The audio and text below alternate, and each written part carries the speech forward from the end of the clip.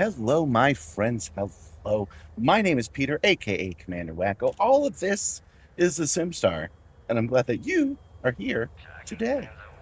The Simstarr is my 1.5 thousand pound motion simulator, mostly refurbished, rebuilt, and modified by me, and we use it almost exclusively, but not entirely exclusively, to play Elite Dangerous. Elite Dangerous is a flight simulator game with a little bit of arcade in it and a sci-fi skin. So think about stuff like DCS or Microsoft Flight Simulator or Euro Truck Simulator on the ground, and you get an idea of what we're going for here. We're talking about all the little minutiae and difficulties in starting the ship and flying away is the gameplay of this game. And I'm glad that you're here with me today, my friends, to watch it with me. There is a very chatty group today. There's a lot of people here to join me. Welcome. Congratulations, J4Biz, on joining the game. Welcome, Josh Pritt. Welcome, '07. '07 Swaggered the Beard. '07 Casual Nomad. '07 Exo Mega. Welcome, everyone. Welcome. We are currently still in Colonia. Now, Colonia is the kind of the belle of the ball right now because we're celebrating having um, been with them for 10 years. It was established 10 years ago, about a couple of weeks from now, I think. And part of the in-game storyline has been preparing a big party and setting up a mega market for them. So the previous week, we loaded up all the supplies, mostly beer, to send out to Colonia. The next week, we went out looking for racks a little bit, and then we skirted over to find to get to Colonia, and then unload that everywhere else. Now that we've done that, as far as I know, our business in Colonia is done. Let me just check and make sure there are no community goals right now. Long. Okay, mission board. Community goals. And nothing. Okay, so what is happening next is that we have to head home. That's what the theme of today is about. It's getting home. I've been going up into Epic the Musical and the Odyssey, so I'm really thinking like an Odysseus. It's all about the long trip home than actually arriving. So what we're going to do is head that way, but we're going to sneak in just a little bit of Raxla search on our way, and I'll explain a little bit more of that in a second because it takes a lot of explaining. Once you get into a Raxla hole, once you're in a Raxla hole, imagine I got a whiteboard here. I should actually do that. I should put a whiteboard with strings attaching to them because this is already set up for it, right? I'm already right? So I need to set that up. I'll try to remember to do that next time. Yeah, I saw somebody ask, there's a Discord. Yes, there is. I can link that to you right now. There you go. That is where we do our stuff. That's just where we talk about the Simstarr, Elite Dangerous, things of that nature. If you're at all looking into getting a... oh, Murphkins wants the goat already?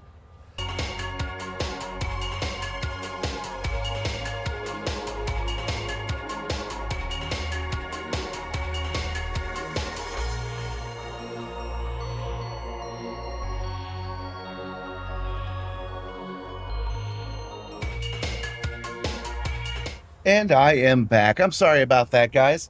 That is on me. Basically, I know what the problem is now. So the bad news is that it locked up.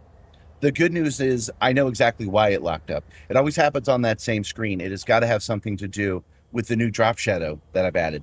Once Nibbler comes out and it's doing the green screen on the drop shadow, something's locking it up. So all I got to do is go in and take that drop shadow out. I will do my best. Maybe I can do it now. I might be able to do it right now. Hold on. Let me go in. I appreciate you guys being a little bit patient while I work that out. Yeah, you guys do not adjust your streaming televisions. This is us who are technically in control of the situation. Okay, nobody try to get my goat.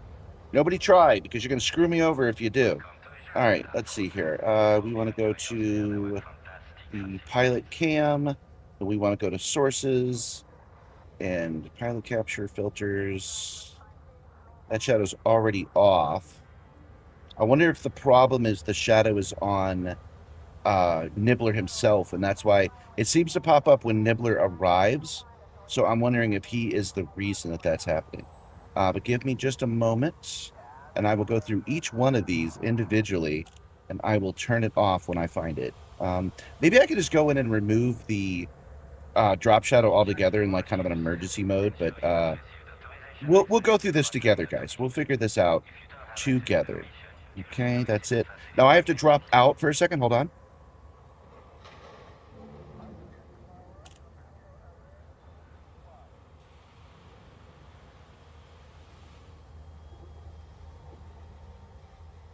Okay, and I'm back, and I still don't know what caused it. I'm not sure what of the many things I have going on is causing it, but I do know that I will have to go in and fix it at some point. So we will just simply move on, and I will get out of this screen because I'm going to be afraid to use it today. And we will continue on where we were. All right. Yeah, don't try to get Nibbler. You might actually crash the stream. That's actually a true thing. Oh, you know what I can do? I can turn Nibbler off is what I can do. So we'll just go with no Nibbler at all today. Give me a second. We'll go into actions. And it is rewards. This is you getting my goat is a reward today. All right, get goat request is now disabled in 2 different ways. There we go. And you know what? We're going to go without rope pet too, just in case. Just in case, guys. We got to go without our little buddies today. But that's okay. Because that actually brings us to a good segue to where I'm at right now. I have had such a week, you guys. The same things that have been bothering me for the last couple of weeks have been compounding to this week.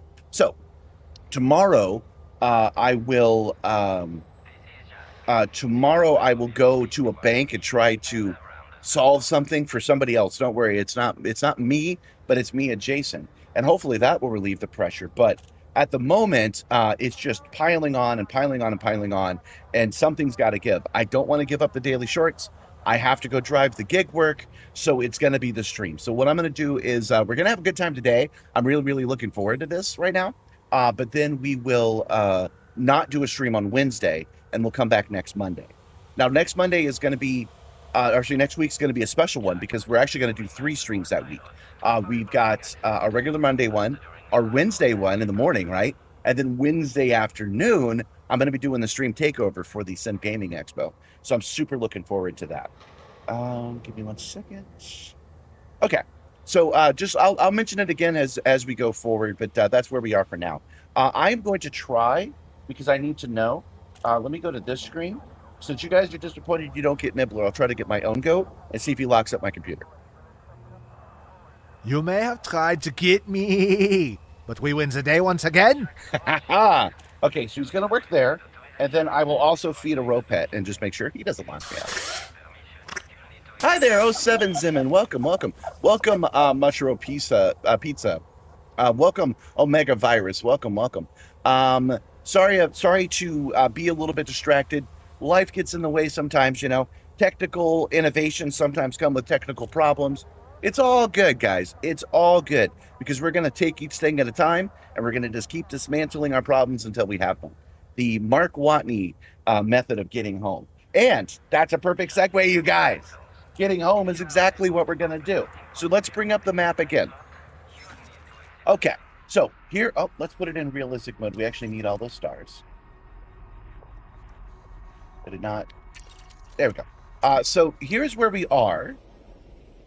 Here is where we are going down here. Oh, thanks, Gentle Berserker. Gentle Berserker re-enlisted for 3 months. 3 months is a quarter of the way towards infinity. Right? It is. That's right. Thank you for your subscription. Now, let's see if I lock up by hitting my celebrate button. Because this is the new celebrate button as well, which is right here. Thank you for subbing. I appreciate your support. It's great when you guys help out. I could really use it right now as well, 'cause money's tight. Those kids from high school, they come and they take my gig work jobs, so things are always tight in the summer, but that's okay. You've been practicing your transition. Yeah, my segues, man. I've been getting good at it. All right, so here's where we are, right? And here is where we're going. We're actually heading back home. I'm going to talk to you guys a little bit more in a minute about what we're doing when we get home. I gotta segment this out like the galaxy has been segmented out, okay? But to get home from here to here is a well-trodden path. People have been going from the bubble to Colonia for the last 10 years, and we're unlikely to find new stars there. And I've got that Raxla scanner, and I want to reveal as many stars as possible. And I have a new theory for Raxla. This is not a Raxla stream, but we're going to do a little bit of Raxla searching in the first place. I believe, and I'll get into the details, maybe not even today, eventually. Oh, you know what? I've got a visual for it. Hold on. I'm going to the Discord. Oh, let's turn that off while I load it. You can look at this pretty galaxy instead of looking at my screen slowly load. Okay. There's a Raxla channel. There it is. Okay. And since it's here already, I want to remind you, extraordinary claims require extraordinary evidence. So somebody did very politely claim that they had found Raxla once, and I was like, well, no proof, no believey. All right. So what I want to show you today is what I've calculated, and it looks lackluster, which is why I'm bringing up a graphic for it. Okay. This is what I think the path to Raxla is, and it is a straight ass line going from a very specific station to Sagittarius A. I believe that Raxla is down this ley line right here. I believe the developers set it up that way on purpose, and they mean for us to find it that way, but people don't make a lot of trips directly from the bubble to Sag A, and that's why it's taking so much time. I believe that the Odysseus references, now that I understand them, are important to finding it. And they actually expected it to take 10 to 20 years to find. Okay, but here's why it's important right this second, okay? We're here, we need to go here, and we're gonna go to the midpoint between Sagittarius A and Jameson Memorial before we continue. Welcome, Heavy Duty, welcome, 07. How am I? I am surviving. Things are good for me, but stressful for others. And that stress is empathetically affecting me. So that's how we are today. But if we go to ED Copter, which is connected to ED Copilot, we can actually get to the middle that I'm aiming for pretty freaking easy, actually. Because the sector of space that is the exact middle between Sagittarius A and Jameson Memorial is the Sunuku system. And there's only been one star that's registered on Sponge for ED Copilot to follow. You get where I'm going with this? You might not. I might not be explaining this well. There's only one star in that entire system we can go to. So first, let's set a course. Oops, I've done this wrong. That's probably not going to work. I did it wrong because I was in the galaxy in the beginning. Welcome, Valid Void. Welcome, welcome, welcome, Heavy Duty. Welcome, Kernish. Good morning, everyone. Thanks for joining me today. It's nice to have people come along a journey. Well, that's not working. Let's try it again. I must have broken something. System, set course. Is my... Hold on. Is my ED Copilot working right now? Should be. It does not. It closed. Okay. So we got to open ED Copilot real quick. Has anyone ever mapped out all the permit systems? If you connect them all, do they lead anywhere? No, because the permit systems, I get where you're going with that. But the permit lock systems are, they have multiple purposes. An entire section of it is Guardian territory. Another section is Thargoids, where the Thargoids live. Another section is dedicated specifically to live developer testing. Some of it is locked off just so they know as they expand, they'll have places they can go. The recent Radicordia planet is a good example of those. So when you look at all of those, you'll see them in clusters, but they won't lead you to anything. But that does bring up a good point. That does bring up a good point of what we should be looking for, because I now believe, as crazy as this freaking sounds, I now believe that Raxla is in a permit lock system in the bubble. But I also believe that in order to find it, you have to do what I'm doing now. It's a whole thing. Are we going to do Raxla today? We might do Raxla today. It depends on how curious you guys are. All I'm trying to do right now is get going. I'm trying to launch my day. Where is my... there she is. There's my ED Copilot. I booted up early today, and I had to sign out of Elite and sign back in. It must have taken me longer than 15 minutes, and so she auto-closed. You had to re-authenticate since the last time you logged into it. Oh, no, that's normal, because you're probably playing on the Epic server. And Epic changed their login recently. It turned out that Epic was sending everybody into the legacy system. So there were people who were playing this game and had no idea they weren't playing the newest version. So they updated their loader to force them to bring up that version. That is why you saw a re-authentication. Good afternoon, Gabawaki. Good afternoon. It's not actually afternoon for me yet.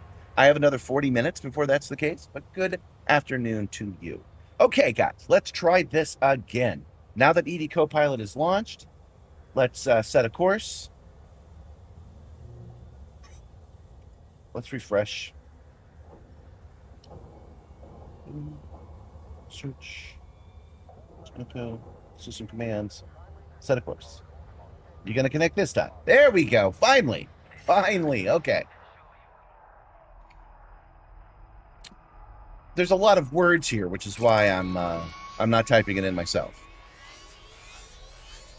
Welcome, Curtis. Welcome. You're on a 7-stream streak. That's cool. Let it calculate and see how many jumps that's going to be.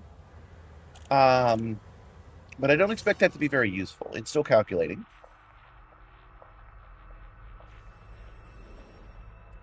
Boy, sometimes we hit the ground running, and sometimes we don't launch for 20 minutes, man. That's just how it has to be sometimes. Okay, 169 jumps, which isn't terrible thanks to the Caspian Explorer. But this is where we are, and this is where we're going, and that is the waypoint. That right there, not this exact system, this little quadrant of space, this grid, this voxel, if you will, is the this voxel and all these stars is the midpoint in between Sagittarius A and Jameson Memorial specifically. Those 2 points. This isn't the exact midpoint of the sector, but it's the only one that's in the grid. Okay. Now the reason that matters is that that's where we're going to head. We're going to go over there, then we're going to turn around and we're going to go home. Route settings, clear route. But what I'm trying to do is I'm trying to put myself on. We got to name it something. So I'll call it the Raxla ley line. Just the distance between Jameson Memorial and Sagittarius A is the ley line that we're going by to do a search. So we're going to get ourselves on that ley line by taking a huge detour to get to the middle of the galaxy, and then we're going to come down, right? That makes sense. Makes sense to me anyway. So on this screen here, we have all the different things you can do in this system, and we are going to set course with the neutron highway. This will take a second, and then it will automatically calculate and tell us how many neutron jumps we have to do to get there. Ahoy, Snarkface. Ahoy, hoy. 07 to you, sir. Thank you for the follow, Snarkface. Normally I'd feed a rope head for you, but I'm afraid to use it because it's been locking up on me recently. Okay, plotting the jump. Let's see what we got here. We've got 31 jumps instead of 196. That's not bad. We can do 31 jumps by the end of this hour, even though we've already begun. Okay, that's the first neutron star we're going to. All of this stuff that we're doing right now is already discovered. So that's why I'm eager to get there and then get off of this grid. Okay, so we've got that. We've got that. Let's pop that in here. Okay, it's just one jump, so we're good. All right. Guys, we're ready. We are ready to set off. We are in our Caspian Explorer. It is the correct ship. We're refueled and reserviced. Let's go. And this is Jock Station. This is the main station here in Colonia. It's where it all happened. If you had a sim chair, you'd be doing combat all the time. Well, you know what? Think I've just released a short, or I'm about to, where I talk about how combat is fun, but when you do this for hours at a time, you need to have some distance between them all. Uh-oh. I don't know about this. I think they're stuck. I think we're going to have to go around them. You need to have some distance between the combat, because combat can wear you out. So combat is fun, but you do that for about 2 hours, and then you want to take a week-long break then. That's why I do it the way that I do it. That's why Elite is such a good fit for what I do.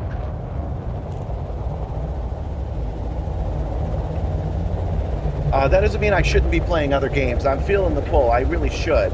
But today is not the day to even think about that. Today is a day to survive. We are getting through the stream. We're going to have a good time. Oh, I can't make this jump. Let me think about this. Hold on. That should have worked. Why didn't that work? Got settings. Use jet cone boost. We need that for sure. Okay. There we go. It had not set the course like I thought it had. That was our problem.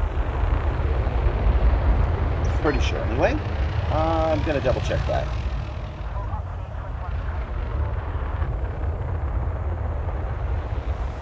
Line number. Back up. This is our first one, so we're going to program this in again because I didn't do it right the first time. We are going to go to route settings, clear route, and then we're going to let the system try it all again. Hitting the 1, set course. Okay. Yeah, good old Jameson. Do you play open or solo? I do the thing in between. 07 to you, by the way. I play in a private instance called Simstarr that anybody can join if they'd like. At that station's bathroom could talk. People might need to pee, what you're saying. Yeah, I was under the impression it was 1 jump away, but it's not. It is 2 jumps away. So we've got 3 different systems that we're going to. Do I like the song you made on Simstarr? Yeah, it was pretty good. The AI part is like, I don't know about that, but I use AI songs sometimes, so I am understanding, but it still reduces the enjoyment. I'm sorry to say. I'm breaking news to you is what I'm doing. Yeah, the autopilot, those were NPCs, and they were stuck because somebody got stuck and they blew that ship up, and so they're waiting for a ship that will never move to move. That's why I had to swing around them. I may have a bit too much fuel in the tank or cargo. No, it was because I hadn't set the source right is why. I've got it now, though. We're good now. And we are in wid space, and we are headed along. How's the sound? I made a change to the noise gate. Is there still proper separation between me and the game sounds? Because I can turn it down a little bit. Warning, frameshift drive operating beyond safety limits. That's how diggity hole came to be? I'm going to need a little bit more context than that. Warning, frameshift drive operating beyond safety limits. Frameshift drive supercharged. Supercharged. So Sona, the program that makes the AI songs, that followed the lead of the first guy and made it all available for free, and that's why there's so many AI songs. This is a positive thing. Has announced that they're going to be adding a secret tone to their songs that other programs can identify as being AI. And I think that's funny because in order to create a key that something else can read to unlock, you're going to have to put the instructions in, which means that I can write a plugin in Audacity to pull it out again. So that particular copyright is going to last about a day at most. Do you like the sound balance? Okay. It's a little loud in my own ears. That's why I asked. Frameshift drive But let me turn it down in my own ears. Turn it down to a reasonable level. Okay. So yeah, what we're doing at this moment is we are on the Neutron Highway now. We are, you know what? We're free of the community goal. We're free of a popular spot. So I can turn ED Copilot's voice back on, and I can already turn on the Raxel scanner. So let's do some Raxel scanning. My newest short is the one that I debuted in. We've used it a few weeks since then. But that button, that search button I just made a short on, is what I'm about to press.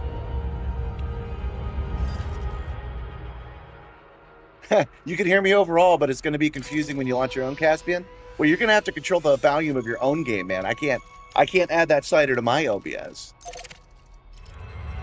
Game volume is slightly louder than my mic volume. Okay. How about that? Let's go to the next one and see if that's better. Again, I had a noise gate that would automatically turn down the game when I talked, but I've turned it off because I am recording the game audio separate from my voice audio now. I can mix it in my shorts however I want to now, when I couldn't before. And so it no longer matters that I grab that clean audio. So I want to make it better for you guys now.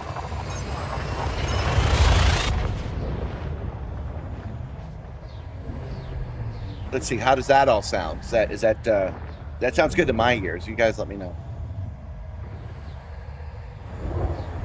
Okay, and let's go in and turn back on Edie Copilot. I'm here.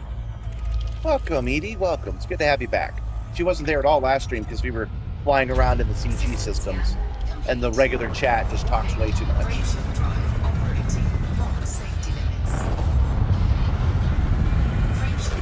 So I hope you guys like Neutron Star boosting, because we're going to be doing this 40 times in a row. Let the computer go in. Targeting Dryofly UAE, KEE-G D11-939, the next stop in our Neutron Highway route. It's a bit slow charring. It's the voices were a little my voice was getting overwhelmed by the jump sound.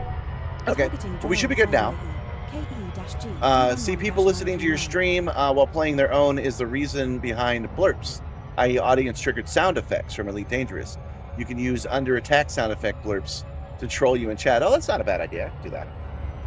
I'll think about that. There are some things you guys can do already.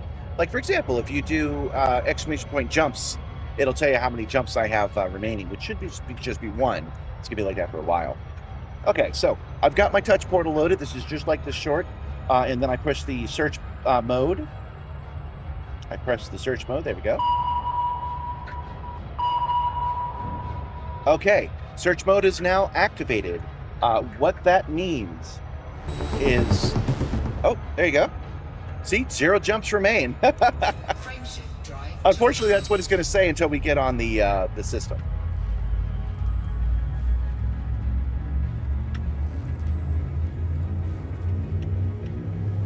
The Neutron Star plus the Caspian equals exploring bliss. You know, you're really right about that, because we're hauling ass to exactly where we want to be.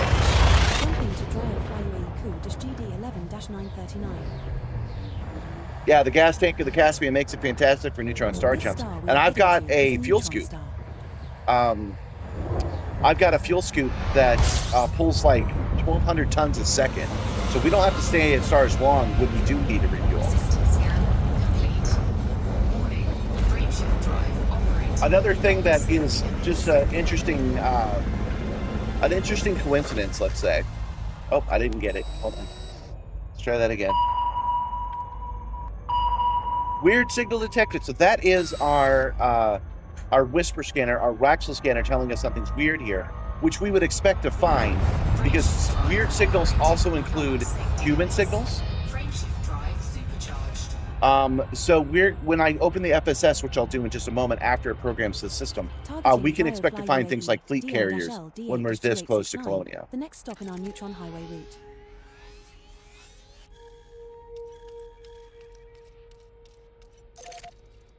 Oh, good. You're joining us for the first time from the shorts? That's cool. Welcome.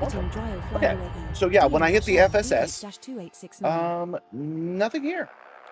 What that means is that there's got to be... Why did it come up with a weird signal? Hold on. We got to run this again.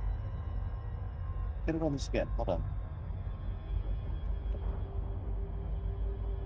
Frameshift drive charging. No, that's not it. Could have sworn I made... Oh, there we go. Let's run the scanner again and see what we get. Did I engineer the fuel scoop in Colonia? No, I engineered it back in the bubble. I didn't do much in Colonia, actually.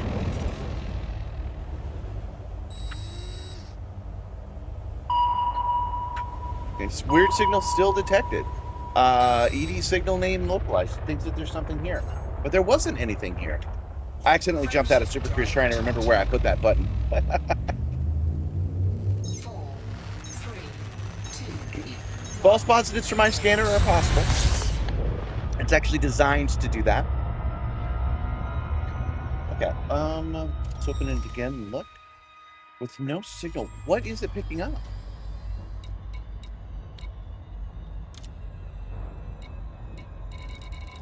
There is nothing here. I don't know what it's picking up, and it's bothering me. But we will continue on. That is the goal here. All right. So we need to go to places, bookmarks. Okay, that's where we are, and that's where we're going. Set course. A false positive might be how the original Raxel disappeared. Well, I'm using a scanner of my own design. That'll have nothing to do with what the devs did. Could it detect a neutron star? No, it's not picking up a neutron star. System is just one jump away. As soon as the Nomad is up for credit, you're getting a Caspian, a Nomad, and Exobiome Raxel research. It is really cool. The Nomad is freaking awesome. And it should be available in like another 2 months anyway. Because they're going to release the next one, which is that mining ship. That mining truck is awesome. It's got a feature on there that's just perfect for this stream, where you can drop the truck from the ship without landing the ship. That is exactly what you need. Great. Jumping to Dryo. Do I not have an output debug, a string of weird signals, for example? I do.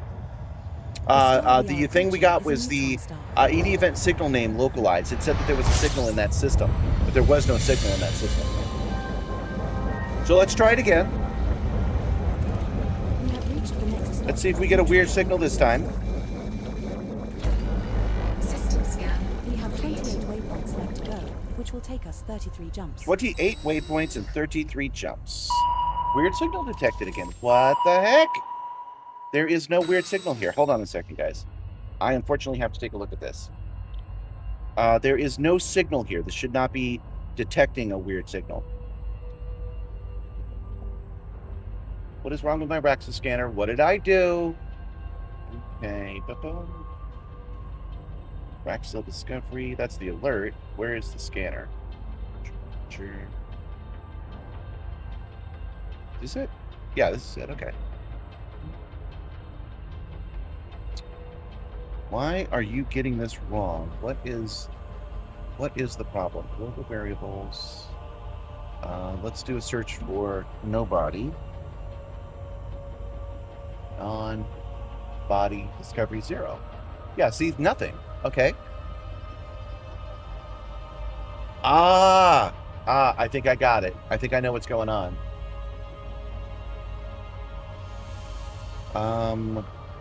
It's the journal file. This is an interesting bug.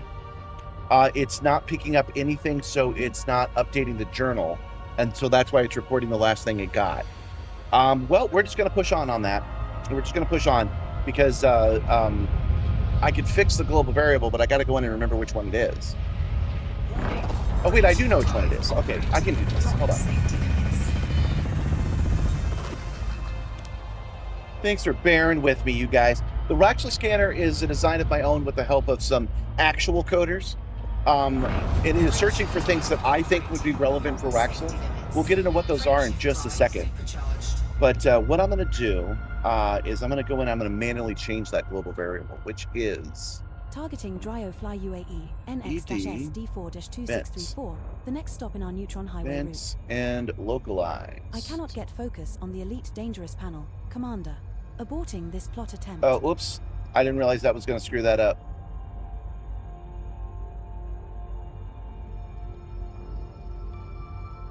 No. Okay. There. That should fix it. Let's see if that fixes it. We'll just run the Rexa scan again. Because we're getting good at this now. We're not getting good at it. That's the wrong freaking button. Okay. You wish the Rhino was compatible with the Type 8. Yeah, well, you know, I like that the new ships are the ones that are built to carry it. It's a private group called Simstarr. Yes, it's called Simstarr with 2 R's. That's correct. It is not, the private group is not called Project Simstarr. It is just called Simstarr. There we go. I fixed it. That fixed it. We're good, guys. We're good. Frameshift drive charging.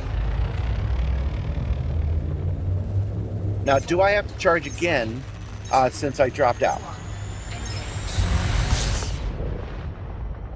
Oh, that's right. I didn't set a course. So I've got to do that now. We do that. We're getting into the groove, guys. We're getting there. Lieutenant 42. This is bookmark groups. Marks number 2 set clips. We're getting there. You'll probably put in your Type 11, but the Type 8 is just too fun to fly. Are you sure it wouldn't work with the Type 11? I'm sorry, the Type 8. Are you sure it wouldn't work? It might. System is just 1 jump away. Okay, we're good, guys. We can jump out of space and still keep our neutron fuel, so we're good. Jumping to the next one. Time for morning chores. You'll be back. Alrighty. Looking forward to seeing you. Yeah, so the Type 8, can the Type 8 take a fighter bay? If the Type 8 can take a fighter bay, it can most likely accept this new truck. So let's talk a little bit about that. Frontier Developments released a new landable vehicle. It's an SRV. It's got 6 wheels on it, and it is meant to do geo mining. So you can go onto a planet and you can mine. Now, the way that mining works right now is kind of mid. So they're going to have to change it to a new game mechanic, and they're going to use that car to do it. So that will be fun to do. You'll be able to go off and just mine stuff on planets instead of mining stuff in rings. Is basically how that's going to work. Welcome, Guru Prodigy. What's up? Welcome, welcome. Just checking what you guys are saying. Okay. We're doing okay, Guru, by the way. I don't know if you asked that specifically. How we doing? We're doing all right. We're in outer space. We're using our Raxla scanner. We're finding interesting stuff to scan. I'm going to test it, make sure I didn't break it. I'll run a calibration check at the next jump. But I expect it to be empty. It's supposed to be empty. If the Type 8 can't fit a fighter bay, then it won't be able to use this new truck. Yeah, the Rhino will have the same limitations as the Nomad. Some ships will be able to have it, and others won't. But most ships can take the Nomad now. They changed it due to pressure, which I like. It feels to me pretty fun that that's the case. All right, let's pay attention to the Raxla scanner. I expect it to come up and say scan complete and have nothing to report. How many stars there are?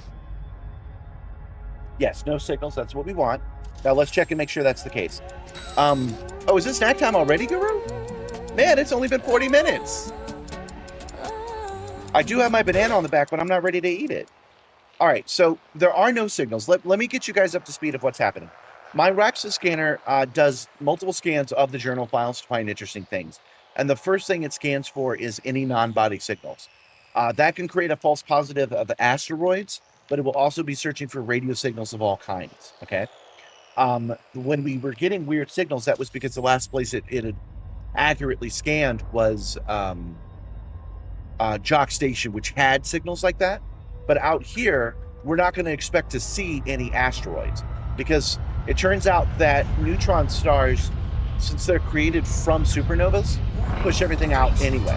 I'm talking about real life right now. So most neutron stars don't have anything in them. Some do, but most do not. And so we would expect to see no signals detected at every neutron star that we swing by. You just love snack time?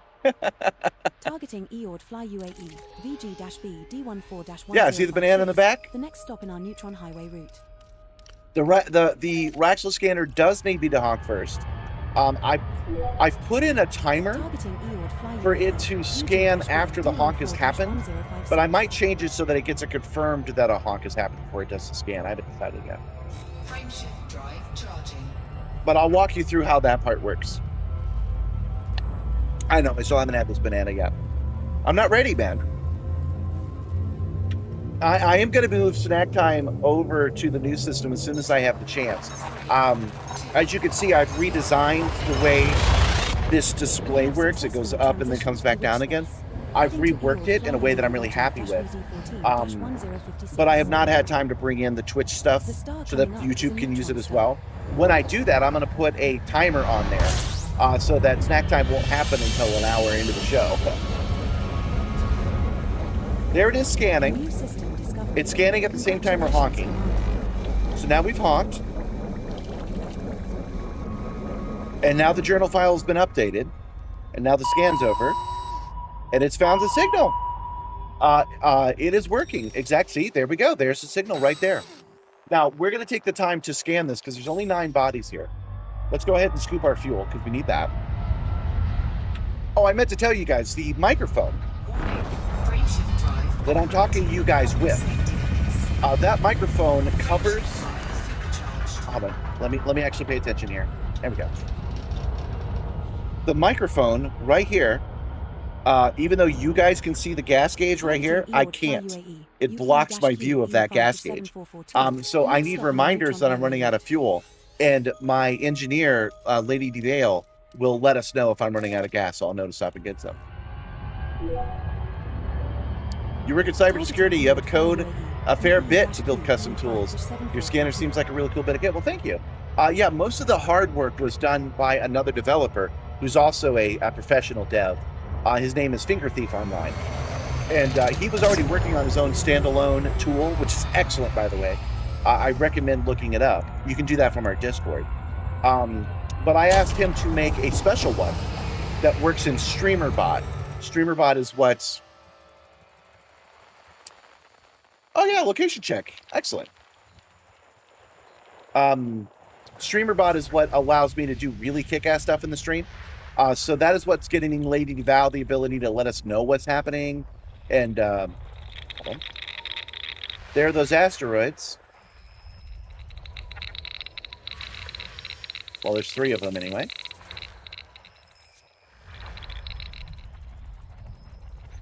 Anyway, StreamerBot is what I need. It has a streamer, right? And you guys need a standalone thing unless you're streaming. But anyway, the StreamerBot is what allows me to activate the scanner with the graphic that I created. It allows me to check the journal files in a way that I understand. All thanks to Finger Thief's work. But all it's really doing, the key to my Raxo scanner, if you want to replicate it, is that it's scanning for non-bodies. When you do a D-scan, the journal automatically updates how many bodies are in the system and how many non-bodies are in the system. That means every radio signal, every weird signal, everything.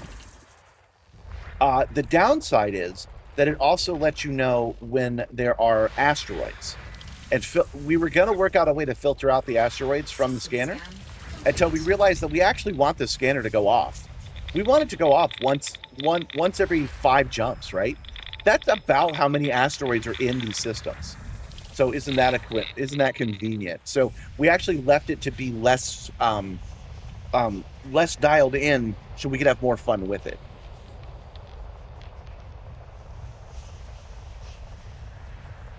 I'm guessing you're listing all the things that can connect to this new ship, which I'm not going to read off. You guys can read that. Is the Rhino capable? Are all the Rhino capable ships? Okay. So before we move on, I do want to show you guys, just to be clear, we did a search for non-bodies, and it popped up and it said, wait, and it popped up and it said non-body 7. That's how we know what the Raxo scanner is activating to. So let me go to this real quick. No, it's this button. This button. Okay, so this is the chat. You guys can see all each other now. Well, you could. Hold on. I broke it. There we go. This is the chat. So I'm now breaking Twitch's terms of service by sharing a chat. But you can see that I have a heads-up display that's on this screen here, and it says non-body 7. It also tells me what the last person selected was. So some Soaring Eagle selected the jump request. It tells me what reminder last played and gives me data and stuff. So it's a pretty cool heads-up display. Anyway, it says non-body 7, and I show it to you right now because you can see on the scanner that the asteroids were 7. So we have now settled what's happening in this system, and we can move on. Frameshift drive charging. Do I believe that Raxel is a non-body celestial planet? No. That is a very good question. Thank you, Moistless Mango. Voiceless Mango. Not Moistless. Mangoes aren't moistless. But no, that is not what I believe, but it's a reasonable thing to assume. I wholeheartedly, completely, I won't believe you when you show me the evidence to the contrary, believe that when the developers set up Raxla, they set it up as a haystack search, and they want you to find it. And the easiest way to do that is to set up a radio signal of some kind. So a nav beacon, a listening post, a weird signal the Thargoids create, I forget officially what they're called, unidentified signal sources, something in that system is going to exist for you to check out. And there's something in this system as well? Yes, there is. Oh, there's a lot of stuff in this system. Okay. 32 options. And what I'm referring to is in this band right here. The low band shows you all the radio signals, and the high band shows other like bio signals, I believe. All of those show up if you look at this screen or not. All of that shows up as a number inside of non-body. I absolutely wholeheartedly believe that the search for Raxel will have a radio signal. So I am searching for that radio signal.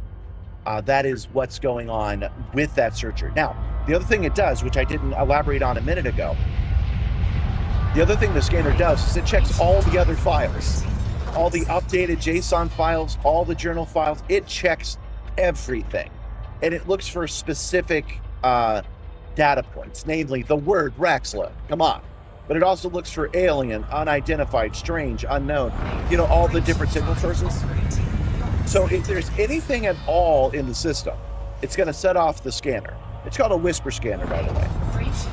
It's going to set off the scanner. And if it's something specific, it will give me a heads up on what that specific thing is.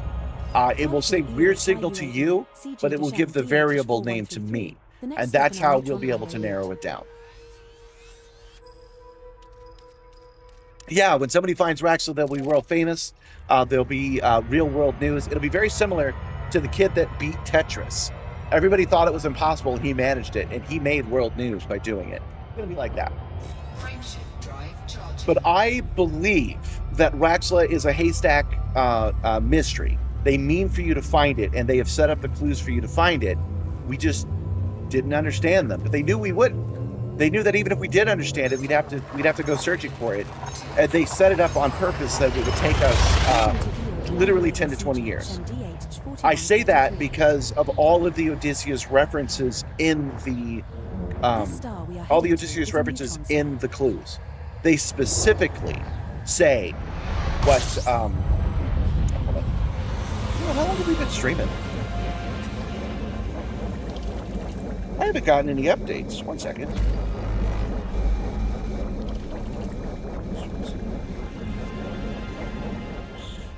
Timer's on. This thing should be giving us stuff, and it's not giving us any stuff. So we are going to turn this one off. We're going to turn this one on. Then we're going to run it. There we go. There we go. Now we're talking. I did make a change to that recently, so.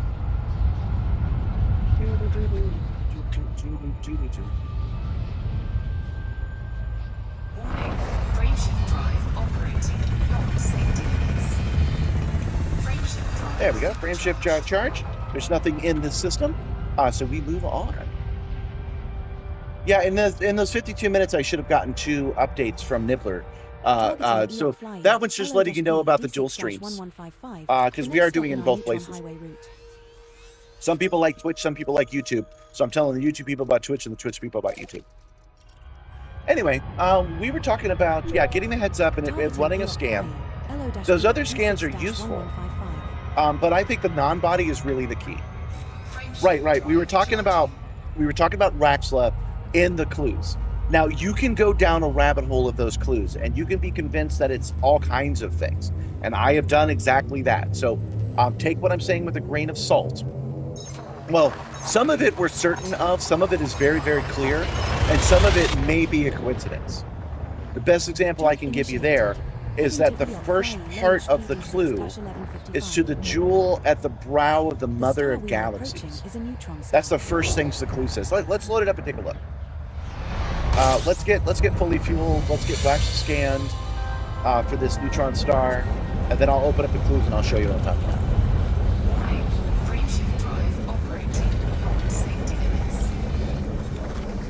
Oh, I pulled out of that on purpose at that point. When it popped up and it said how many planets there were. Yeah, not surprised with 32 worlds. I'm not surprised to see that go off.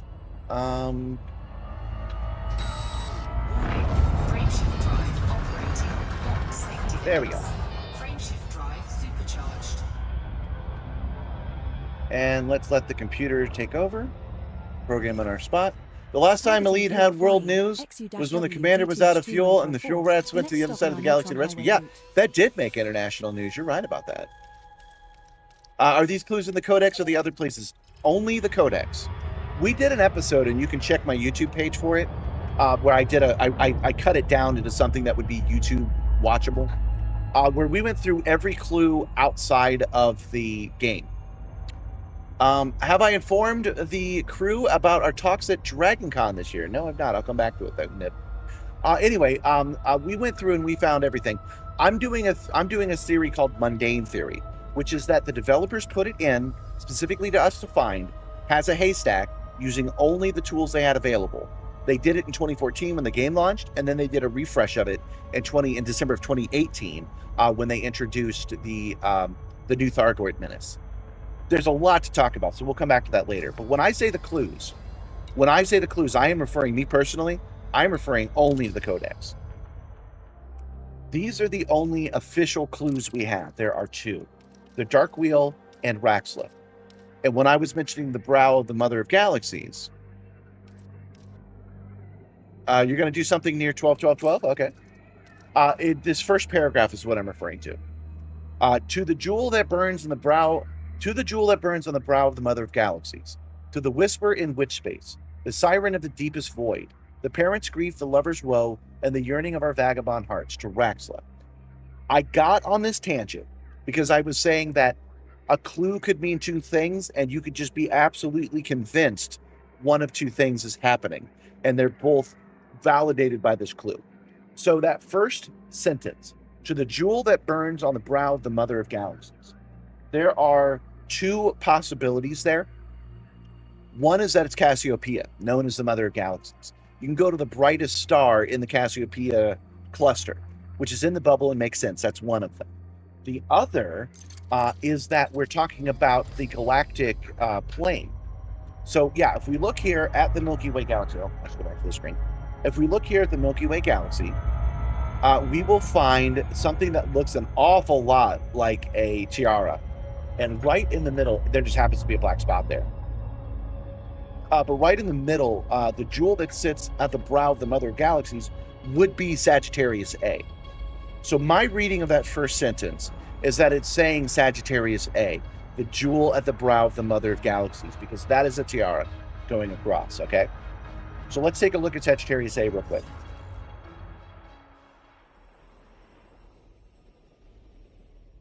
When you look at it from this, it doesn't look like a tiara, but from Earth, it most certainly does. So right here in the middle, Sagittarius A, down here, the bubble, right? I shouldn't have gotten out of that codex so soon, because it's only one paragraph. Come on, we can talk about this for a moment. Navigation. Okay, so the next, to the whisper in witch space, the siren of the deepest void. Now that's two different things. There's a comma there. The whisper in which space, comma, the siren of the deepest void. The siren of the deepest void is absolutely clear. There is something called landscape signal. This is something you guys may be aware of. I didn't know about it.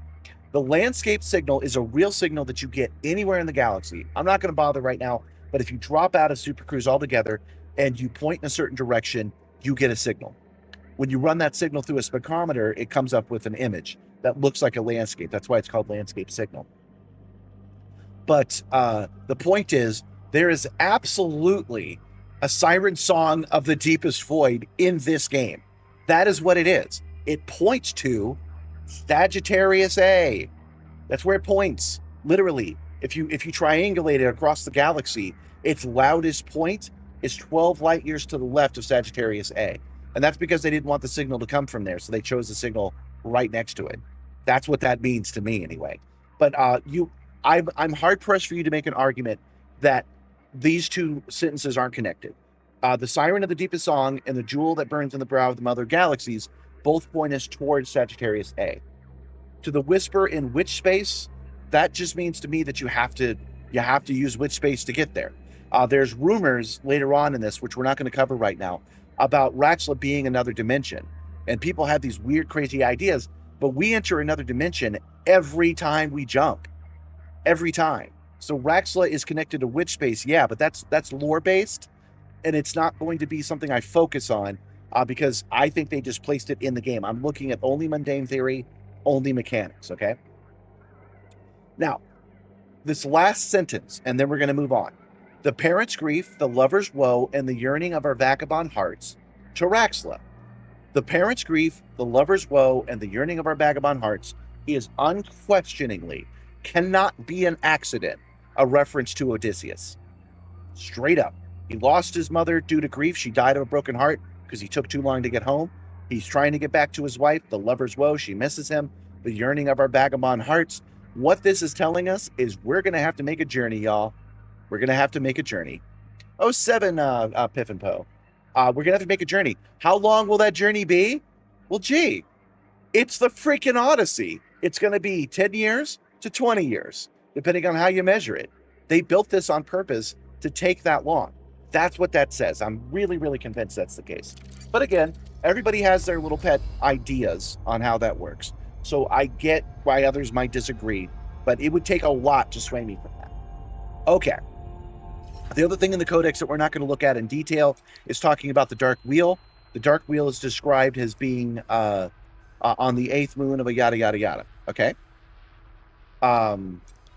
That's why it's the Odyssey update. Yeah, maybe you're right. So anyway, I believe that the Dark Wheel is at Jameson Memorial because they're just there. They're actually there. There's a radio signal from the Dark Wheel there. The Dark Wheel literally are there. The 8th moon of an unnamed gas giant has a station on it. That's what it is. So I believe what they're telling us to do is go between Jameson Memorial and Sagittarius A. That's why they've given us the Dark Wheel and they've given us Sagittarius A, and they're telling us to go in between them. So that is why I have plotted a really obvious, it's not very graphically pleasing, a very obvious ley line. This is where Raxla is. It's in between Jameson Memorial and Sagittarius A. Just straight up, it's in between those things. That is what I wholeheartedly believe. And it makes sense because they want you to find it. No, you're going to have to rewind it, man. Go to the YouTube side and rewind it. I'm not explaining all this again. He just missed everything I said to explain it again. Go to YouTube. Oh, you're on YouTube. Just hit rewind, man. Yeah, it's a fish and a biscuit.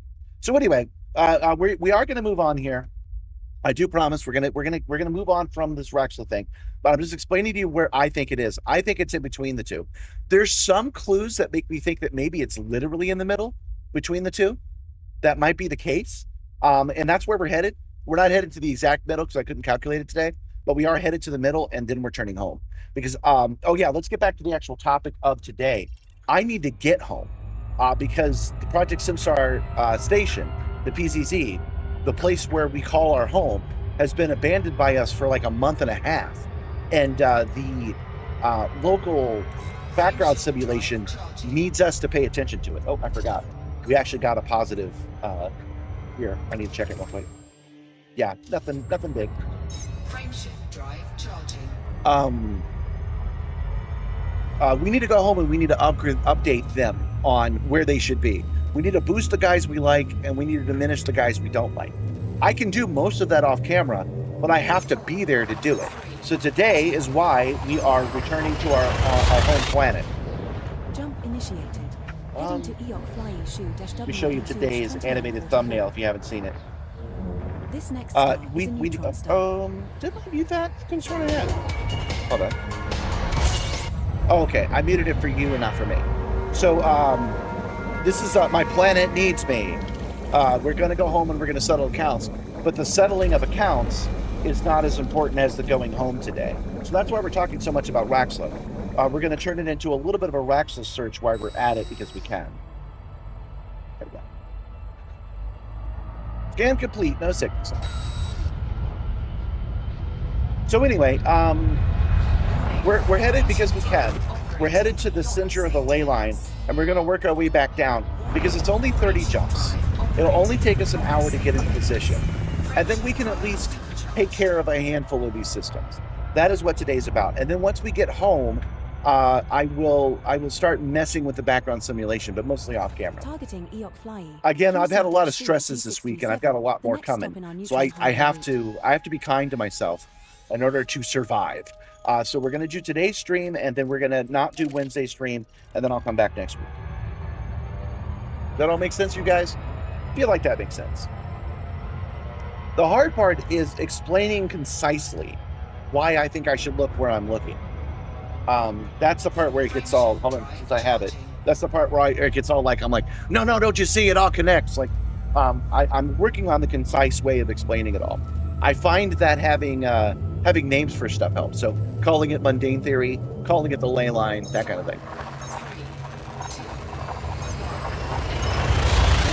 Right, so let's talk about that for a second. You're wondering if what you get is something like a Thargoid interdiction, and it jumps you to a different part of your journey. Possible. Possibly. How long have people been looking for it? They've been looking for Raxla since 2014. In universe, they've been looking for Raxla for thousands of years. It's like Atlantis. But the game, we know it's been in the games from the beginning, and we know it got refreshed in 2018. So if you weren't looking for it at game launch, you have been looking for it since 2018. But with 400 billion stars, it makes sense that you wouldn't find any. You wouldn't find it. It's hard to find. Targeting birth, HZ-EE D12. Everything I'm saying makes sense, but half of it I have zero context for. Inside of the game is a codex that talks about Raxla. Outside of the game, it's been confirmed that the devs have put a search for a thing called Raxla. Lore-wise, Raxla is some kind of Atlantis. It doesn't really matter if it's something important or something lame. It doesn't matter.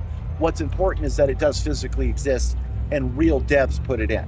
So we're going to ignore everything that doesn't help us with that, and we're going to focus only on what we know the devs can do and want it to do. It's called mundane theory, meaning Raxla is mundane. So as Guru pointed out, maybe there's an interdiction, but the interdiction's not going to take you somewhere special. It's not going to do that, because that's not one of the game mechanics of this game. That's not how this works. But I do believe that there will be an interdiction if we find it, because they want you to know it's there. So if they do a Thargoid interdiction, that's where they pull you out of witch space instead of Super Cruise. If they do that, that's going to get your attention. That whole somebody honked it and left thing isn't real.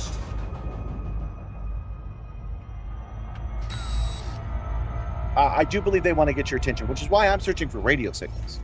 Targeting birth, EEN-I D10-1633. The next stop in our you're worried if you don't have any good way other than simple screenshots to find Raxla. Well, if you find Raxla, it's going to be really obvious. You're going to be able to prove to other people. That won't be a problem. It'll also show that you're the first person there. So, okay, so I was walking you through how we're doing mundane theory, how the devs put it in. now I'm gonna go way out in the weeds. Everything I've talked about so far, I'm pretty sure based on other things they did, especially in 2018. But now I'm gonna go into the weeds a little bit on what I would do if I was those devs, okay? I would put it into a random system between Sagittarius A and the Dark Wheel. I would let you know where the Dark Wheel was, I'd let you know where Sagittarius A was, and then I would have you search it. Coming up is a neutron star. If there's other clues, we haven't figured them out. The way I would do that is with a hyperdiction. I said interdiction before, but it's a hyperdiction. I would have a hyperdiction drop you out of space into a system that is just a regular system. Like this regular ass system, right? I would have it do that. Seconds. And then I would put a radio signal in that system. That radio signal would lead you to some kind of mega ship or crash ship or listening post of some kind. Going over and scanning that listening post would send you to another system nearby, and that would send you to another system nearby, and that would send you to another system nearby. I would set it up like how the megaships work now, where scanning any of these like 10 systems would lead you to the other 10 systems plus one. Each one would give you a little bit of lore about what's happening. It would all be Dark Wheel stuff. It would just be like, because this is how they love to tell stories, especially at the beginning.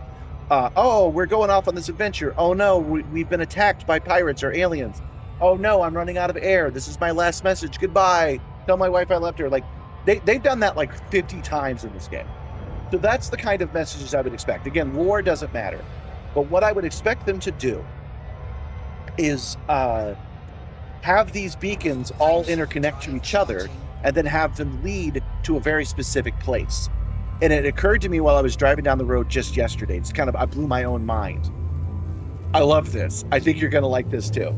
So we go out and we find the clues to Raxla, and they're unquestioningly, this is what they set up. This is what they want you to find. It talks about the Dark Wheel. It talks about Raxla. It sends you to state systems that are familiar. It all comes coming together. And then they reveal that Raxla is back in the bubble in a permit lock system. So that makes everybody right. You get where I'm going with this? Because when we did the Radicoidia search recently, that's what happened. We went from one system, we got a tip off of where it started, which said go to this system, go to that system, go to that system. We went to about 7 different systems, right? And then once we finished going to those systems, we found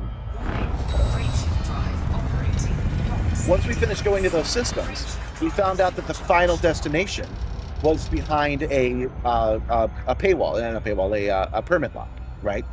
But that didn't stop that mission from being over. The finding the permit lock system, which was HIP 86759 or something along those lines, finding that system was the mission. We were supposed to get all the way to a lock system, and then we had to wait 2 or 3 months before they released the next CG that unlocked that system and allowed us all in it, right? I don't think I can do grounded right now. Hold on. We're going to have to wait until I find a system that will let me do grounded. When we find Raxla, we'll drop Elite Dangerous 3. I think that's possible.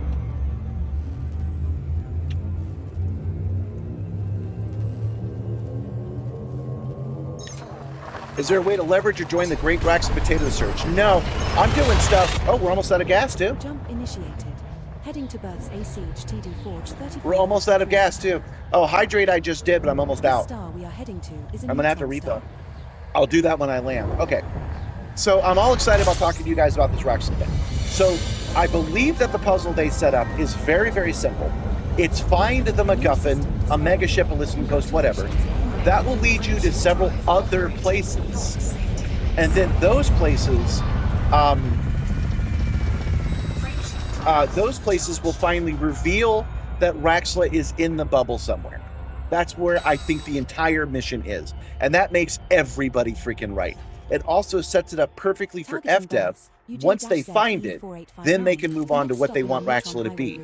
They could build up CGs. They could stretch it out for a year or 2 and end it in December of whatever year that is, because they love having big events. So the Thargoid Attack of Sol was the 10-year anniversary. this would be the 15-year anniversary. It would be a big deal when that system that we now definitively know is that system opens up. That's where I think they're going with this, and I think I know how to look for it. I think we just need to look for it. Now, the big potato search and everything that they're scanning, I think, is good work, and I think they should do it, but I'm pretty confident it's going to come up empty. That's why I'm not joining them on it. No, nothing here either. So, yeah, we got to keep going until we find a system with some planets in it so we can land. Oh, snack time. I owe you guys snack time. Boy, you guys are ready for a break. Okay.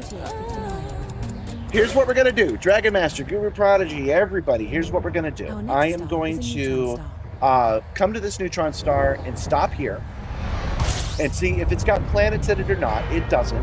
We're not going to bother with it. We are instead... Oops, wrong button anyway. We are instead going to choose another system nearby. Doesn't matter what. It's got a scoopable star on it. Setting course for berths. IT-B. No scan signals already. System is just one jump away. We're going to jump over to this system. It surely have a planet on it. We'll scan this stuff out.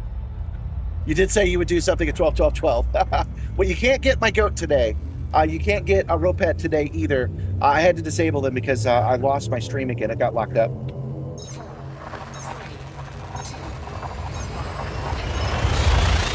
I will fix it for next time. It's got to be that new drop shadow I added. I got to go in and remove the drop shadow, but that's okay. It's on this screen here. When Nibbler pops up, it locks it up. And so since I can't fix it on the stream, I decided to just go ahead and disable it for today. Well, I can still give you GB. If you guys want, I'll get the goat for me. Get my own damn goat. Oh, troll, you think you can get me away from the Simstarr? We'll see about that.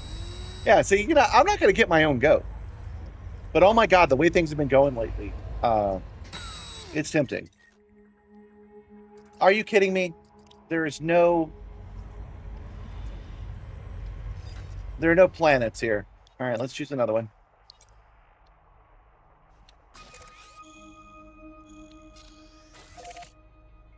Go to this white star. Setting course for berths. I don't know what that sound effect is. I don't recognize it. Just one jump away.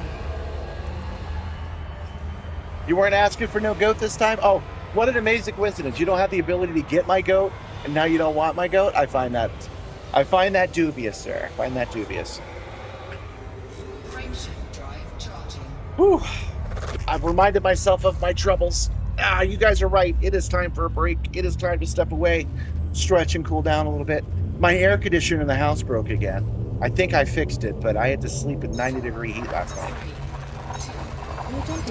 Another thing that's bothering me is I found out that, like, a distant friend, somebody I'd met only a couple of times and were Facebook friends, they had a terrible accident happen to their little girl. They were very badly burned. And I'm like, oh man, that sucks. And so I just found out about it. It happened last month, but I just found out about it. And that's weighing on me. And then another thing that's weighing on me, I don't know if you guys ever see somebody called Dalton Ain't Worried, Dalton and Sacco. I don't know if you guys know them, but they are a couple that I've been enjoying. They make fun content that I like. And now it turns out that they're having some serious issues. And he made a post the other day where he was in tears, and it looks like maybe they've broken up. And that just hurts too, man. So I got all the things I can't talk to you about in my own life, right? I got financials going on where, because kids are out of school, my delivery gigs don't pay me enough, right? I've got to go settle something at a bank for somebody else. And then, like, online, there's all kinds of tragedies happening. So I'm just like, oh my goodness, this is stacking up. So that's why I'm going to take Wednesday off.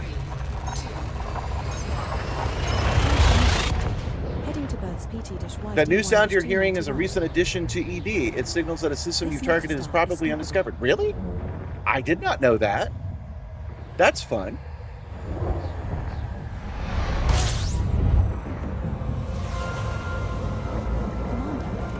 I would say that one that was burned is so bad that it's one step above it being fatal. It's that bad. So that's just terrible to see. I won't burden you with it, honestly. Oh my goodness. Still nothing.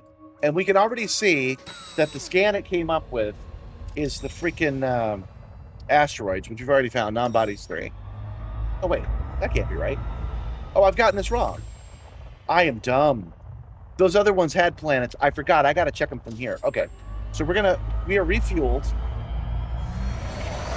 The whole point here is that we need to land on a planet. So we're going to zoom out. I probably could have landed 3 stars ago. I kind of forgot how this worked for a second.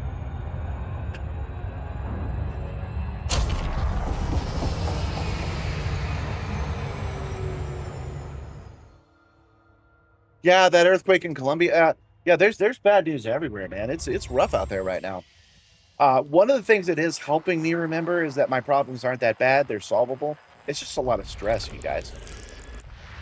But you know what eases stress? Doing things you love. And looking for Raxla makes me happy. No, it's not the friends along the way. Raxla's a real freaking place, you guys. Stop it. Oh, is that a ammonia world? Oh, awesome. You guys making me stop here is going to be profitable. That's fun.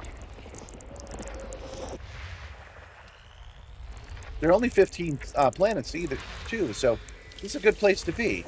I'm happy with this stuff so far. First one discovered today. Terraformable.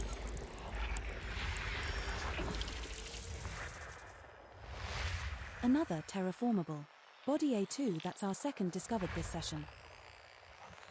2 terraformable worlds orbiting each other. That's cool.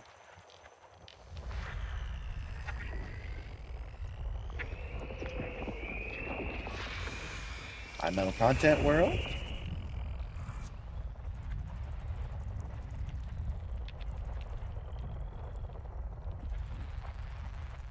I don't know what this is. What is this?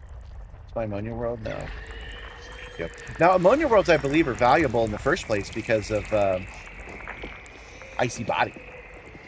Ammonia worlds, I believe, are valuable in the first place because they are where the Thargoids live. So eventually, I think they're going to launch us out so there's a more balanced universe with more Thargoid danger out there. They just haven't gotten around to it. Let's hope somebody finds the Oris Raxla. I do. I like Coke or Dr. Pepper or Pepsi. I'm a soda aficionado. Oh, there's our ammonia world.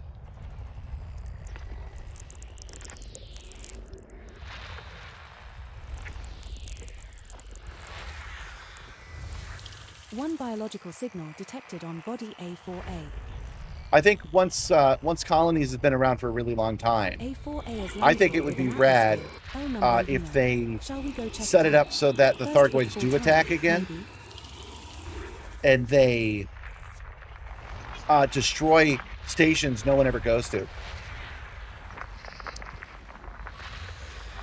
2 geological signals detected on body A6B. Think we'll get ship interiors? I do. I believe operations will give us ship interiors, because why not have an operation where you dock at a station and you sneak onto a cargo bay and you run into someone else's ship?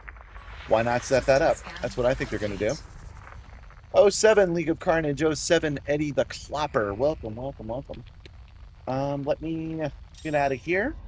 Somebody in the chat has selected grounded, which means I have to land on one of these planets. It's technically the closest one, but we went out. Well, this one looks cool. So we're going to go to the most interesting one this time. Then once I land, I'm going to go get another drink because I'm out. To take a quick break, and then it will be snack time. And I will read. I will enjoy a snack on camera. I got my banana back there, and we're going to eat it. I had to buy that banana especially last night. I went to a gas station and paid too much for it.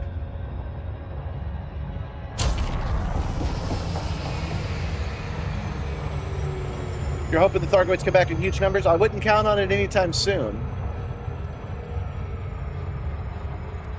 You hope that people can jump into I think you're talking about the Rhino, the extra seats, because they can do that now.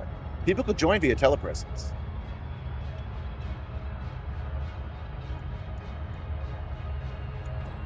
Yeah, there's a settlement with a nice story, like you said, called the with the Goids, it's called the Curiosity Killed the Cat. Yeah, that's how it works. Almost every story is tragic. Oh, 7 Rubica, welcome, welcome. You're headed into the black to finish your Elite Exo. Now that you have the Nomad, awesome. I do like that Nomad. Maybe we'll take it down. Maybe we'll grab the Nomad and we'll land on it. We'll land on the planet with it.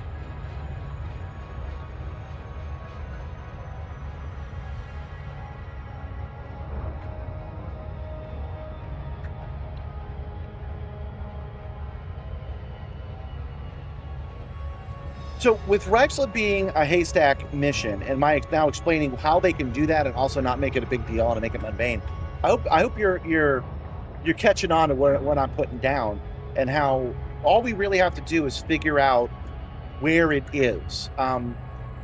We've done a good job because we think that we thought Rexla was inside the solar system, maybe even Neptune. When we thought that, some explorers went out and they scanned every single system in the solar air bubble. They scanned everything. It was hundreds of thousands of stars, and they went out and they scanned every single one. What's there? Now they're taking the time to scan every single thing in a voxel that is sending that landscape signal. I don't think it's going to be there either. If we had one more clue to triangulate, because we have the one that leads us from Jameson Memorial to Sagittarius A. If we had one more, we could triangulate the 3 of them and find it. I wonder if the other clues give us one more. I think that might be a possibility. Oh, you know what? I'm aborting this landing. Hold on. Let's scan it and see if it's got any alien life on it. Oh, we would have said, wouldn't it? Surface scanned by 50%. Didn't go far enough. Like a one down below miss. Got to get the other side of this planet.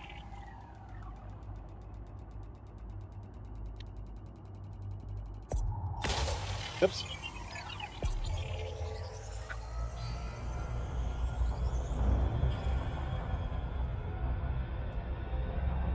Did I still not get it?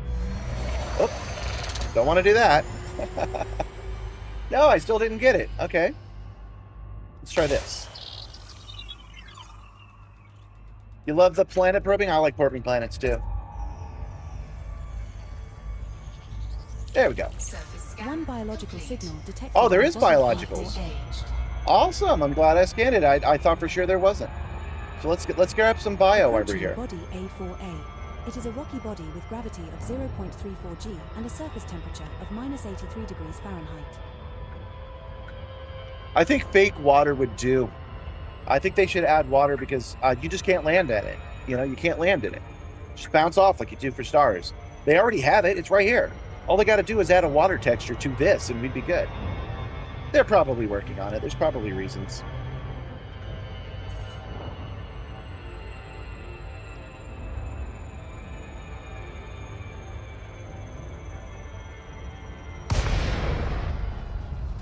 Getting bio with the bio banana. Do a probing of that nanner.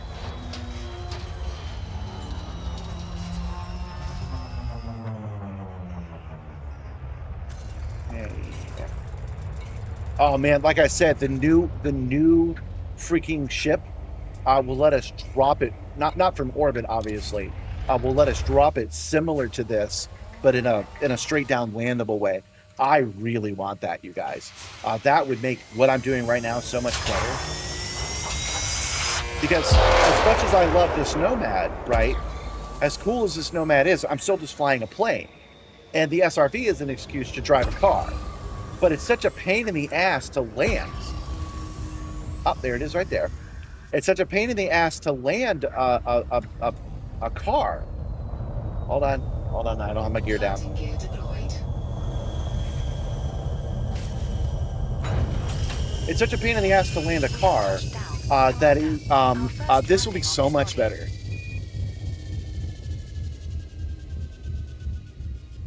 Yeah, they got to have it planned if they ever want to make the Earth-like worlds terraformable, landable. Yeah,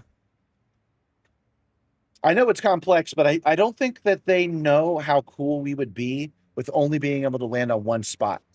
Like, imagine Imagine if there was a Earth-like world, but you could only land on a settlement they decide. That's fine. We take that. That'd be cool. We'd be into that. Oh, what's this? We don't need that. I didn't ask for that. Go away. Go away. Go away. Leave. Exit.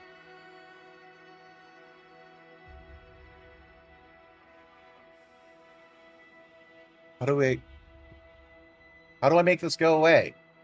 Oh man. Elite Dangerous never crashes, man. This is freaking Epic's fault. All right, all right. I'll scan that bio when I get back.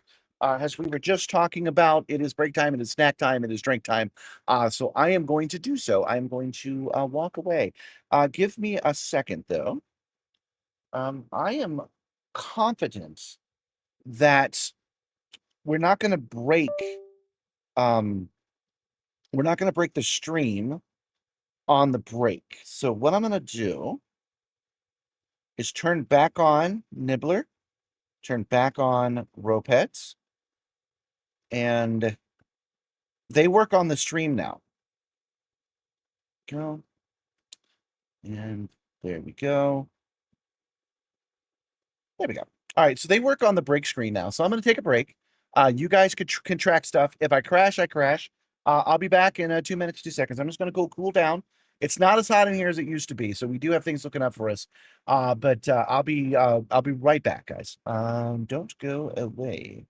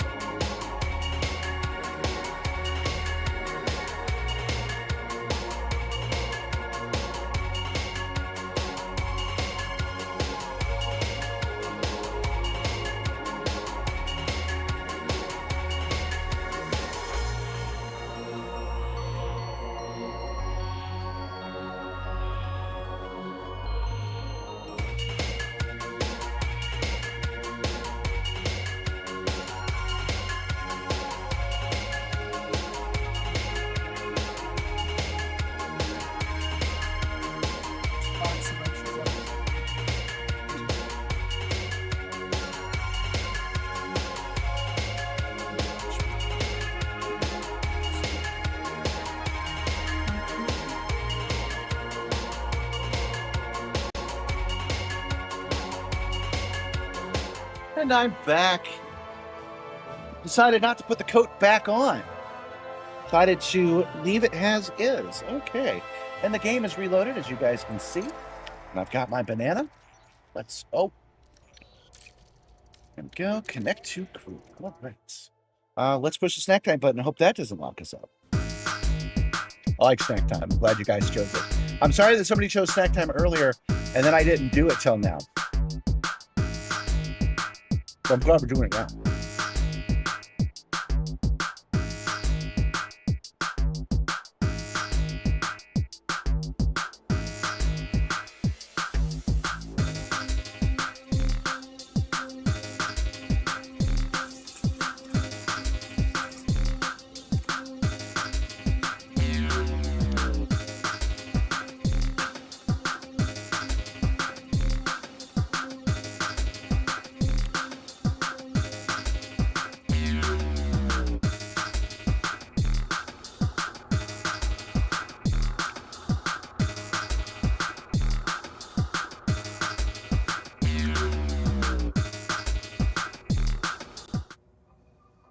Thanks for hanging out with me for that. I know some of you are into it. So if you leave, like Snackface is doing right now, I know why you were here, what you were after. And that's okay. I support you. Just do what you want. It did it again. Let's push the button again. Oh, that's fun. That's something new from Epic. Well, what the heck am I going to do about that? Shield activated. Well, shit. What? Frustration. Let's go down to foot. Okay, and what hotkeys am I using for this? Shift Control F3. Okay, so what that means is that Shift Control or F3 is doing it. Shift Control. There's no way. Shield deactivated. There is no way that Shift Control F3 is the freaking answer to this. Come on now. What? Oh my God, go away. I don't want you here. This is not a feature I want. Epic. Epic, what are you doing? What? Oh my God, how? Oh, okay. No, it's good. It's fine. It's fine. It's fine, y'all. Yeah, don't yuck your yum. I know. I eat your bananas and I don't judge you for it. All right, guys. Now we got to spend time going into Epic, a program I only use for this game on this simulator. And we need to go in and change a setting. How hard could it possibly be? Okay. Social. How do I don't see anything that tells me how to make that go away, y'all. Okay, at least escape worked that time.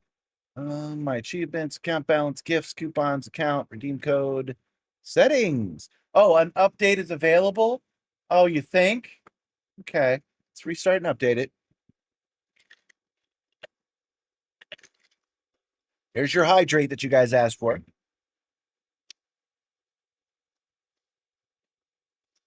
Do you think that they made that overlay be Control Shift F3? Yeah, Epic is close to getting my goat. I see what you want. All right, I'll give it to you. Here you go. Get my goat. Still here. Still keeping an eye on the crew. Thank you, Nibbler. All right, so we were going to go into settings. Minimize system tray, run when my computer starts. Enable debug, hide game library. Oh, can I do that? Yeah, hide the game library. While this is disabled, you will not be able to interact with your installed games. Well, yeah, let's not do that. Use proxy. Languages. Is that it? No, that's not it. Download and installs. Show free game notifications. Oh, yeah, turn that off. Show news. No. Show chat notifications. No. Show game notification notifications. No. Awesome. Turn all that shit off. Okay. Managed games, Elite Dangerous, auto updates, and I think that's it. Let's give that a try. Let's see if that has done anything for us. Settings. Okay, let's push the button. Well, it's not doing anything, so we'll relaunch Elite and see what happens.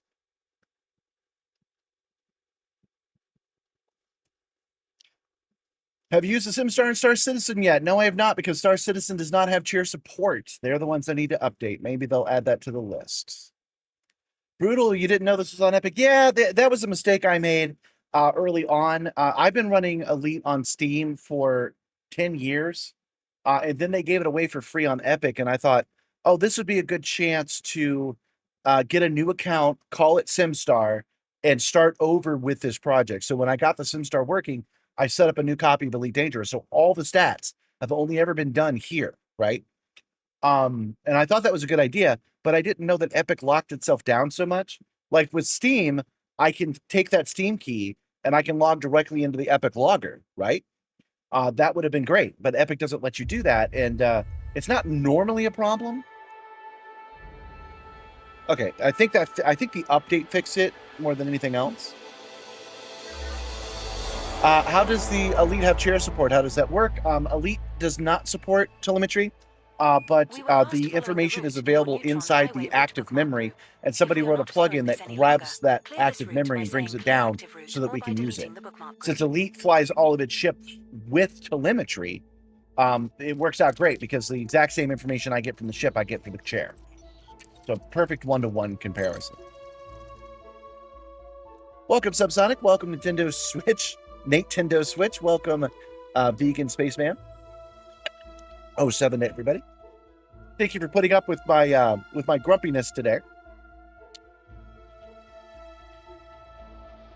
Star Citizen at one point did have chair support, but they dropped it, which is fine. The people who need chair support, like myself, are a very small minority. I do wish that Elite and Star Citizen released telemetry support, because in my opinion, it's not difficult to do, but doing that opens the door to having to be open to supporting it. So now you got to troubleshoot this or that, and people ask me about this or that. I get why they don't do it, but at the same time, taking the X, Y, and Z variables that I need and putting it into an API would only be a day's work. When I say a day's work, I'm talking like as a colloquial term. I mean, they could just be like, yeah, do that for the next release and it would be done. But I can get why they wouldn't, because, you know, who else is playing Elite in a sim? There are others, like Chris Callie is one of them. But, you know, I'm naming 2 people. And that would require an entire dev team, so that's why they don't do it. As long as the Grump doesn't go supernova, we're in the clear. Yeah, I haven't crashed out since December, and that's the reason I'm taking a break on Wednesday, so I don't crash out on you guys. Hey, you know, not for nothing, guys. I'm looking and I'm seeing that our followers on Twitch are at 699, and our subscribers on YouTube are at 29,199, which means I need one person to subscribe on YouTube and one person to subscribe on Twitch to meet a tiny milestone. It would be nice if we could do that. There we go. No, there we don't go. Okay, well, that button doesn't work anymore. I'm going to have to throw this grenade. Do you think throwing a grenade messes with the ecosystem? I'm going to have to go into the options. I'm going to have to change that button. Controls. On foot controls. On foot. And now we're going to need to find the...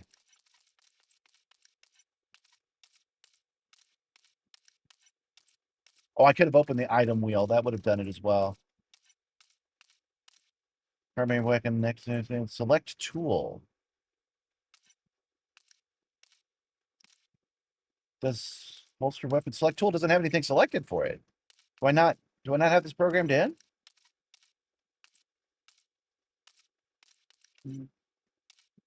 Toggle tool mode.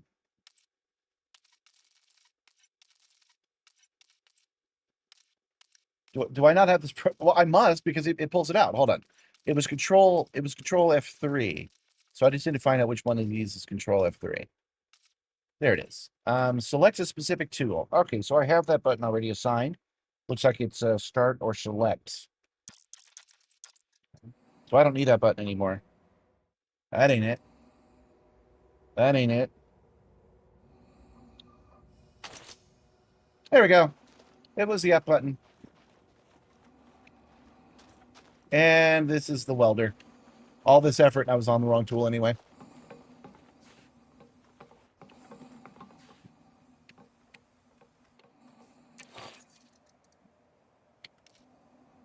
Yeah, we'll just board. You know what's refreshing? Our host replies to comments and provides genuine feedback. Yeah, man. I answer questions. You know, I'm going to let you in on some of the stresses that I've had lately. I will keep the names and the relationships blank. But I needed, in order to help this family member, I needed some more information than I had available. And so I sent a message to another family member. And I'm like, hey, I need to know this thing. Now, they've never liked me, but they've always had the wrong impression of me. They think me a different person than I am. So when I say I need this information, they hear I'm setting up an excuse why I don't have to do something. But I'm trying to get things done, and I need the information that they have, okay? So I send them a message. They don't get back to me. I send them another message. I'm like, hey, I really need you to get back to me on this. And they said, if you want to talk to me, do it on the phone. Call this number. So I immediately call the number, right? Because I need to know. I need this information. And I talked to their new partner. And their new partner immediately starts giving, like, immediately starts saying, you know, you should be more of a man. You should take more control of stuff. You're always telling you're never telling the truth. You're always making excuses. I have never met this person ever. I don't even know their name. They take offense to the fact that I don't know their name. They ask me how old I am. I tell them how old I am. I'm like, oh, wait. No, it's this or that. I hold on. And he's like, how do you not know? I'm like, well, I was born in October. And sometimes at the end of the year, it gets a little confusing. And he thought he went into me for a good 5 minutes thinking that I was lying to him about that. Anyway, the reason I bring it up to you right now is because you said, finally, a streamer that talks to the chat and answers questions. Man, one of the things I'm good at is answering questions. So you ask me a question, I'm going to give you the answer to it, as far as I understand it. And they would ask me all of these rhetorical questions, like, do you think yourself a man? And I immediately respond, no, by your definition, I definitely do not think I'm a man. And they thought I was like razzing them. Like no matter what I said, they were going to take offense to it. But what you said just reminds me of the fact that don't ask me a question unless you want an answer, man. Don't ask me a question about, oh, that's the wrong one. Hold on, it's this one. There we go. Don't ask me a question unless you actually want me to answer it as best as I can. Because don't have autism, but I will literally answer your figurative question. You have relatives who take in assumptions instead of simple clarification. Yeah, they're not used to people who prefer clarification, which is I'm saying in their defense. See, valid void. No, for real, for real. He had me starting to doubt my freaking sanity. It is not unusual to have to take a second to calculate your age because you're at the last half of the year, right? Right? That's totally a normal thing. You have to go, wait, I'm not going to be 49 this year. Wait, I am going to be 49 this year because I'm in October. That is not a weird thing to do, right? Right? Swear to God. Please give me this validation. Lie to me if you have to. I just don't think it's that weird of a thing. Very neurotypical behavior to answer questions. Look, I do not have autism. I have dyslexia. There's some crossover, but I don't have autism. I don't, right? But one of the things that I found in my life, oh wow, this lets you get really close. one of the things I found in my life is that the truth is way more useful to me than a lie. And what I mean by that is there are, again, family members. This isn't even the same family member. There are family members that have made a great go of it, of not telling the truth and manipulating things. And, making me a scapegoat is only an example. They have made a great life of it. It has worked out for them great. But because they're like that, and because I end up being the scapegoat on that, it doesn't work for me, right? It doesn't work for me because the lies are already covered. Someone else is already using the lie exploit. So I have found the closer I stick to the truth, the better it works for me in the long run. I'm not even saying that's for everyone. I'm saying that for me personally, I've found that to be my best path to success. Being bluntly honest about everything all the time can be a tactic for life in the same way that curating what people believe can also be a tactic. It just didn't work for me. It's super bad the first 3 months of a new year. For me, it's always the last 3 months of the year. Your age is always the same ending number as the year, but at the end of the year. Right. Is it? No. Because I was born in 77. I'm not 50 yet, but I can see it from here. It's 2026. So I'm 48. I'm going to turn 49 in October, at the end of October even. And then I will turn 50 a year from then. So for the year of 2027, I will not be 50. You see where I'm going with that?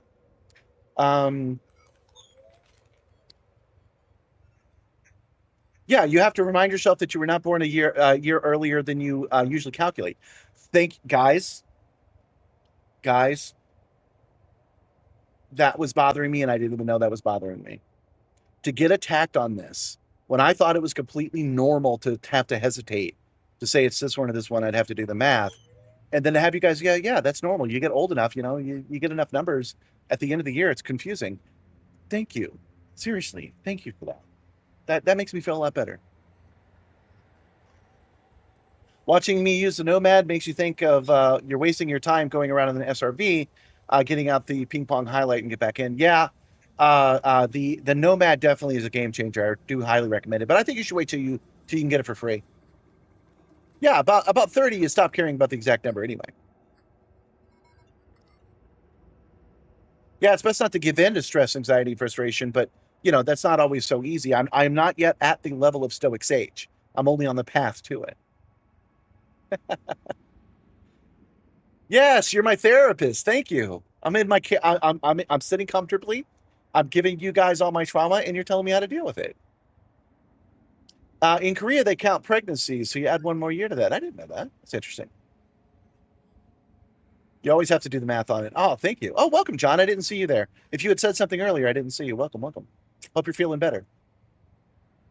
Yeah, late December of 79. Right. Oh, see? Thank you, GP. You're 2K born, and even you start getting confused. Oh, man. I am jealous of you being born in 2K. Oh, that would be sweet. I would love to be a literal millennial baby. I'd love to be born on January 1st, 2000. That'd be cool. Yeah, not so much this year because of reasons. Yeah. People are asses. They catch you on one minor thing and assume you're bad. Yeah, they were doing it to exploit it. And what I do love about that, because I will probably not have to deal with this family member like ever again. But what I love about that is they drilled into me from the second I spoke to them, and they think themselves righteous. And it's like, well, you've ruined your reputation. So if you're 48, you would be 49 by Korean standards. Yeah, that makes sense. Oh, yeah, you did say hydrate. I am hydrating. The last digit of a calendar year is literally the same as your single digits. It's almost an entire year. Yeah.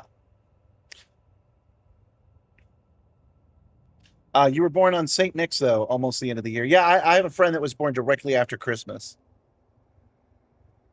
For the actual millennium, you need 2001. Oh, you're right.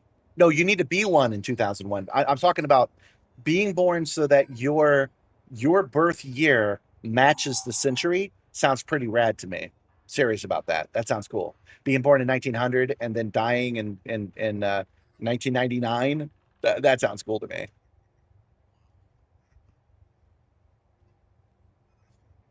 Do you have a custom spicy cup as merch? Oh, you're setting me up. You're setting me up.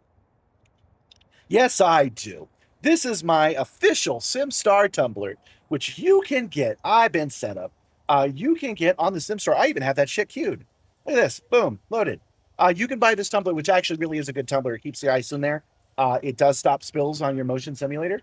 It's got my logo on there, which is also a bonus.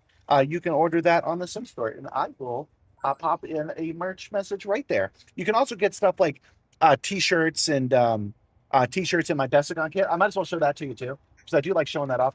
I just mailed the newest Bestagon kit. Somebody ordered a double set, so they're gonna have 2 people in uniform. It comes with a patch for your beret sold separately. It comes with an arm patch for your jacket. I'm not wearing my jacket today. It comes with my new card, which is just my contact information, but it's a really good graphic, I think. It also comes with something, a secret thing that I get from the Amazon liquidation store. Once these are gone, I will replace them with something else I get from the Amazon liquidation store. So yeah, the fourth wall is a pretty cool setup, and I do recommend you get something from it, especially this week. You know what I'm saying? You feel me? Like the week that I've been having, the month I've been having. It would be nice. Okay. You made money off of Y2K. Oh yeah, I bet you did. I bet you were in a good position to do that. Any thoughts about the Rhino? Yes, I am excited for the Rhino. We're in the Nomad right now, which is super cool because you just saw that I picked up bacteria, which used to be one of the hardest things to do. And now I can just do it for fun. That is freaking great.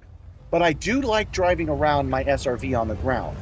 I like it because I'm already flying a ship. I would prefer to drive a car when I'm driving. And so the problem is I got to land my ship and then launch my car. And this Rhino lets me just drop it out and it will hit the ground. Love that. That's a feature I'm very much looking forward to. On the patch for the jacket, is that an iron-on or stick-on? It is neither. You got to sew it on. But we can send you an iron-on part if you need it. Just let me know. Is the Simstarr a product for sale, just your own enjoyment? This is a custom-made thing for me. It is not something that you can buy at a store. However, I do my best in guiding you on how you can build one. In fact, we might as well talk about that. We're talking about how great I am. Why not? I am going to be at DragonCon this year. For Friday only, I've got 3 talks booked, has a media guest, has a official Project Simstarr thing. One of them is how I built this. I'm actually going to focus more on the concepts of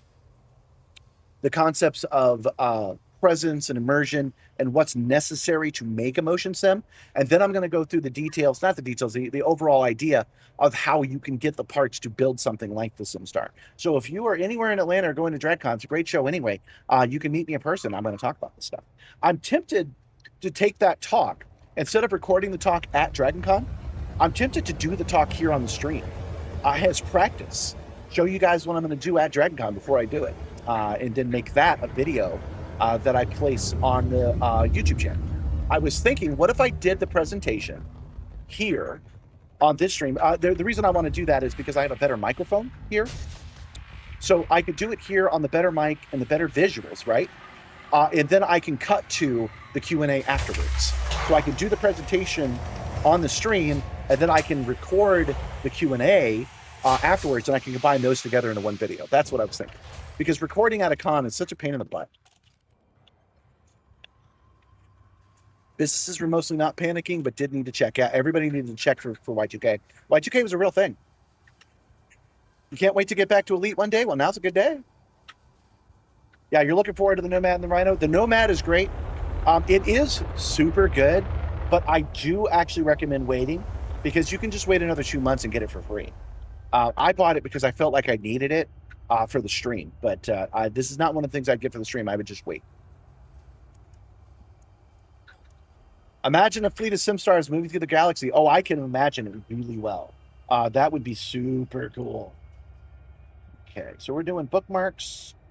This is where we are, and we're setting a course to the next neutron star, which might Setting course for actually have Thor, us doing a couple of more SA-C, jumps. D14-1365.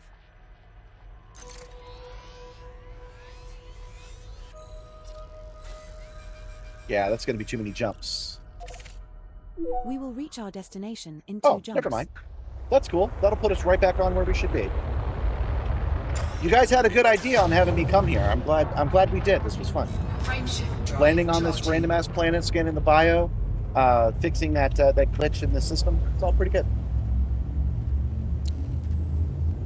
Do I fly with flight assist on or off? I fly with it on, and that is mainly because the Simstarr, let's face it, is more of an atmospheric airplane simulator. I have a gravity, I have it down, and flight assist on simulates what it would be like to have a plane instead of a spaceship. However, that being said, turning FA off does not actually mess me up all that bad. Sure, it makes me fly around a lot. It makes me kind of lose control of the ship a little bit, but it does not fling me around bodily. Like this is about to fling me around. Check this out. when I hit a neutron star, I'm going crazy, right? It's a freaking wild ride. But when I'm in FA off, it's actually a lot smoother than you would expect. It's rougher for the 2D user and smoother for the motion simulator than you would expect it to be. Frameshift drive charging.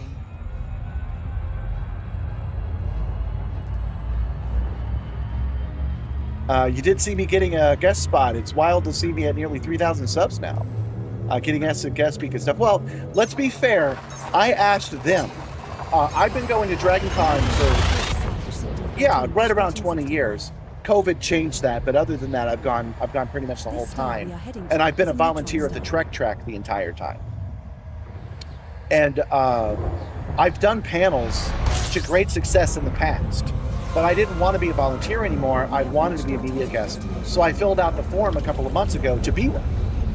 I said, hey, I'd like to be a media guest. And I actually got rejected. And then about a week later, I got contacted by the Maker space. The Maker and the 3D printing and Maker space, I think they're called. I apologize to them for getting that wrong. Robotics and Maker Track, that's what it is. And they were like, hey, we'd love for you to come give a talk about this. And they provided me a day pass. That's why I'm going on only Friday. They then reached out to another place, the Space Track. And the Space Track was all about that too. The Space Track said, yeah, what kind of talk do you want to do? And they're teaming me up with another person that works with NASA as a contractor and making their simulators. And we're going to talk about simulation in general. How to do it with duct tape, how to do it with $1 billion. That's what that talk's going to be. So those are my 2 official talks. Now the third talk is at Trek Track, and that was a bit of a cheat because all I had to do was say, hey, Leo, please put me down on Friday. He knows that I do a good show, so he booked me what I wanted, which is I do a regular talk there at the Trek Track about immersion in the holodeck and the improvements that can be made on that system. So that's how that happened. That one's not. That was one I made happen. Now, the next one that we haven't even talked about yet is the Sim Gaming Expo. Now, the Sim Gaming Expo reached out to me to have me there as a special guest. That feels really good, and I'm really glad I accepted the offer. To go up there because the Sim Gaming Expo is going to be such a good show, and I'm going to be able to see the all the simulator stuff firsthand for the very first time. That's cool. I'm letting the chat go on by. I saw somebody ask what ship I'm flying. This is a Caspian Explorer with some engineered. It's not fully engineered. I'd say it's about 60 or 70% engineered. It gets 460, 470 light years to a neutron jump now. The jet cone scoop in the Simstarr looks really fun. Do you get motion sickness sometimes? No, I've never gotten motion sick on the Simstarr because the motion always matches what I'm experiencing, and that's what stops you from getting vestibular disconnect. Where I do get motion sick is when I do this. Oh, you know what? Sorry. When I do this. When I have no motion at all, that's when it starts feeling weird, because the motion no longer matches what my inner ear expects, and I get not a lot, the slightest bit of vertigo. In fact, we're going to go to the next neutron star, and I'll experience it for you. I know it won't look like much, but I'll try to describe how I'm feeling. Will the Simstarr travel? No. The Simstarr is 1.5 thousand pounds. It's got wheels on it, but traveling with it would be a terrible idea for a bunch of reasons. But I am working on the Ride the Motion simulator. That's one that does travel. It's travelable, and it's one that I can put you guys in, and I can let you ride the movies. The Back to the Future ride would be the template, but I'm also going to make my own. Yeah, this is immediately disquieting. This gives me vertigo, and it's getting worse. As I come in and I hit this neutron star, I know this doesn't look much to you guys, but it's actually making me a little queasy. Not having the motion right now is a completely unpleasant experience. In fact, I don't want to set myself off. Let's go ahead and get the chair working again, and then finish up scooping the star, because that is way more comfortable in the Simstarr. I don't get this feeling when I'm doing this on my editing computer, but I certainly get it here. That just shows how good the haptics are in my chair, where you feel that way, because that feels fine.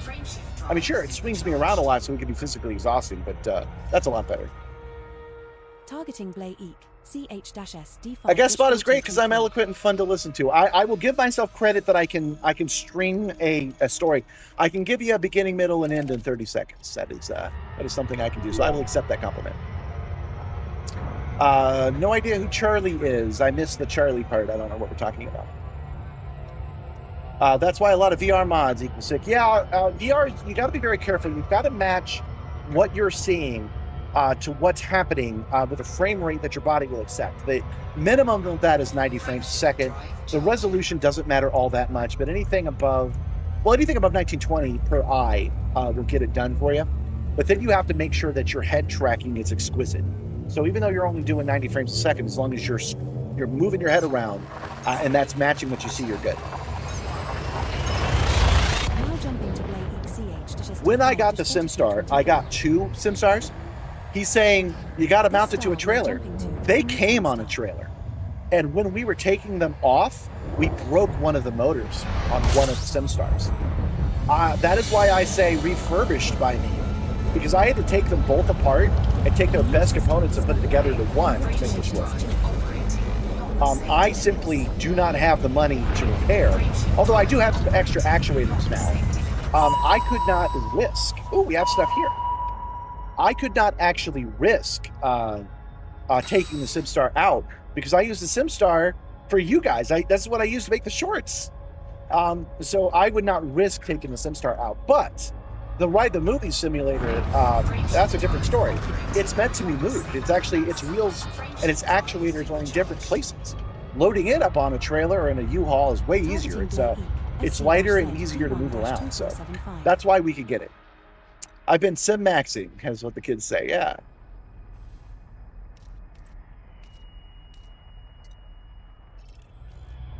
Is my talk at the SimCon going to be streamed? No.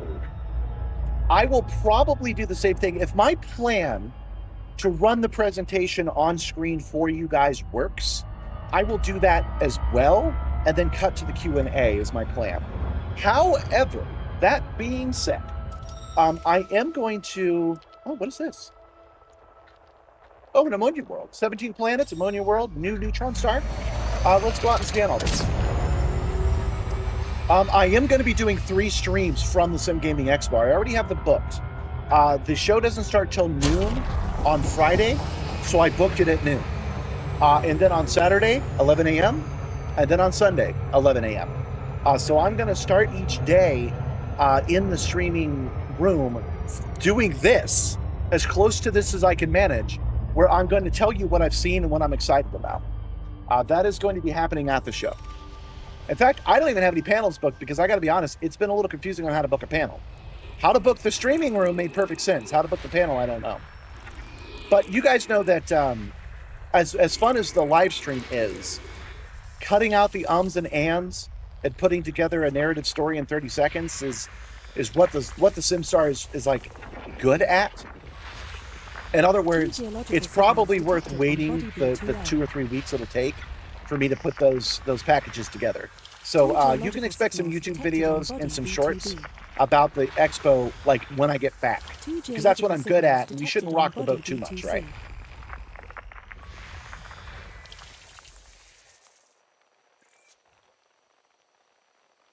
Sim chairs could reach 20,000 or more easily. Yeah, I can get you a sim chair for 100 grand right now.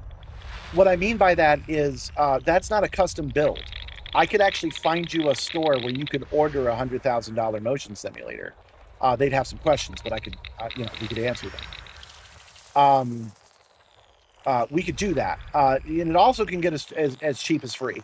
The Simstarr would be pretty close to free by that metric, but you can go even cheaper than that.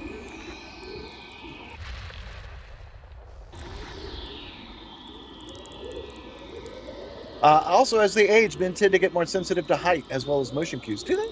I haven't had any trouble. The other day, I had to climb up on a roof, and I was a lineman just 2 years ago. I was a lineman for AT&T. It didn't work out. I didn't much care for the way they treated me, so I left. Oh boy, have I ever told you that? Since we're reading off all the stresses I've been under now, oh my goodness, man, 2023 was one hell of a. October was one hell of a month, man. That's when my father-in-law passed away. He did it on my birthday while I was passing a kidney stone and while I was in training for AT&T, and I had a manager yelling at me the whole time, even though he knew what I was going through. That was a wild month. Anyway, the point is, I climb high places and have no trouble. I tend not to because I know what a fall could do to hurt me, but I do not tend to get vertigo by being in high places and being swinging around and things of that nature. Body A1 is terraformable. Third one discovered today. You thought it was weird for being put off by heights more than 12 feet. When younger, you didn't care much about drops. Oh, that's interesting. As far as good audio at DragonCon, are you able to get in touch with the people and set up the room to see if you can plug in your mixer? Yeah, I can. I'm absolutely certain I can plug into a mixer. I don't have a DAT recorder, though. I used to. I don't have one anymore. But all that's going to do is give me the audio. It's still going to be all washed out as I film in there because the lights are going to be terrible. Yeah, I'd jump out of the plane. I'd absolutely do it. No, I absolutely believe you, to be clear. I've just not heard of this. I'll tell you one thing that's been happening. I get anxious more now that I'm older. I had my first panic attack ever about 2 months ago. It gripped me, man. It was freaking brutal. Luckily, and I do mean luckily, I understood what was happening. And Gabby was able to guide me through. Like we didn't have to. We could skip that part and go straight to the calming parts of dealing with an anxiety attack. But man, it felt like I had barbed wire across my heart.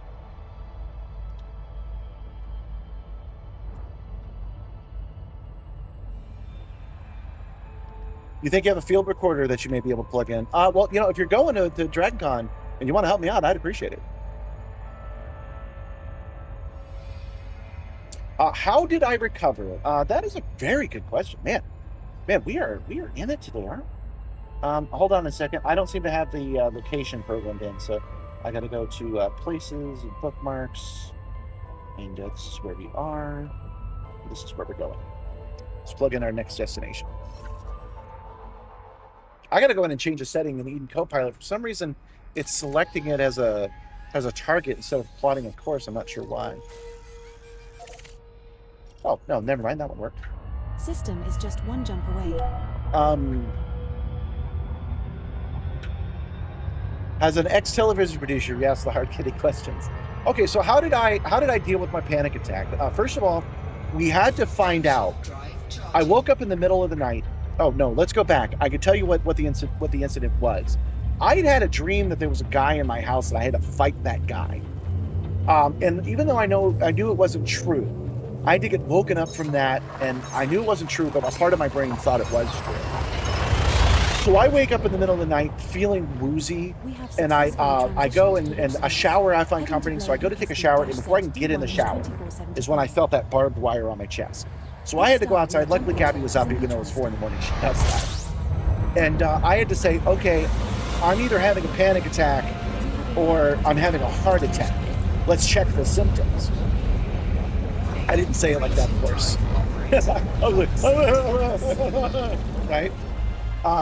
But we checked the symptoms. We ruled out it being a heart attack and that it was a panic attack. So the next thing I did was I did go in and I did take that shower. It screamed in that shower. When I got out of the shower, I started singing to myself. Not even a song. I started going, oh, like that.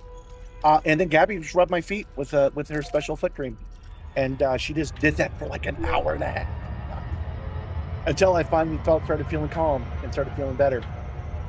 That is how I dealt with it. That is how I've helped her when she's had some trouble, is that I rubbed her feet, so that's what she did for me. Oh, we're still on the big screen. Go.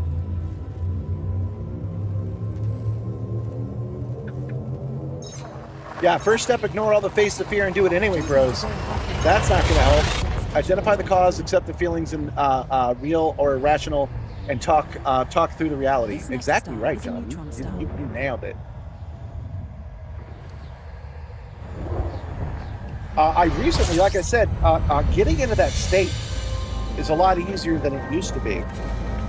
So the other day, for reasons that I'm not even entirely sure of, although I do have stresses in my life I didn't before, I started singing that mantra while being at work, while driving through deliveries. It's kind of an unhinged little monk shanty. Targeting Greyer Hypew, VG-J. Or do what you did as a teen, go to the pub. Drugs and alcohol. Perhaps that will fix my problem. I know that's not what you meant.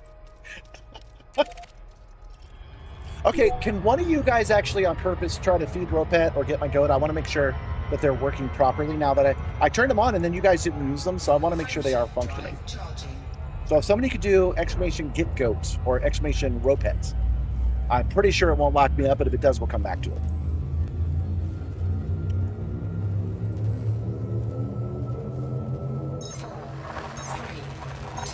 Oh, I didn't check. I'll scan through it. Yeah, you do have to be a sub. Yeah, you do. There he is. Thank you, This Kupo goat Bucks. is staying put. Just making sure he was working properly.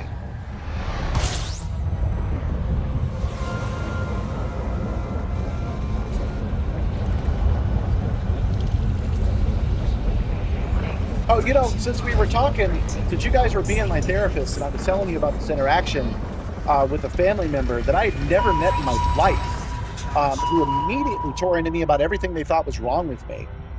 Why we were talking about that, I was saying that I always answer questions honestly. You guys get the feeling of that. You ask me a question, I'll tell you what I know, which is very off-putting to people who are trying to upset you. They're trying to make you feel like you should. I'm trying to make up an example that doesn't apply, so there's no hard feelings. But if you're trying to make somebody upset, you might be, what's the matter? Chicken, right? Or you might say, well, it sounds like you're just being a coward to me, right? And my response is supposed to be, I'm not a coward, how dare you? And now that they've got me upset, they can get off the topic we were on. But they, what will happen with me is that those family members will say, sounds like you're a coward to me. And my response is, yeah, that's a possibility. We can run some tests on that. If I'm a coward, then I would probably be avoiding the situation. I'm facing it as best I can, right? That will be the answer that I give. And they don't know how to process that shit. It sounds like gobbledygook. It sounds like I'm an adult in a Snoopy cartoon when I do that shit. And I feel bad because I'm trying to find consensus and they're not even understanding what I'm saying. And I don't know what to do about that because they're trying to get me off my, they're trying to literally get my goat when they do stuff like that. So I'm not sure what the solution would be. Targeting Pookie, BZ-S D3-169. The Ramus actions are doing one with a phone repair shop. Ooh, that's interesting. The phone repair tools would be cool to have.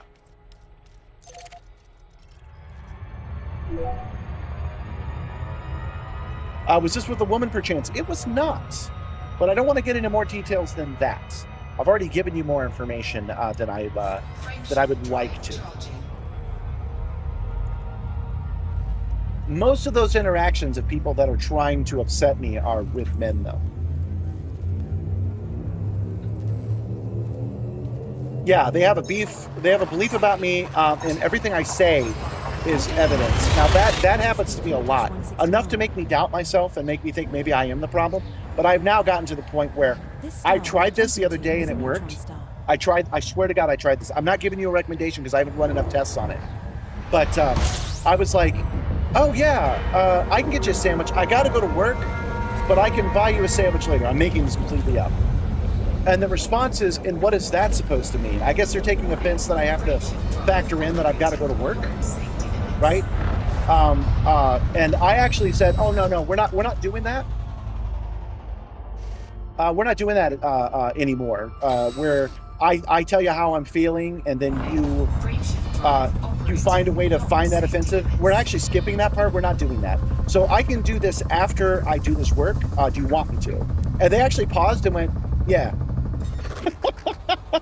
So maybe that'll work. Maybe I could just be like, oh yeah, sorry, there's some new rules. I'm not engaging with that.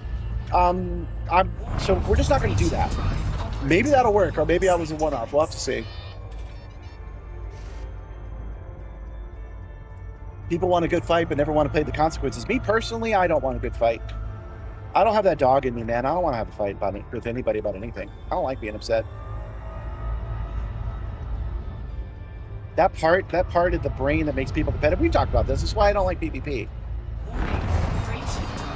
It goes back to that never working out for me. I never win those fights. I never get a victory. It never helps me keep a job. So I don't bother. W D1-91.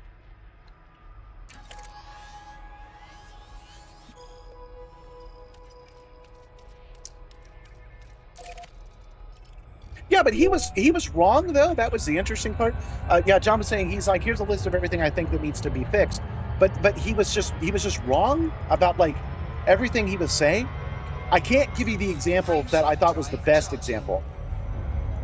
So I'm trying to think of another one where he was like, yeah, you need to do this. And I'm just like, no, I don't. That's a terrible idea.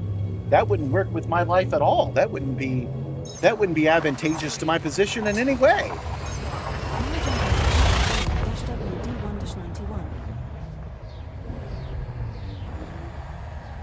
The star coming up is a neutron star. Yeah, once you've done real life PvP, your interest in in-game PvP diminishes. Yeah. Just trying to use that's a good way to say it.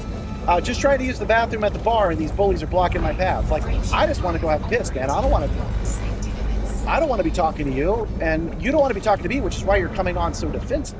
I get it. Oh, there's stuff here. Nice. I get the defensiveness, but at the same time, like I just have some questions. In their defense, and there is some things in their defense, they were absolutely convinced that I was calling them up to blame them for something. I got this idea the other day. There are some people that think finding who to blame is the same thing as fixing something. So they have decided I am to blame. Therefore, it's not their problem anymore, right? And even though I had questions I needed answered, like I will make that up. Oh, it's too far away. How did that happen? It didn't calculate it. That's how that happened. How many jumps away is that?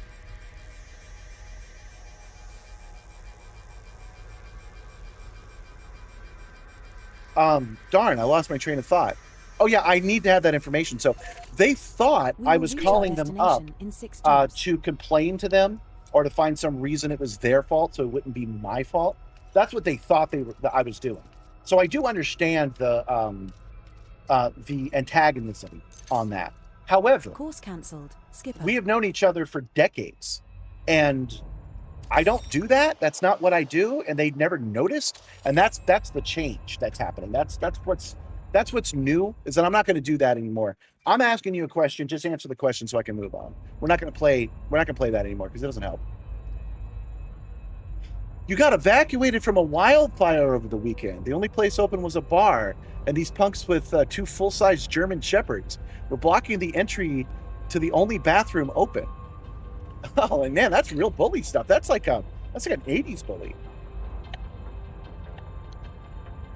You don't need to be plotted to make the jump to Stargate. That's true, but it's 800 light years away, and I can only do 400. So they know who to blame, and it's them. No, it's not them. It is not their fault.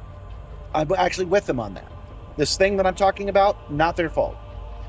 They're just deflecting and hope they can convince you that you're at fault, so then they can try to convince themselves.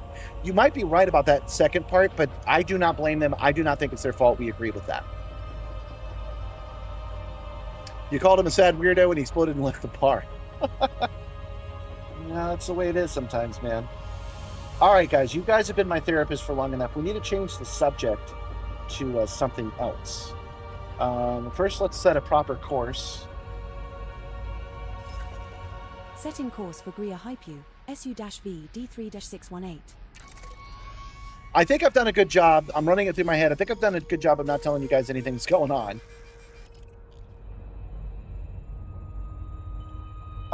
Let's get back to Raxel. That's a good thing to take our mind off of. It is still calculating. Goodness. Okay, there's the 6 jumps. Destination in 6 jumps.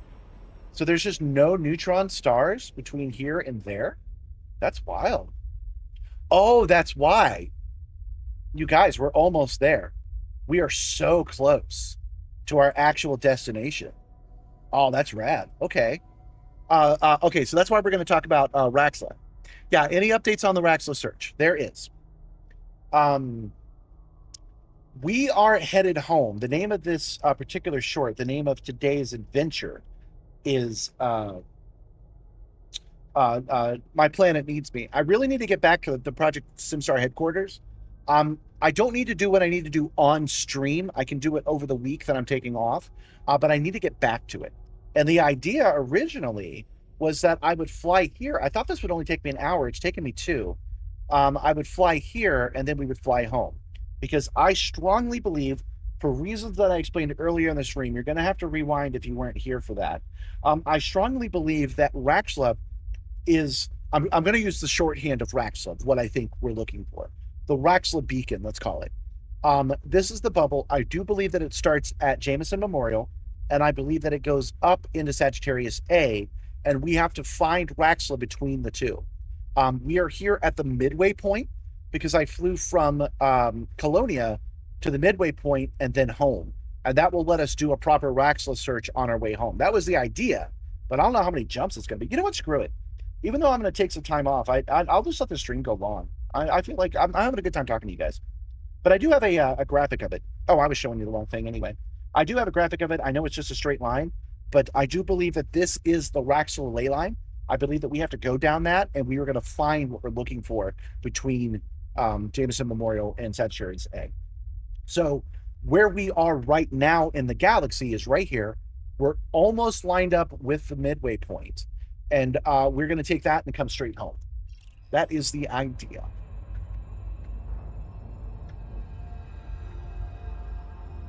You're in the cross then. I'm not sure what the cross is, possibly. I don't know. Oh, there's a non-body. There are 3 non-bodies here. Let's look. Yeah, nothing good. Now this I will explain if you're new. That is the Raxla scanner that I built myself. The short story is that it's scanning all of the journal files for things that might be relevant, but the number one thing it's searching for, the number one thing it goes off on, is if there are any non-bodies in the system. I believe wholeheartedly that there is a radio signal attached to the Raxla system that we're looking for. I also believe there'll be a hyperdiction, but if I'm wrong about that, I don't think I'm wrong about the radio. So I just have a system that is scanning for radio signals and will alert us if it finds anything in the system of interest. The only downside to that is it also goes off when there are asteroids in the system. When I first built this, I thought that was going to be a deal breaker. But it turns out that asteroids don't happen all that often. There's some here. There are 4 asteroid clusters in this system, but they don't happen often enough to make the scanner not work. So we're only going to open the FSS if we see a non-body signal. We're going to take a glance, see if there's any radio signals. If there are, we'll investigate. If there aren't, we move on.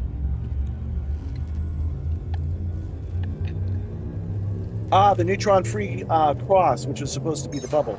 Not on purpose. I'm not going through what you're talking about on purpose, but it may align. What I think the devs did is I think they put Raxla up near Sagittarius A, because that's the biggest constellation of stars. And they know as people go from the bubble to Sagittarius A, and they knew even 10 years ago that would get easier and easier as we went, they know someone will stumble upon this Raxla beacon. The Raxla beacon will be a completely terrestrial thing built by the Dark Wheel that will... I have to make up terms to explain this shit. So there's the Raxla ley line, and inside the Raxla ley line is the Raxla beacon. See? No, here, let me show you. No asteroids here. Boom. There is another planet, but we don't care about that. We're not searching for that. We're only searching for radio signals. And the Raxla scanner narrows down what we need to scan significantly by about 2/3. So that's why I have it. That's why I'm happy with it. But anyway, I think they put it up near Sagittarius A, but I'm not ruling out the possibility it's between the two. That's why we're going halfway right now.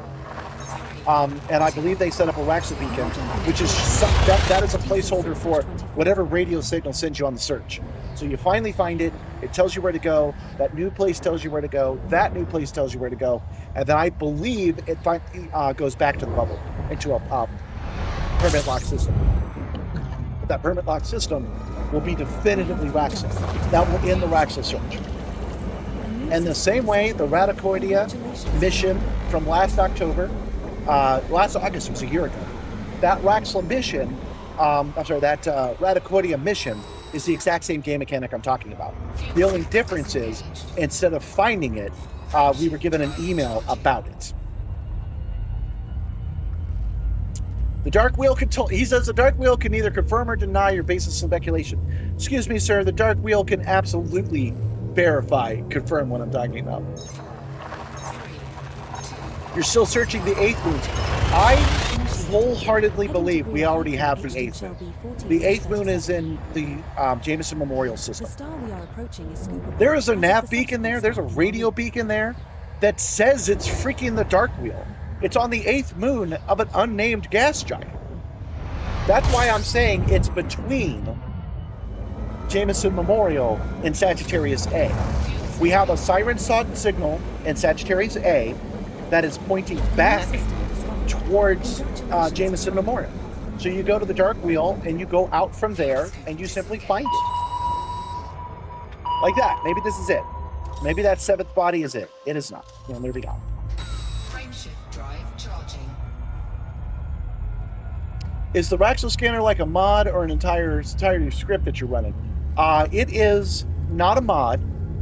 It is... I'm sorry to pause in the words. It's because what I'm using is specialized equipment for a streamer to use. And I don't want that to get confusing. You at home don't need to do a Raxla overlay. I need to do that for you guys, right? I could have done this with a standalone app if I had wanted to. But what it's doing, how the Raxla scanner works for me, is that it is scanning the journal files for StreamerBot. StreamerBot is the program that I'm using that lets me do really, really kick-ass stuff with the stream. Activate overlays, do the get goat, even the changing in between scenes is all StreamerBot, okay? So that's why I'm using... Oh, that's the wrong button. Push this button. We almost have this place scanned. Now 14. Now we're moving on. Frameshift drive charging. StreamerBot's my program of choice, but that's not something you need to do. So that's why I'm hesitating. There's a third-party program that Finger Thief made that you can use for this as well. But basically, all it's doing is it's scanning a journal file called non-body, and then if it finds something in that non-body, it's reporting it. That is the number one thing it's doing. I'm simply providing it to you in a flashy way. right? I am giving it to you in a way that feels satisfying because that's my job. But all it's really doing is letting me know if there's something in non-body. Now, after that, every single system we go into, without fail, it also scans every other kind of thing. So it is looking for the word Raxla. It is looking for radio signals. It is looking for even fleet carriers. It's out there doing that, right?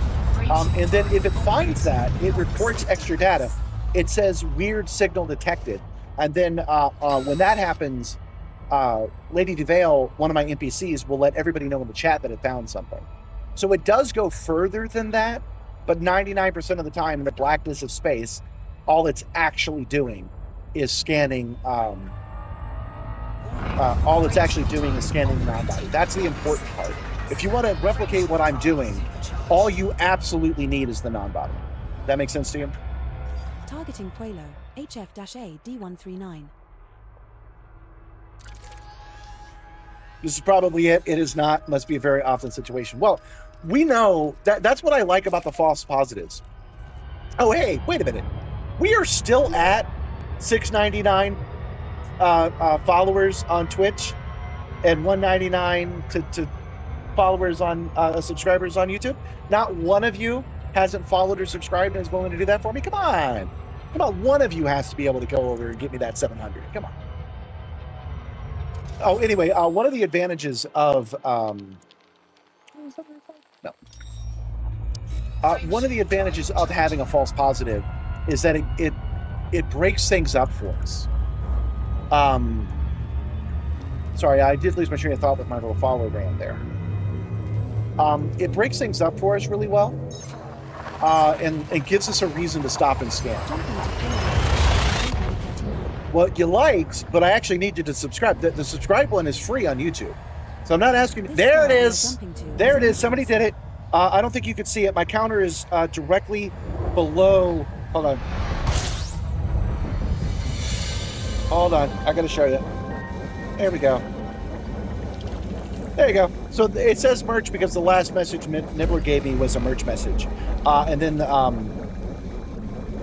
29,200 is because somebody just subscribed and made that number go up. So we are pushing this button now. Thank you for doing the free thing. I don't know who you are, but I appreciate you. That goes for all the other guys that push the free button. I thank you for letting it happen. Yeah, the sub on YouTube and the follow on Twitch is free. Now it's at 29,201 on YouTube. I don't think I've mentioned at this stream that having my Twitch numbers that low is actually a problem. When I go to the Sim Gaming Expo, only having 700 followers is going to diminish my ability to work out integrations with these guys. Now, my numbers of 30,000 obviously are good. My 30,000 number is good. So they're going to be focused on the shorts anyway. The YouTube shorts is where I'm popping off, but I really do think that Twitch number needs to be higher. It's because I took an 8-month break from Twitch and did YouTube only, right? So that's why I'm asking for help from you guys. I'm not even playing. Somebody need to hydrate, so I'm going to hydrate. One thing I'm not, he says very pro. One thing I am not is professional. This is a parasocial relationship, but it goes both ways, guys. I'm treating you like a friend of mine. You treat me like a friend of yours. And I just tell you what's on my mind. I do the best I can with what I got. I am money dumb, and I am not good at any of that stuff. I can get good with practice, but I gotta fuck it up first, man. What they don't know would hurt them. That's true. However, I think I can get that number up. I think I can get 1,000 followers on Twitch. I think I would have 1,000 followers on Twitch. That's the free one. I think I would have that by now if I had not given up on Twitch and done YouTube only streaming. So a year from now I'll have it. But I'm like, you know, I'm gonna go talk to those guys in person in like a month. That's why I'm doing the push for it. You're from Turkey. Turkey seems like a cool place.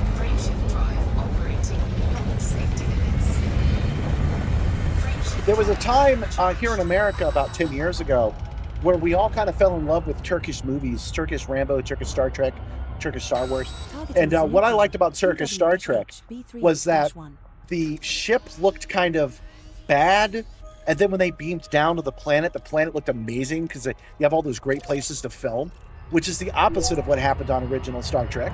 On original Star Trek, the ship looked amazing, and everywhere they beamed down to looked like trash. So that's what I know about Turkey, that it has some really great vistas. That's all I can really tell you.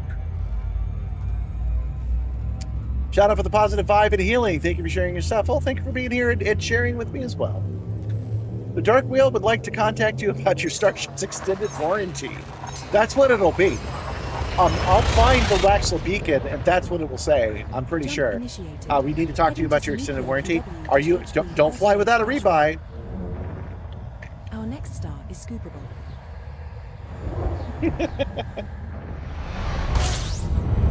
Amazing live. Oh, we're here. Oh, we're here. Guys, we're here. We made it.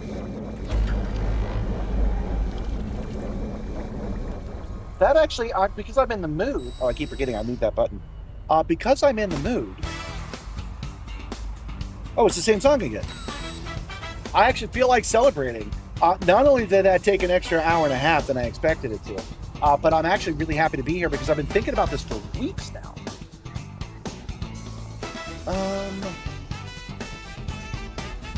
The Snyky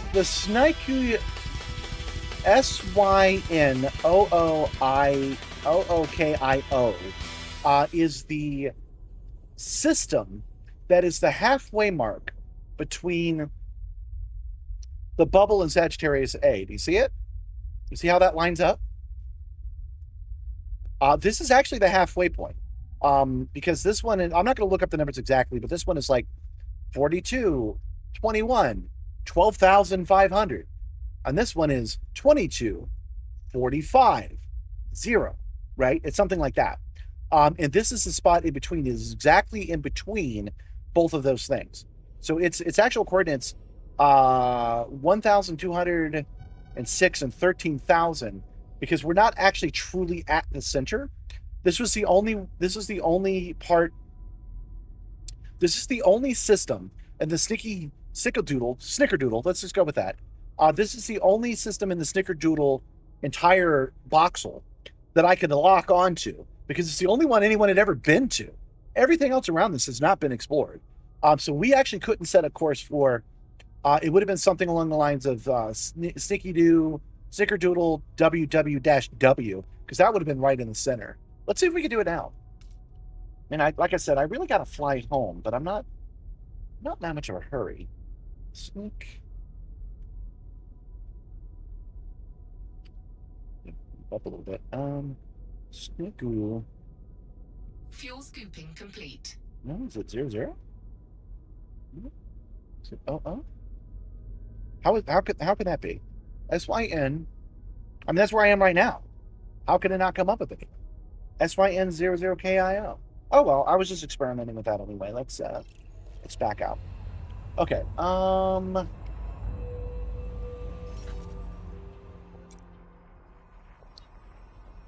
Yeah, look at all these snickerdoodles. Snickerdoodle NJ, NQ, NQ. Can we find MM? Is that a thing we can even find? Oh, it's fine. This is fine. Decided not to. But this is one of my candidates. Yeah, I tried. Yeah, it's not zeros and O's. I tried the zeros and O's. Yeah, Sagittarius A star. Whatever. I'm calling this one Snickerdoodle, man. I can call it Sag if I want to.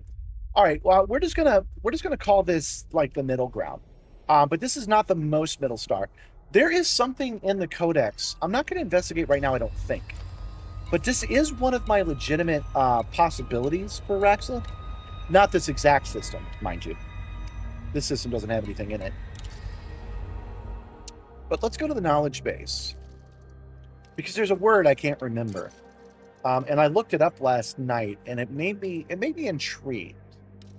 Earliest reported dates. Hold on one second. Let me just scan through it. I don't feel like reading it out loud.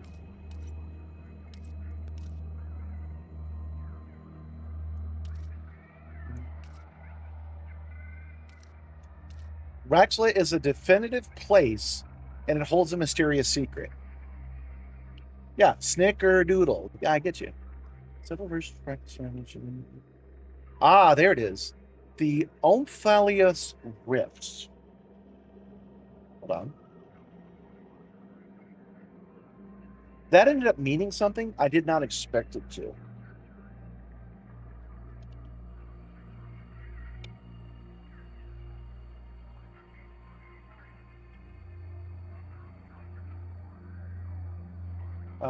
Good grievy.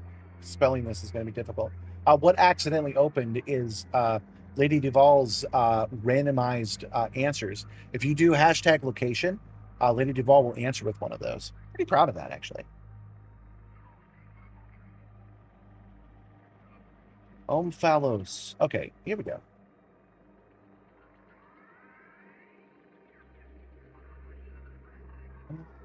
A religious stone artifact in ancient Greek. It means navel among the ancient Greeks. It was a widespread belief that Delphi was the center of the world, according to the myths regarding the founding of the Delphic Circle. I might be wrong. Maybe I didn't research it properly. That's what AI will do for you. Hold on. Okay, so funny. I thought it meant half of some kind. That's why maybe it hallucinated. Maybe I'm wrong.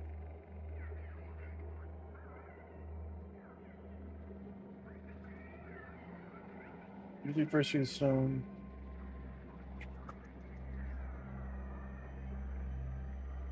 And Ulysses.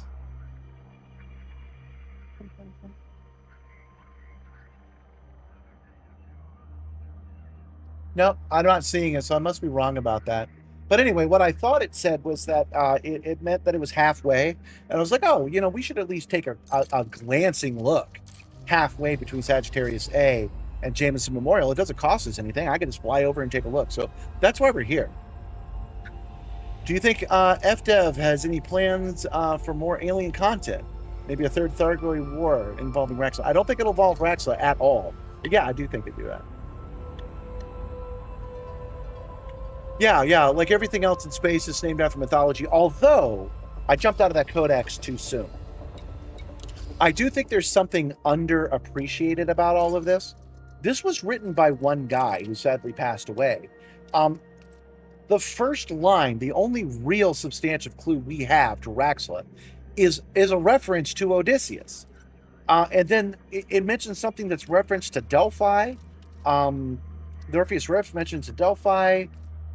We talked about Cassiopeia up there at one point. There is a good reason to look up different stuff. Locally, that's all this Greek-related stuff. For example, I actually went to Ithaca, but we've been there. The community goal, where we went to Peter's base, orbited Ithaca. I didn't find anything there, but it's worth taking a look at.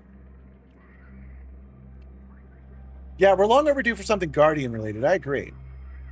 There's nothing more than tourist reactions. I agree, yeah.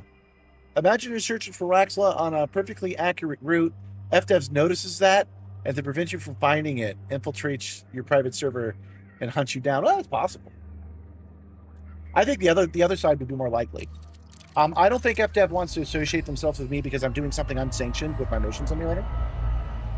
I think that's legit the case. But I could see them seeing a streamer doing it, deciding to kick it off by forcing it to appear. Even though I'm all about mundane theory, I'm still like, oh, that's a possibility. There's Jameson Memorial. Let's plot a course. We're off the Neutron Highway because we want new stars. Let's see how many jumps we have to get to Jameson Memorial.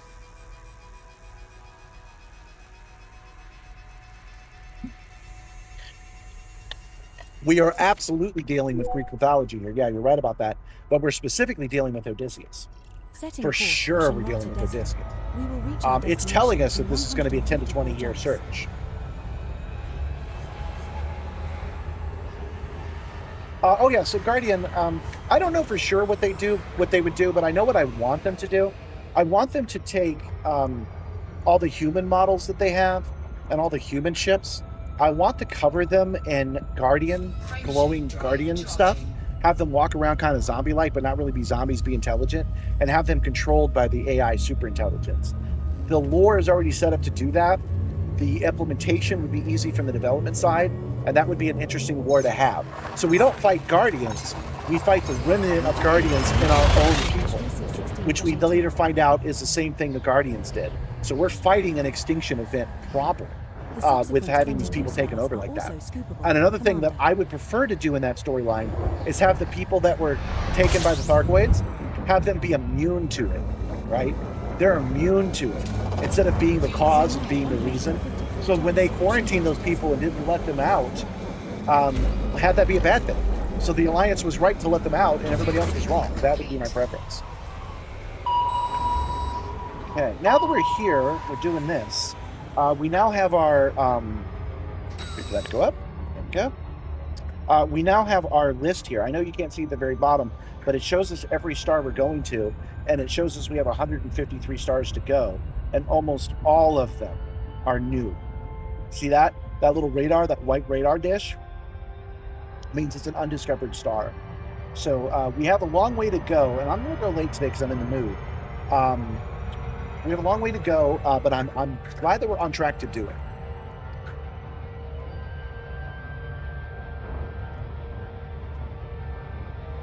Man, if only they had taken the school path where Old Greek was a mandatory subject. Now we're getting into Ready Player One territory that's actually required. Yeah, interesting stuff here, but nothing pressing. You know, I think I might take another break. Oh, I never did the officer shoutouts. Let's take care of that right now. Thank you, John Malove. Thank you, Gentle Berserker. Thank you, Wernick. Thank you, Brazillo. Thank you, Dylan McMahon. Thank you, Crispy's Auto. Thank you, Chazzle101. Thank you, Elaine. Thank you, Empress Mole. And thank you to my only Twitch supporter, Dr. Evil. These are the officer level on YouTube or non-commissioned officer and up on Twitch. And I understand that Twitch is expensive, but thank you guys so much for your support. As I said, this has been a rough month. So your support really does help, and I do appreciate you.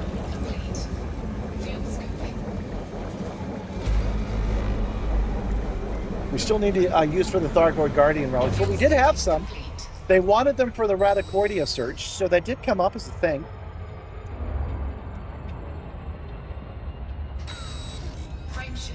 Your question? Why did you say my question? I don't know.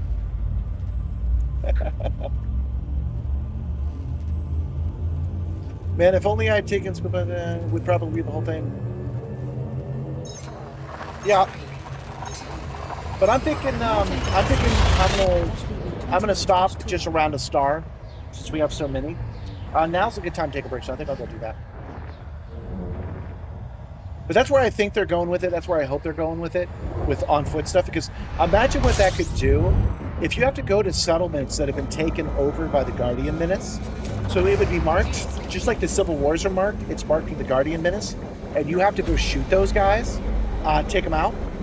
That would be cool. And then you could take over the system again. I never got to do it, but the Thargoid invasion of systems, that's what this reminds me of. It's just that it would use all of our existing equipment just with a Thargoid overlay on it. Maybe a couple of new animations. I'm getting the impression that maybe I didn't catch you, that you were an officer level, Commander Dravicorn. Is that what you're trying to say? You got to tell me because I don't know. Jumping to some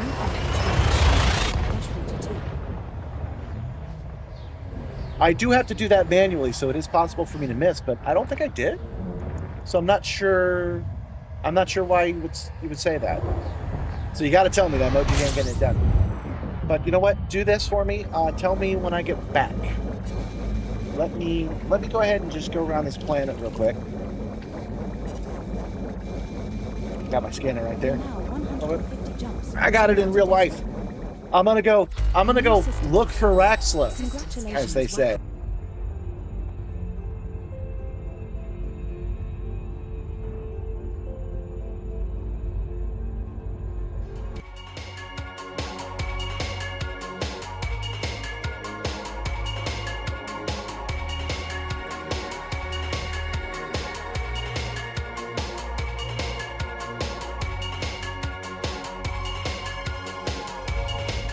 Yep, sorry about that, guys.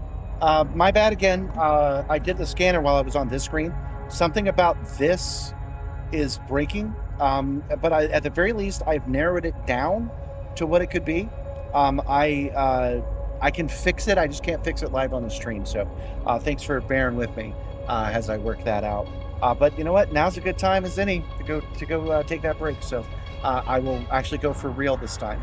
2 minutes and 2 seconds. And don't forget, on that screen, you are able to get my goat, and you are able to request a rope head if you're one of this channel members. So I'll be right back.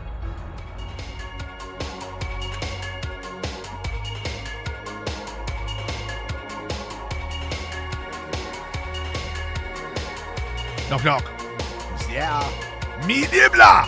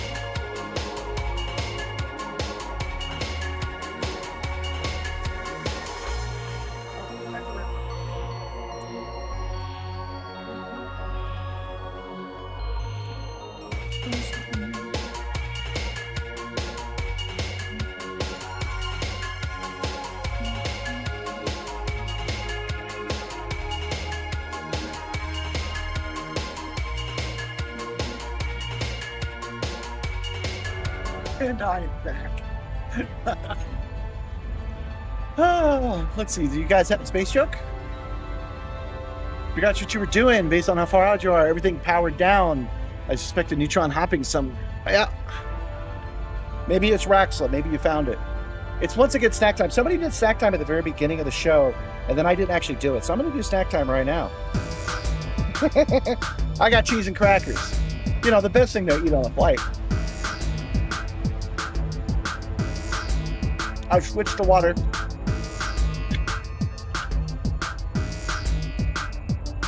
This screen doesn't appear to lock things up.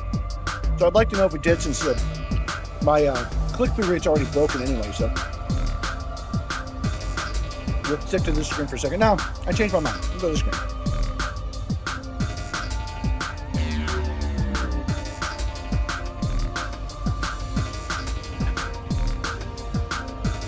Man, for you guys, it's Monday.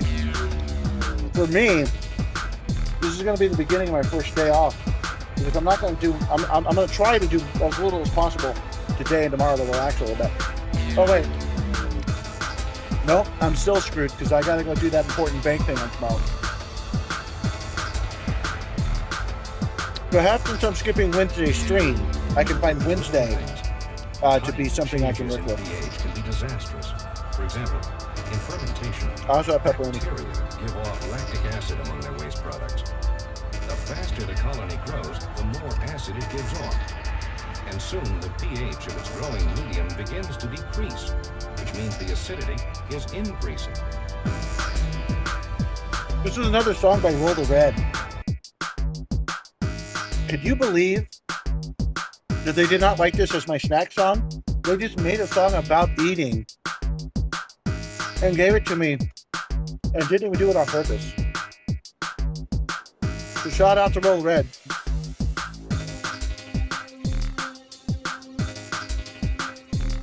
I'm almost done, then we'll continue our journey.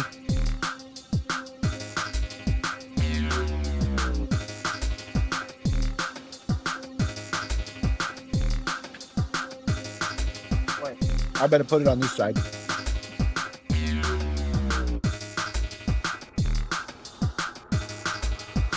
Man, I am lucky that the system did not stop the stream when I locked up OBS. I'm very fortunate for that.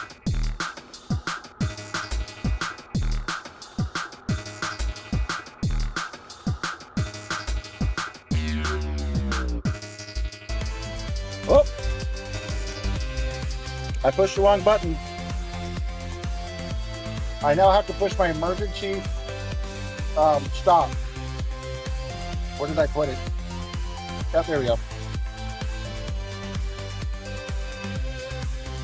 The button didn't work. That was supposed to stop the celebration, and it didn't. Things are going great. How are you guys doing?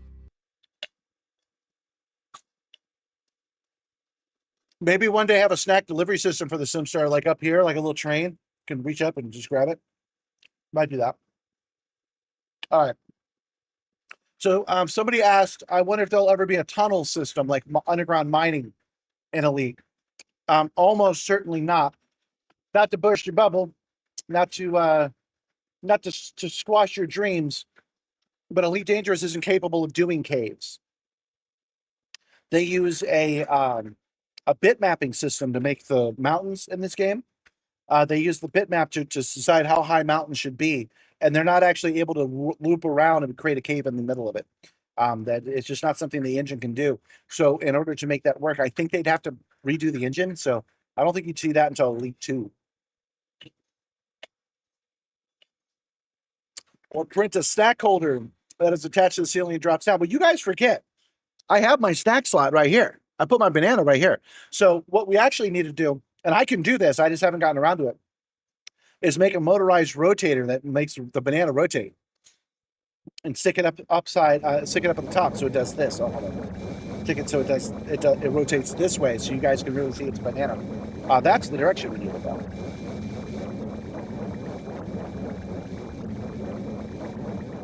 Scanning, scanning, scanning. Scan complete. See, I think I have a drop shadow on that's breaking it. Because I think it's when that's popping down or popping up that's locking up that one scene. They can't handle it. I can go in and I can fix that. That won't be a problem. Oh yeah, the game sounds disappeared. I'm sorry. I can still hear them. That's why I didn't notice. I muted them because it was playing a very lovely. It was playing a very lovely elite sound, elite music, but I was also playing my snack time song, so I muted it. Forgot to turn it back on. Thanks for letting me know. All right, so we're back at it. 148 jumps. A new system discovery. Congratulations. My command. And we are we're sneaking in a little bit of a Raxel search. Hanging out in the Snickerdoodle section, looking for Raxel. This isn't a Raxel stream, although I have talked about it an awful lot this time. Yeah, no problem. Now, it wasn't a problem. I want to make it clear. Look, see? There's a button I have. I can push the button, and I can unpush the button. I've added mute buttons to the TriStar into the game. Oh, you know what? That's high again. I just realized because I locked up, it did not save the volume change that we made. There we go. I think that's better. You guys let me know. Maybe it needs to go just a skosh higher. There we go. Maybe it's something like that. Let me know if my voice and the music mix well together. I can't hear my voice. Raxel never ends. Nah, man, we'll find Raxel. We'll find Raxel together. Maybe not today, maybe not tomorrow, but we'll find Raxel within the next 5 years. And that will lead to another satisfying mission. It's going to be great. Frameshift drive charging. I know I get more excited about graphic stuff than you guys do, because from your point of view, it's just happening. But I really like this drop in and drop out screen that I've got going on. I like the way the Laxo scanner works on all three of the scenes. Although I will admit, this scene is a problem. Running the scan here seems to break it, so we ought to make sure we're not on the screen when that happens. But other than that, I'm pretty happy with it. This next star is scoopable, as are the subsequent 15 stars in our route. You bet. You're never off duty in my search? Yeah, that might be true. Am I looking for Raxla? Technically, yes. 07, Mr. Gizmo. Gizmo Duck? Congratulations. Gizmo. Yes, I am looking for Raxla, as in that little scanner right there is scanning for Raxla and didn't find anything. But what we're actually doing, the actual premise of today's show, which I admit is a little off what we would like to see. But today's search is actually just to make it home. My planet needs me. I got to get back to the PCC, which is where Project Simstarr Station is. I need to get back there, and I need to do some background simulation manipulation. I just plan to do most of that while I'm docked at the station. So I'll sign in every couple of hours, move some stuff around, piss off one group, make another group happy, and I'll just do that all week. And I can do that for my editing bay, but I got to physically get there first. So that's what we're doing. We're flying from Colonia back home. We're just doing it the super long way. It says we have an hour left of the stream, but oh, actually, let me make sure I'm recording properly. Yes. Okay. There's an hour left of the stream, but we're going to go late today since I'm not going to be here Wednesday anyhow. Oh wait. Well, those planets have caught my eye. What have we got here? Nothing good. Frameshift drive charging. We're going to go late today until we arrive at Jameson Memorial. Then we'll fly back over to the PCC and dock there, and that's what we'll call it a day. What am I using to find Raxla? I'm using my Raxla scanner, of course. Don't you have a handheld Raxla scanner? How are you going to find Raxla without your handheld Raxla scanner? No, it's just checking the data files. I made a fancy graphic for it, but all it's really doing is scanning a variable called non-body, and it's letting us know if there are any non-bodies in the system. If there are, we take a quick look. If they're interesting, we look further. If they're not, we move on. Here, there are no signals, and I'll prove it to you since you're new. Boom, no signals. We don't have to open the FSS scanner in order to verify that there are no signals, because we have our Whisper scanner Frameshift instead. drive charging. On that note, as far as like lore, I do like to do a good RP. And you can install modules on all your ships to do different things. Some modules are expensive and work better than others. Some are sanctioned or not. And the way that I see it is that all of these extra tools that we run for the all the extra tools that we run outside of the game feel like unlicensed modules. So I feel like I've added a module to the game as opposed to doing some kind of exploit. But that probably has to do with the layout and the way that it works. That makes me feel that way. A new system discovered. Congratulations, Chief. All of these systems are going to be new, as a reminder. Fuel skimming complete. No signals here. But yeah, as we go and look at Icarus Portal, it's showing us that the next 143 jumps, everything's new until the very end, man. Even then, some of these are new. So it's going to be new until the last like 20 jumps. It's crazy. Frameshift drive charging.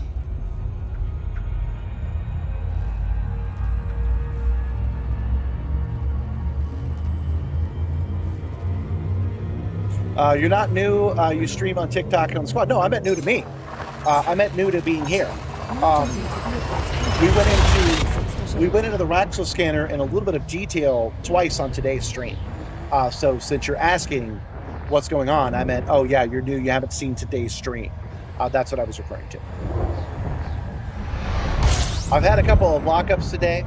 It's something I can fix, but I'm not going to fix it live. So I will go in and do my best to fix it when we're done. So if I lock up today, I apologize. We are not going back to Seoul. We're going back to Jameson Memorial. I believe strongly that Jameson Memorial, the clues that we're getting from Raxlip, are to go from Jameson Memorial to Sagittarius A. And so I went right to the middle, joined that ley line, and I'm headed down. So we're headed to we're headed to Jameson Memorial instead of Seoul, which I do not believe Seoul has anything to do with Raxlip. Oh, I simply meant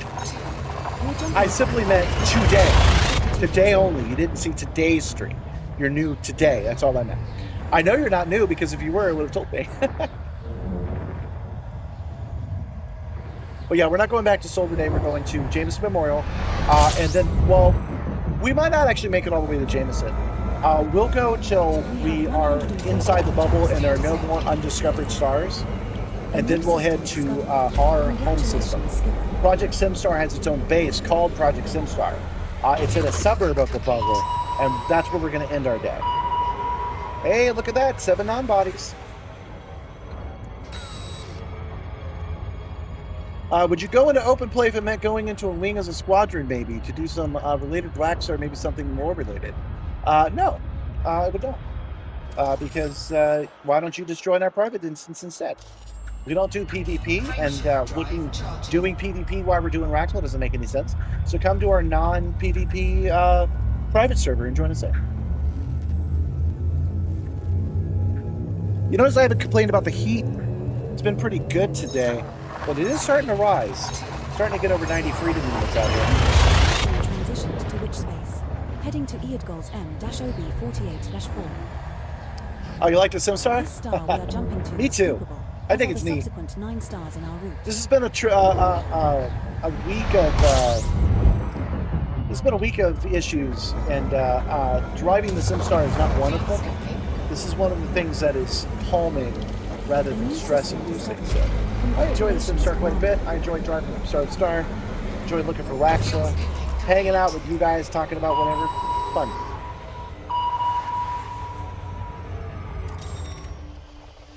Nope, nothing of note. But there are only 9 things here. Maybe we'll finish the scan real quick.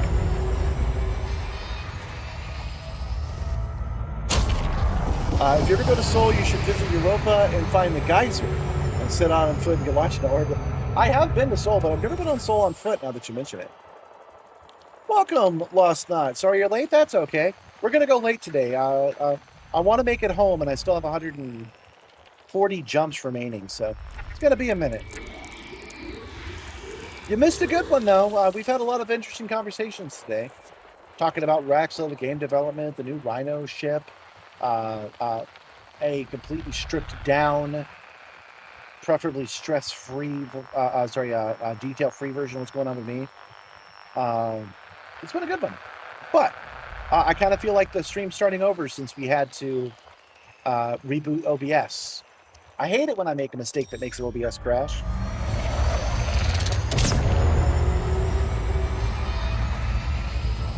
It would be nice to have a little more power in the system. It is a backtop from 2019, no, 2016? 2019, I think. It would be nice to have a better system. So I am hoping that when I go and I talk to some of these computer manufacturers, maybe I can strike a deal, get a sponsored PC. That would be nice. I could run the game on this new PC, and then I can use the game PC for the streamer computer. That would be neat. 2 geological signals detected on body 2B. OBS crashes, but it's my fault that it's crashing. Body 2A. I've added a drop shadow that is causing it to crash, and I have not located what is causing this crash. Oh, actually, I take it back. It might not be a drop shadow. It might be my 3D overlay. But something is causing issue, and I've not solved what that issue is yet. There we go. System scan complete. Moving on. Frameshift drive charging. Do you ever feel sick or uneasy while using that? No, I do not. We actually ran an experiment earlier. I turned off the motion, and turning off the motion made me feel queasy. But when I'm in the simulator and it's moving the way it's supposed to, I feel good. Never once have I felt bad. But no, OBS doesn't generally crash unless I make it crash. We used to have a bunch of crashes about 8-9 months ago because the Stream Elements dual stream platform I was using was causing a crash. That's why I stopped streaming to Twitch. But I've picked it back up since. A new system discovered. Congratulations, boss.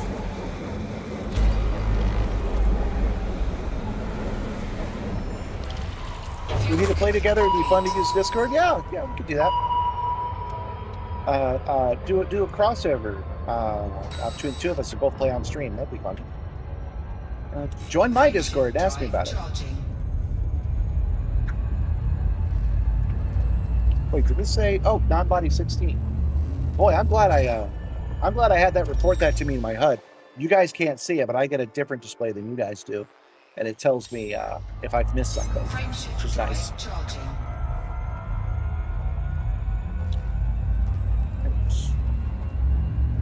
139 jumps. Back to Ithaca. How hard could this be?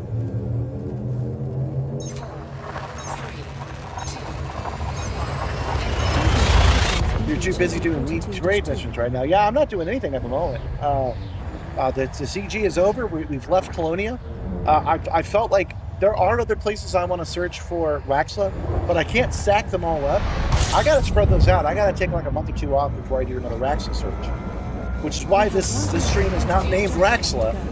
We are technically doing some Raxla searching, but what we're really doing is heading home so that we can take care of some BGS business there.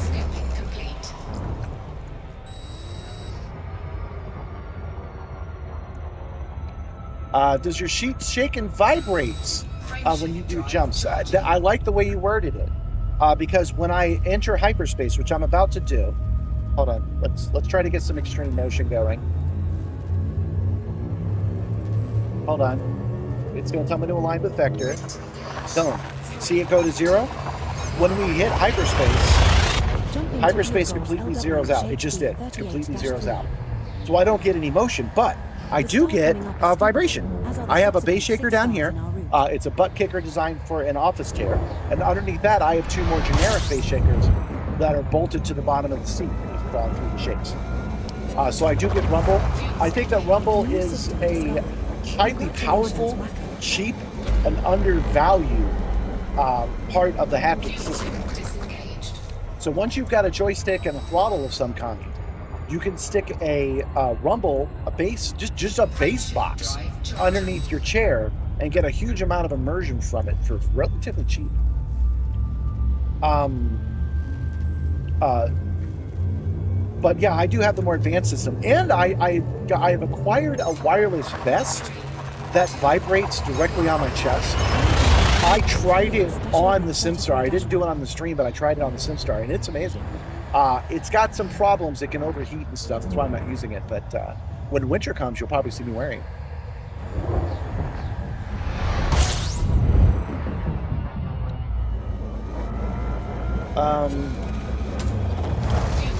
I need to tell you about your setup. It looks very busy. Well, the Simstarr is a 1.5 thousand pound motion simulator, refurbished, modified, and partially built by me. It is built off an old arcade machine and is using a bridge to make these off-model actuators work with the modern telemetry system of just about every game. Charging. You know what? I want to look at that again. Something subconsciously is telling me I missed something. No, nothing important. Frameshift drive charging. I use it to stream on Mondays and Wednesdays, although this Wednesday I'm taking off. I stream for about 4 hours at a time, although today I'm going to do it for more like 5.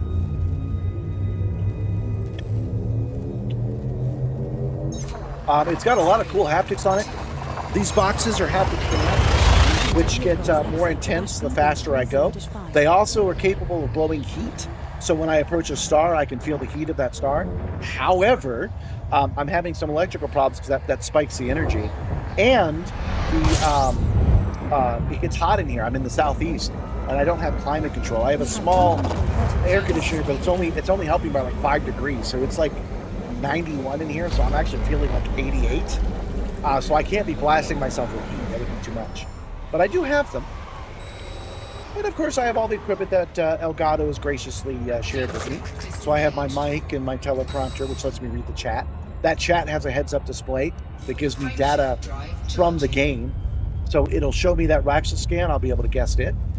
It'll tell me how we're doing. Oh, snap. Okay, I'll come back to that. It'll tell me how we're doing with the views and how the stream's functioning and things of that nature. But the thing I'm excited about, guys, oh my goodness, why didn't you tell me? Is that the same song? I'll have to fix that. But I'm singing this song because we got to 700 followers. It must have happened while on break.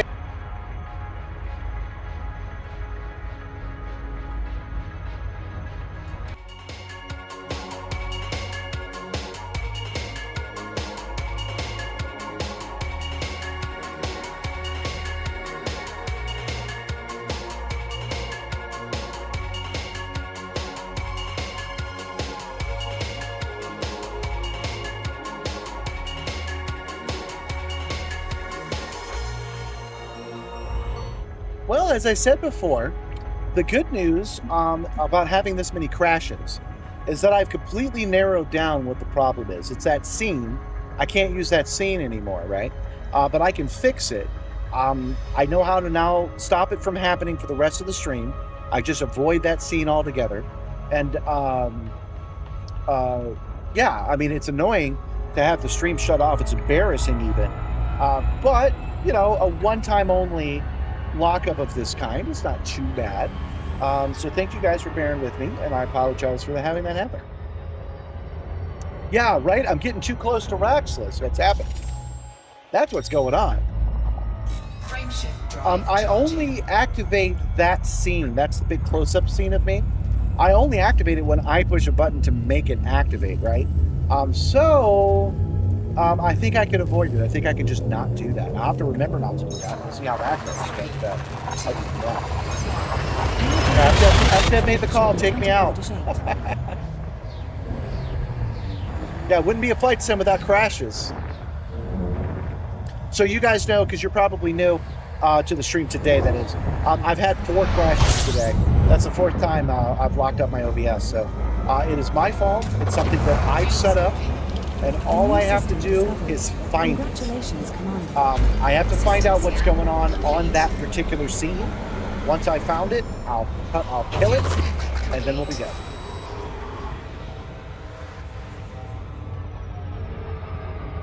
What's my Discord? Well, that would be right here, sir.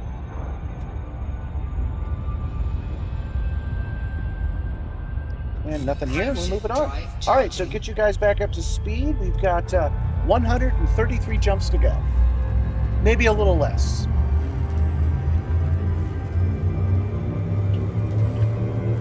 Our broadcast is a long-term project. That's right. It's all part of Project Simstarr. That's actually true. Oh, yeah. I forgot that the volume. Every time I do that, the volume forgets that I turned it down. So let me know again how the volume sounds now. I had it a little loud. I've had this happen before. When I was dual streaming, the reason I stopped streaming on Twitch was because the stream elements dual streamer kept locking up the stream. So I've had this happen before. That helps. That helps the frustration.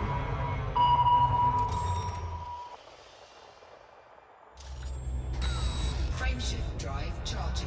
And I know I can fix it, so I will fix it for next time.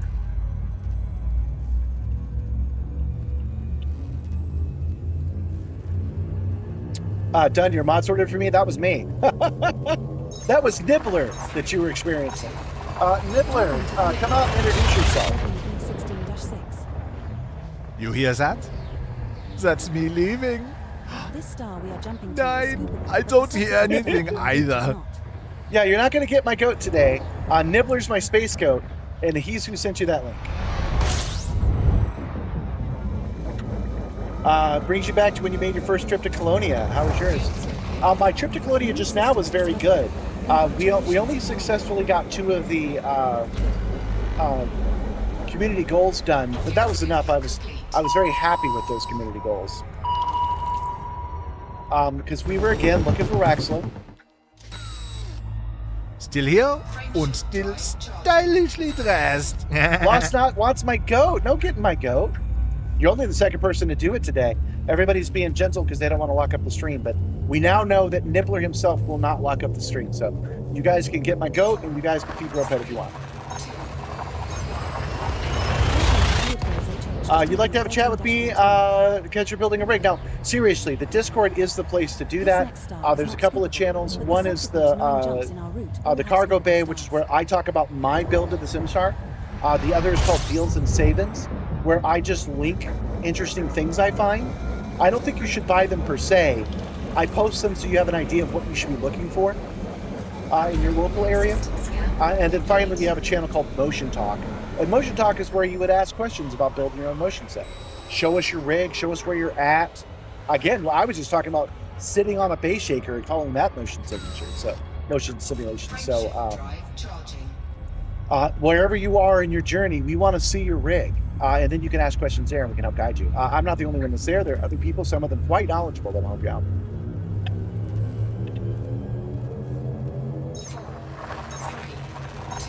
Nibbler would never intentionally lock up my stream. Come on now. The star we are approaching is scoopable, as are the subsequent 8 stars in our Yeah, I like our Discord. I like Discord as my current social media of choice. I'm finding that being out in public is no longer as good as it used to be.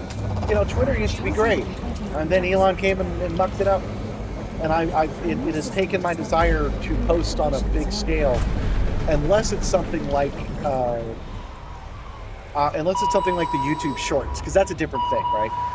So when I want to have a conversation, having it in the Shorts comment section is no good. Doing it in public on Twitter or Blue Sky or Threads is also no good. So for me, Discord is that middle ground.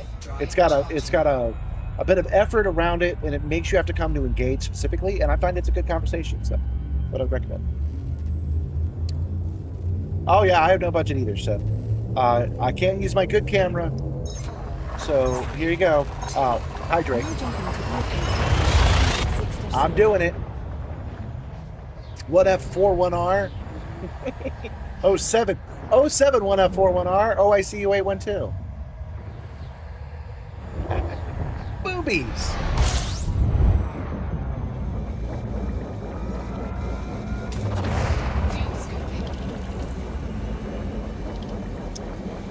All right, we're now below 130. We have 128 jumps remaining.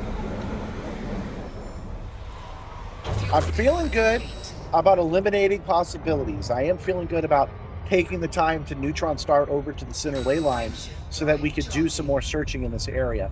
I do not expect there to be any Raxley here, but it feels good to have at least tried it once on our search.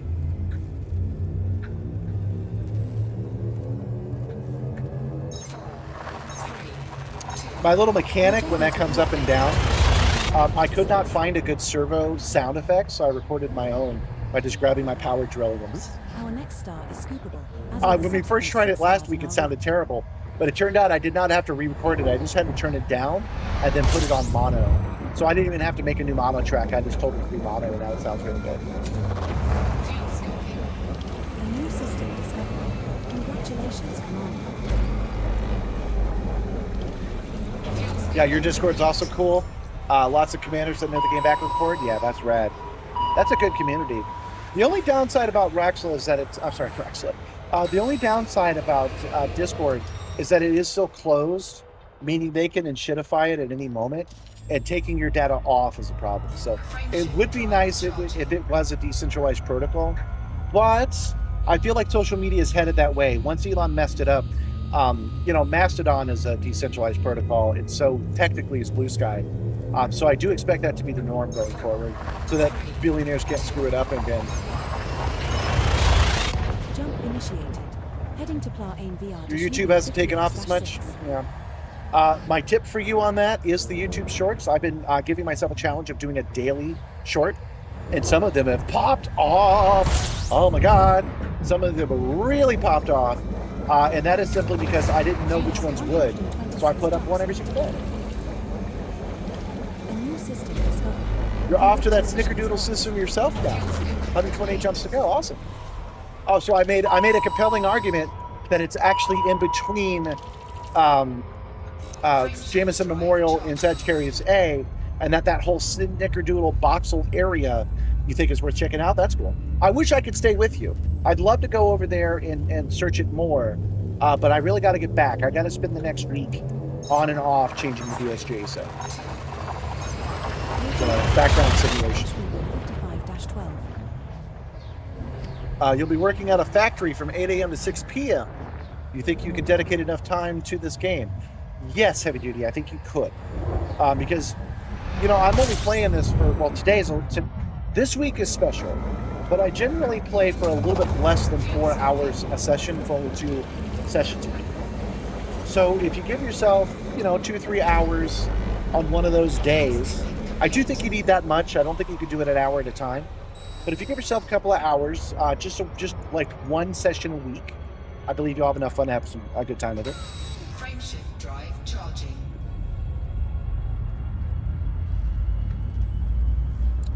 You're kind of off axis. You're coming from I Follow My Dreams Braintree bubble. Yeah, that makes sense. But in any voxel search is like 200,000 stars. So yeah, going to the snickerdoodle area, I think is not crazy. I think the very center of this. If you do the math between Sagittarius A and Jameson Memorial, you get a very specific number. And I think you could probably figure out which of the snickerdoodle systems you need to go to. It'll be snickerdoodle MW5 or something along those lines. That's how those numbers work. I think we could, with a pen and paper, could figure out which system would be the most likely to be exactly in the middle. I don't think that's where Raxla is, but I think it's worth looking at, since everything we're describing doesn't take that much effort. A couple hundred jumps out there to take a look, a little bit of pen and paper math in order to determine which system is most likely, and then a quick search around them. I think it's probably worth the effort. I'm glad that you're going out there and taking a look.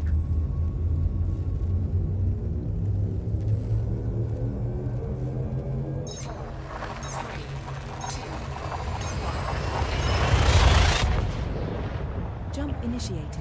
Heading to Pla Ain CC to show me 48. Hey, somebody unfollowed. We're back to 699. I should run a celebration song that's like the same song, but it's in reverse and off pitch. So it's like boom, boom, boom. And then when you guys unfollow, I can push that. Oh wait, no, that would be good engagement for you. That would encourage you to do that. But I want the opposite. So you get no songs. No songs are unfollowed. Fuel skipping complete. 6. Oh. Actually, what was that one? What's this one? What's this? Oh, Rocky Ice World. Not what I want. Frameshift drive charging.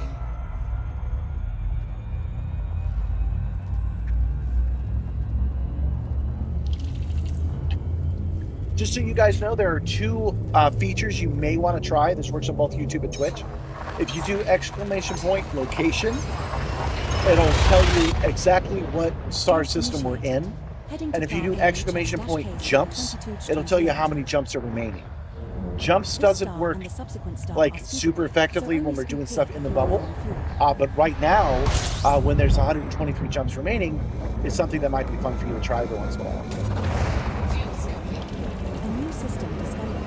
Congratulations. If you had to choose between going to Colonia for exobiology, would you take an already built 75 light year jump range Mandalay, or wait in the bubble for the Nomad to come out for credits? I'd just take the Mandalay. I'd go. Actually, I'd do a Caspian, but I'd just go. It's all good. You can always come back and do more exobio later. I will tell you that the Nomad does make a huge difference. Because we went out and we found some stuff, no problem. Today, we just landed on a planet and found some bacteria. It was really easy. So having it is a lot better than not having it. But I just go. 3, 2, Transitioned to witch space. Heading to Plough Aim ZZ. Now, speaking again about Raxla, it gives a hint that witch space is important, and it is. But witch space is important to everything we do. It's just telling you got to make a lot of jumps. That's what I think that puzzle says. fuel skipping. I was talking earlier about if we had 3 locations, we could do some triangulation and find the midpoint between those 3. I have to check the clues again and see if maybe there is a 3rd clue that can help us calculate.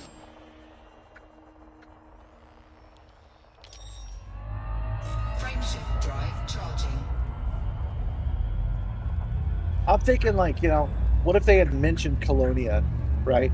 So we've got Sagittarius A, Colonia, and Jameson Memorial, and if we did the matchup between the 3 of those, it would lead us to a place with only a couple of thousand stars in it. That's what I'm thinking. You're engineering your Caspian Explorer now. After 10 years of playing Elite, you still need to make the trip to Colonia. Yeah, well, last week was the time to do it. But the subsequent 5 jumps in our Last route week was the all time to had do it, stars. but yeah, now's a good time as well. I do expect there to be another community goal in the next week or so that happens in Colonia. But you saw how easy it is to fly from one to the other, so we just make a day of it. We make a stream of heading back to Colonia. Then the next stream we do whatever it is we're going to do. 120 jumps from Shinra to Frameshift Desra. drive charging. Oh, non-body is 12. Got a little overzealous there.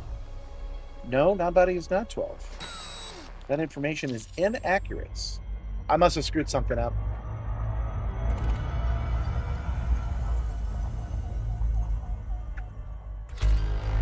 In fact, let's try something. Something I've been meaning to try all day.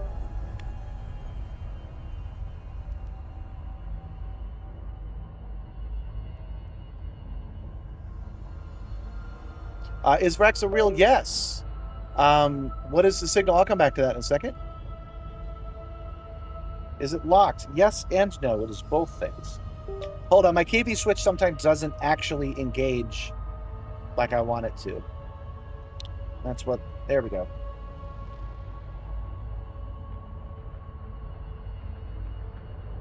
Come on. Q. All right. So we're going to go into Streamer Bot. And we're going to go here, and we're going to turn this one on. Test trigger. Not test trigger. I didn't mean to test the trigger. I meant to enable the trigger. And then we're going to go to this one, and we're going to turn this one off. So it's no longer going to begin the search as soon as we enter a system. What it's going to do instead is do it immediately after a D-scan. So let's give it a try right now.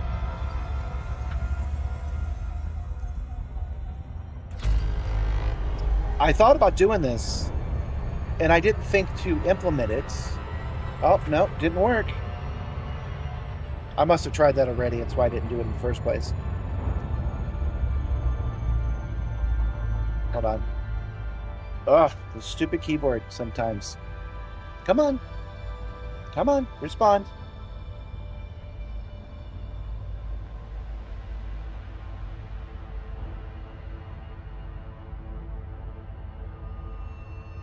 You've already made 100 million? Oh, that's good. Oh, come on. Come on! I'm going to get my own damn goat today with all the problems we've been having. You come down.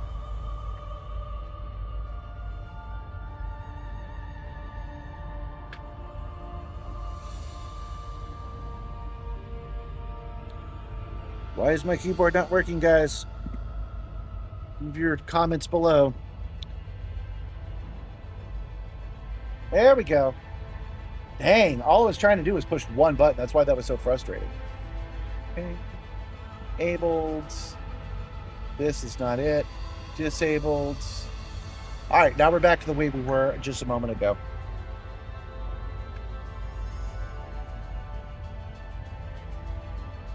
All right, and we're back to it. 120 jumps exactly to go.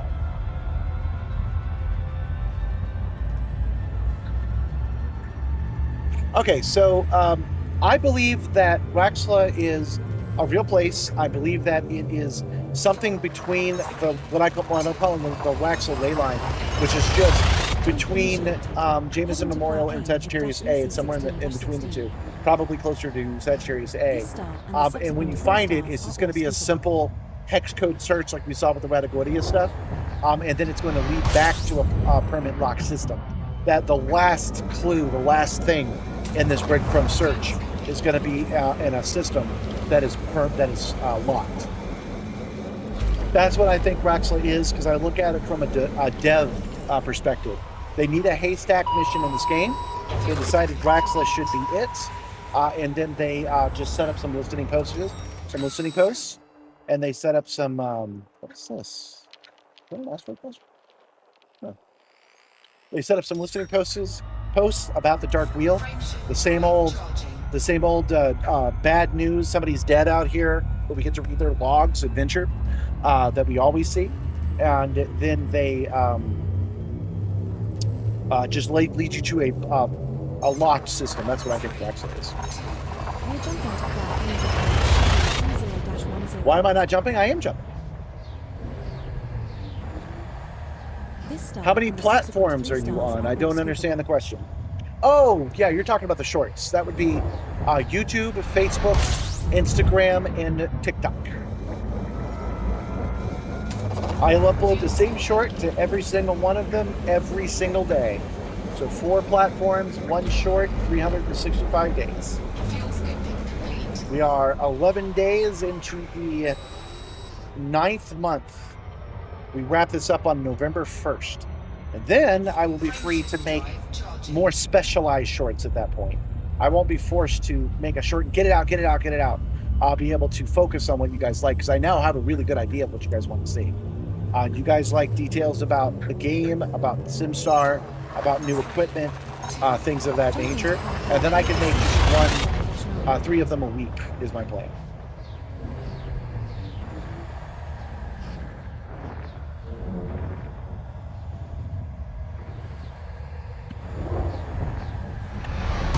I can also start focusing on long-form content. So that one video I made about Waxla is where I took a short, I took an entire stream and I turned it into a kind of a storyline thing.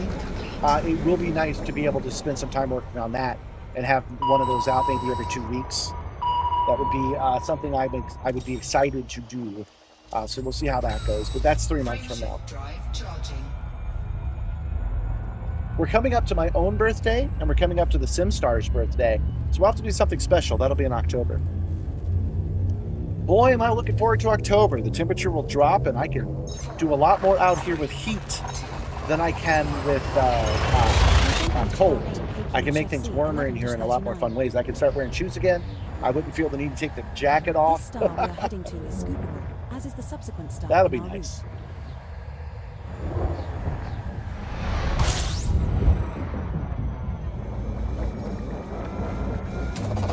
Fuel scoping. A new system discovered. Congratulations, Commander. All of these are new systems, Edie. Fuel scoping. Let's refresh this page. Should this be auto scrolling?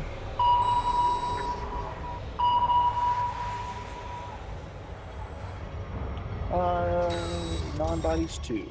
Nothing. Moving on. Frameshift drive charging.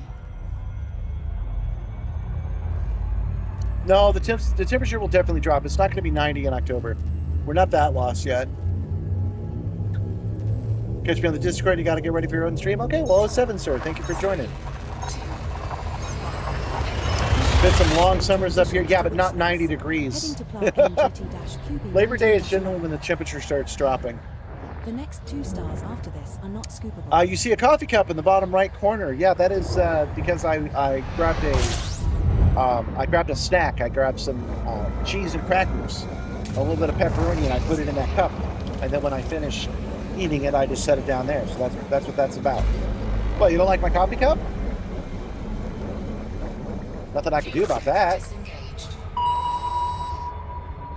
My best short, the one that got 7 million freaking views on one platform alone, it got 1 million and on some others.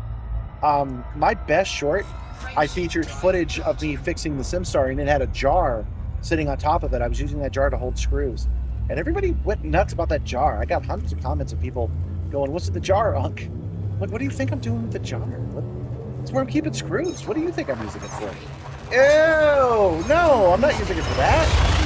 No, that's gross. Why would I do that? 225. Would you recommend getting a fleet carrier? It No. is not scoopable. No, I don't have a Neither fleet is the carrier. I don't subsequent use star fleet in our carriers. route. Not a fan. If I had my druthers, I would remove fleet carriers from the game. We have 114 jumps left to go. 90 in October the last couple of years here. Where the heck are you? Where it's 90 degrees in October? 139.3. Oh, that's never happened here. I live in the southeast. I live in Atlanta. It's never been like that.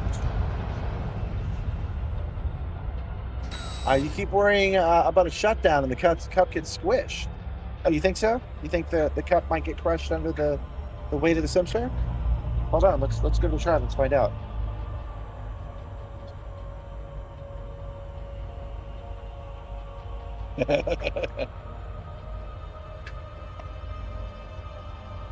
Nope.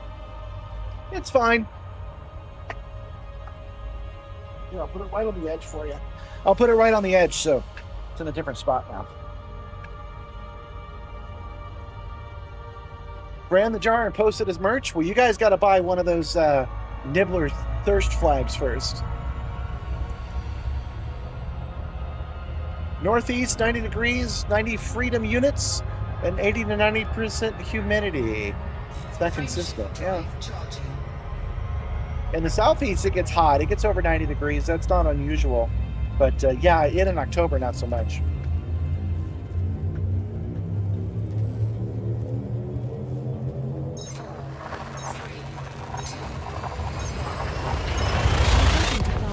Buy the Project Simstarr jar. The Project Sim jar?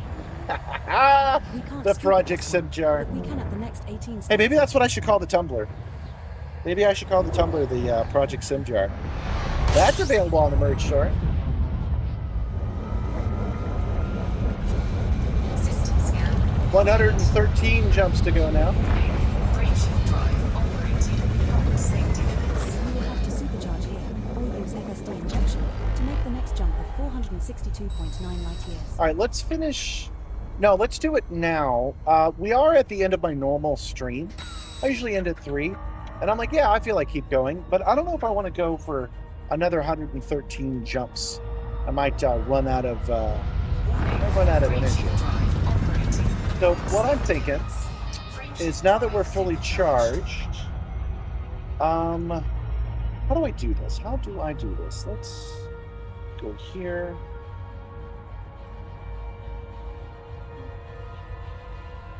Five. Here. Let's make sure we're muted. Are we muted? Yeah, we're muted. Watch my own stream. Hit the button for the PZZ. Okay, that's where we're going.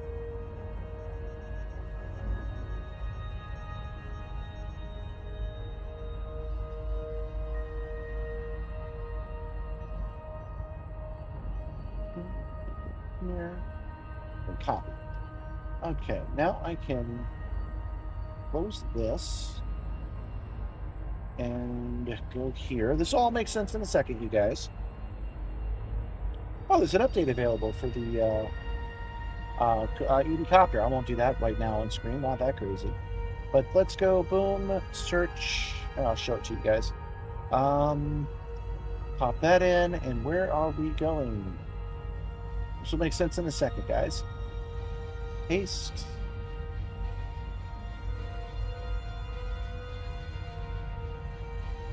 There we go. Project Simstarr. First, let's do this. Let's see how far away it is. How many jumps to go directly to Project Setting Simstarr course for from Col here? 285 sector PZ-C B27-6. Well, thank you for coming, sir. I see that you're on your way out. Thanks for coming. Yeah, lost not. The Project Simstarr 11. So I'm setting a course directly for the PZZ and see what happens. I should be calling it something like the PZ, shouldn't I? Because it's PZC. I should be calling it the PZ. 86 jumps. We Okay. will reach our destination in Let's 86 clear that jumps. route.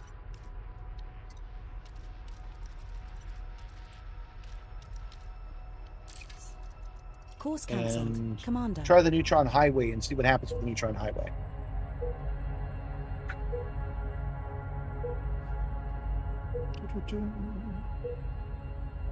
An easy peasy. Ah! The easy peasy. I like it. I didn't even think about that. It is calculating the distance if you can't see it up there. Go. Setting its first course now. Course plotted. Commander. There are 23 neutron star boosts required and a total of 24 jumps required. 24. As auto jump is enabled, I will plot to the first neutron star waypoint. Yeah, and let's will go then ahead plot and to let's subsequent go ahead and neutron do stars this. automatically when you supercharge your FSD at each of the waypoints. of Let's the go ahead route. and use the Neutron Highway for the rest of the trip home. Because I feel like we've gotten out of that snickerdoodle section and I think Targeting Plough might A, have what we're IF looking -A, for. So let's just call it a day. The next It'll stop still on our take us neutron like highway route. 40 minutes to do 20 jumps. So then we'll wrap up our stream for the day.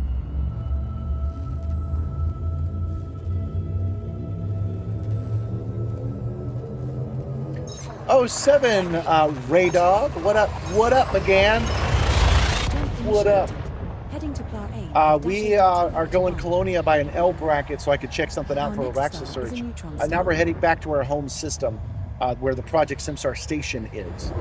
That is what we promised in the thumbnail, that we would go home, and getting home is all that was required today. So we're doing okay on that end. I just switched over to the Neutron Highway, so it's going to be known systems from now on. Focus FSD adjust to make the next jump of 234.11 light years. We are using my Raxel scanner to see if there's anything worth looking at, but I don't expect there to be anything now. Targeting Prealuya, XJ-I D9-14. In fact, The we might next turn the stop on our Raxel neutron scanner highway. off once we get a little bit closer, because this is going to report false positives. Cool design. Could you see that picture again? I'm not sure, Coda Pearl Snake. What are you referring to? Picture of what? You mean you want to see the Tumblr again? The Project Simstarr? Or do you want to see the Raxel scanner again? Because you're going to see it in a second. It pops up every new system we go into. But I legitimately don't know what you think is a cool design and what you want to know about.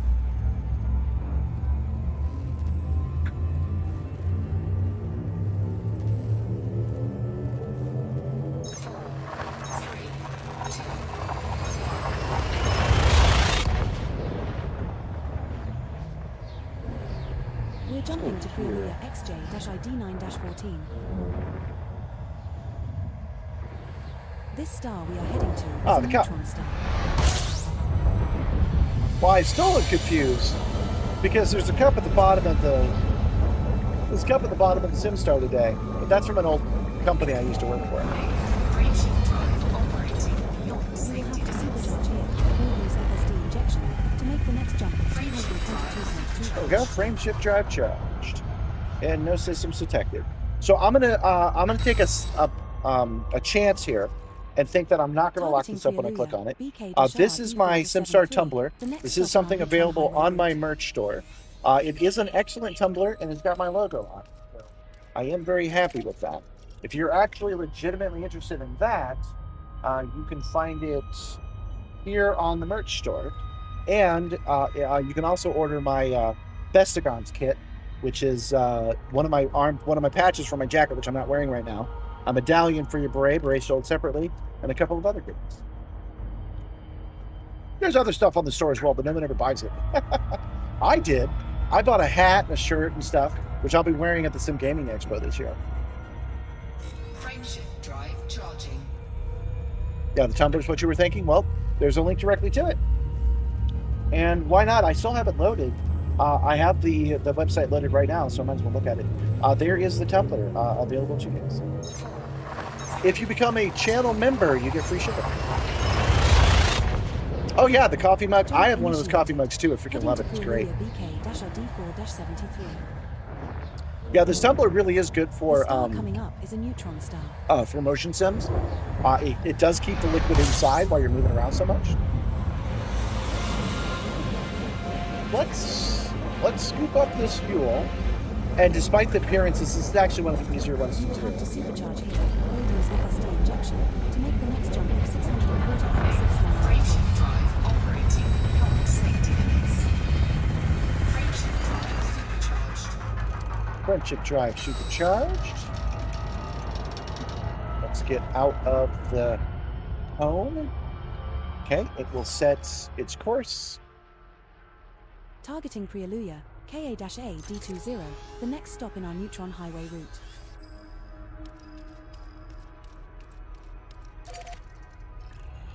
There we go. And what I'm looking at is there's 2 stars here. We got plenty of fuel, but I'm thinking let's just swing by this sun real quick and pull off some of its hydrogen atoms.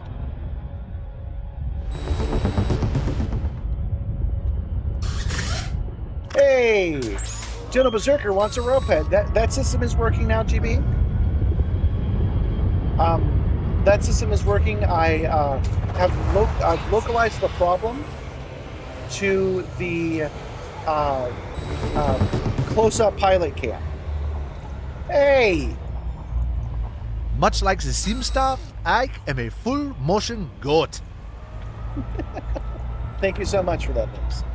Anyway, yeah, they do work now. I am confident that they won't lock us up unless we are on the pilot screen. And I'm fairly confident at this point that the pilot screen is locking up because of the new drop down that I've added. So I can fix that. No biggie.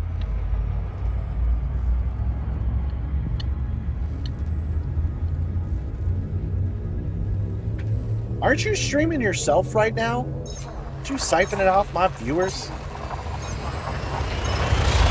You're stopping your stream to come over and get my goat? What's up with that, man? We have successfully transitioned to which space? Heading to Prealuya, KA-A D20.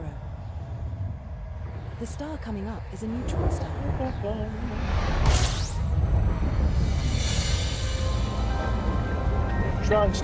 Neutron star. Help us get really far. Frameshift drive operating beyond safety limits. Actually startled myself a little bit there. Got a little afraid. You can't go to a neutron star afraid. That's a good way to get hurt.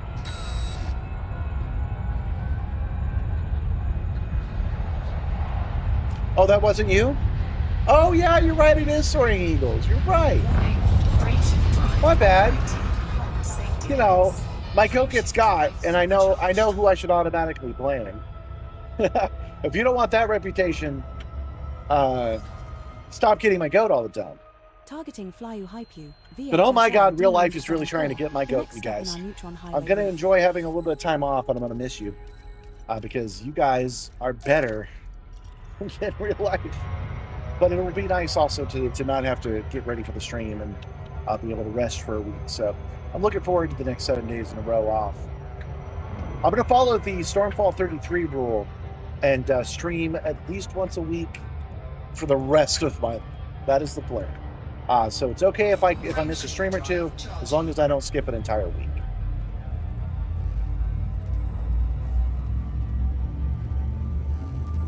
I got contacted by a guy that said, "Hey, let me edit shorts for you. I'm real good at it." And I said, "Oh yeah, I'd love to, man, but I ain't got no money. I can't really afford it." And he's like, "Hey, man, we can work that out." I'm like, "I don't think so." And he's like, "Let me look at your stuff." And I was like, "Okay, well, here's the shorts. It's based on this live stream, and I record them in portrait mode, so it is easy to edit."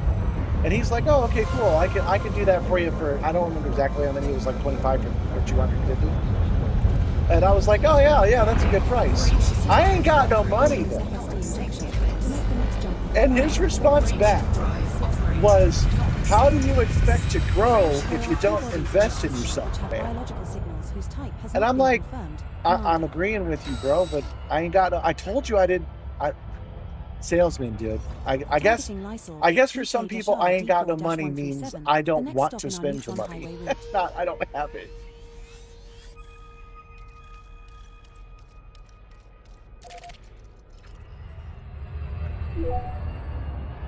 Yeah, having a vertical monitor can help out. He's saying that he's got it set up so he's got 3 landscape screens that he can look at, but they get kind of small. I feel you. Oh, by the way, totally a minor thing, but I just found out today that YouTube has changed the way it's streaming, and I can now send the vertical stream directly to YouTube. Right now, if you watch it from the vertical side, you're going to get a linear cut from the middle, which is no good. Now I can set it up so it's the same thing that the shorts get. So that is very exciting. I've purposely decided to put off even trying it until after I do the stream takeover for the Southern Gaming Expo, the Sim Gaming Expo. I'm going to do a special stream for them next Wednesday, not this Wednesday, but next Wednesday. And once I've done that, when we come back the next Monday, I should be basically streaming on YouTube, streaming on Twitch, and streaming on YouTube again. Very exciting stuff. I'm really looking forward to it.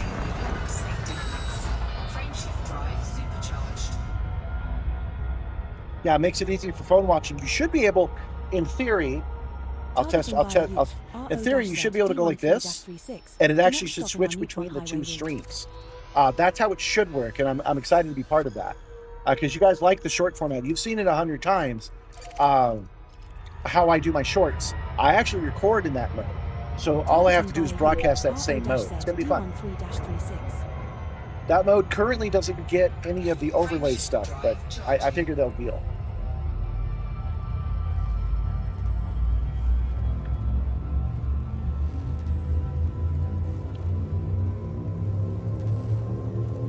We have... Oh yeah, to find out how many jumps we have. The more of a process than it was before. We have successfully transitioned to which space? Heading to buy I wonder what changes Woodbark has made to the ED Copter in between us starting the stream and now. There weren't any updates when I set this stuff up at like 10.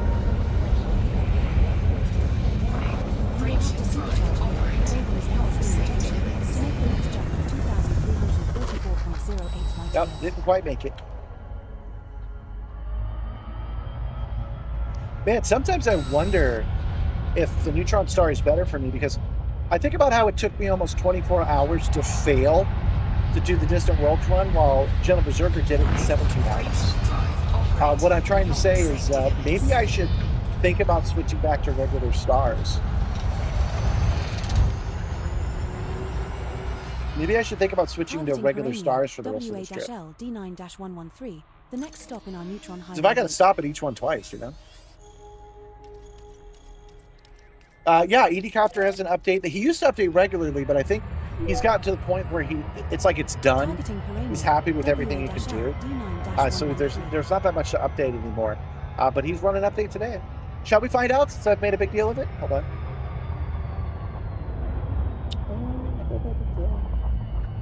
Edcopter. Click here to view release notes. Download an update. It's only taking a second, that's why I'm willing to do it now. What's the jump range on the Caspian? Well, my Caspian is something like 78 light years normally and 478 with the neutron highway. You can get it higher than that, but that's what I've got going on. Let me use this computer. Computer.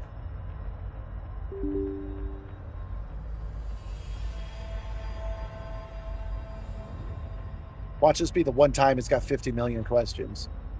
Or the one time it deletes all my data or something. Because I usually run the update, like when I start my run up in the mornings, if it's an update available, I just run it. It's one of the few programs that I'm not afraid to do that to. I mean, worst case is it stops working, but it has not. It's been so reliable, it's worth trusting. You have Icarus in a quarter view. You have the stream in the upper corner and ED Copilot on the other half, yeah.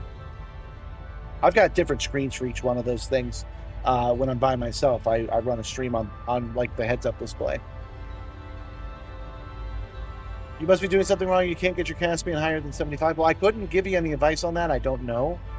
I'm pretty sure I'm above 75.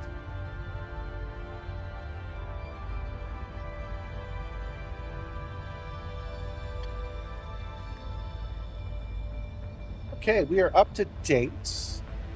Let's refresh this page and see if it looks any different. It does not. Bookmarks. It did forget the neutron highway that we were just on, but that's okay. Oh no, it does remember it. Okay. Yeah, we're back on the highway. How many jumps to go?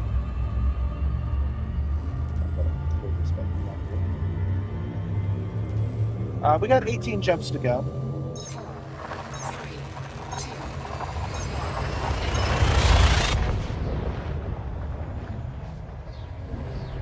You do need an excuse for massing monitor? I actually recommend a curved monitor. I used to have 3 monitors. I replaced it with a single curved monitor, and that's been great. Since I use Windows, I use this docking feature where if I hold down the control key, it will snap into one of my 4 different quadrants. I'll have to show that to you guys sometime.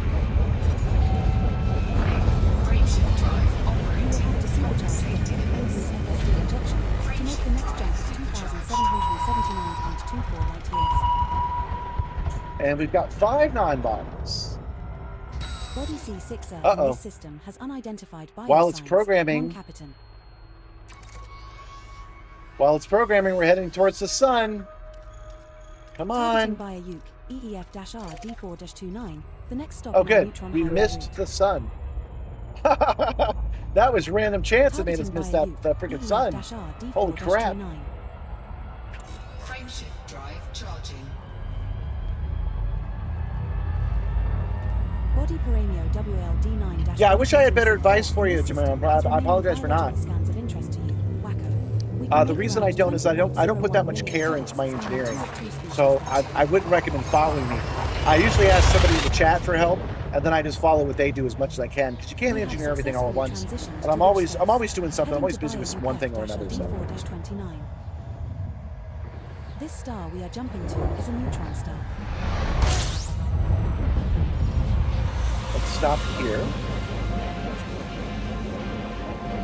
And I'm curious, since we don't have anything programmed in right now, let's see how many jumps it is just to get to the Simstarr as we are. 92.61 light years.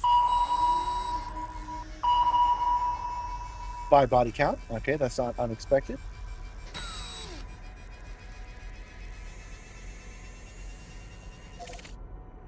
$52. Resuming our route to Col 285 sector PZ-C B27-6. We will reach our destination in 52 jumps. Route's not an option, right?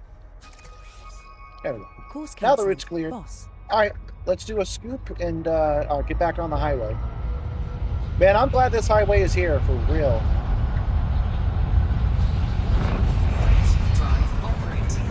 Safety limits. It would suck to not be able to do this stuff in the time frame that I had allotted.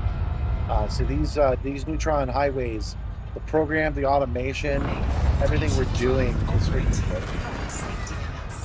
Frameshift drive supercharged.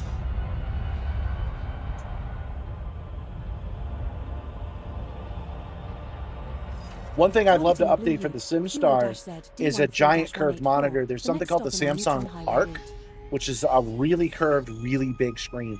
I think it would be great for this, but you know, it's out of budget for the moment. But like I said, as I continue to grow, maybe I can make some brand deals. I am hoping that maybe I could talk to one of the computer manufacturers into sending me something. Frameshift Upgrade the drive charged. Simstarr that way. That would be nice.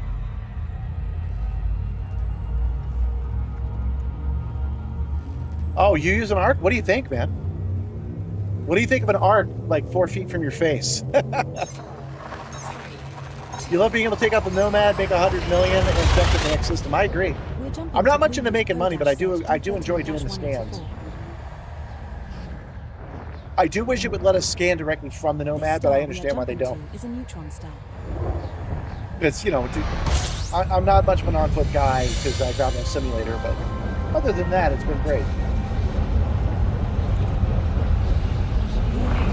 Frameshift drive operating. Safety limits. 187.0. Frameshift drive supercharged. Supercharged. Pretty close to your face already? Feels like one of those military games. Okay, cool. A thing I think I'm going to have to solve is I don't think it's going to The be next stop in our Neutron I don't think it's Highway going to be route. very happy to be mounted like this. But I can do stuff with that. I can add feet to hold it down, make it more rigid. We'll get there eventually, man. We'll get there eventually, and then I'll have a cool clear screen. I'll have to move this screen altogether. So when I look at you guys, it'll have to be like over here. But again, one problem at a time. Right now, all we're trying to do is get home and not crash OBS. Frameshift drive charging. And find Raxel right around the way.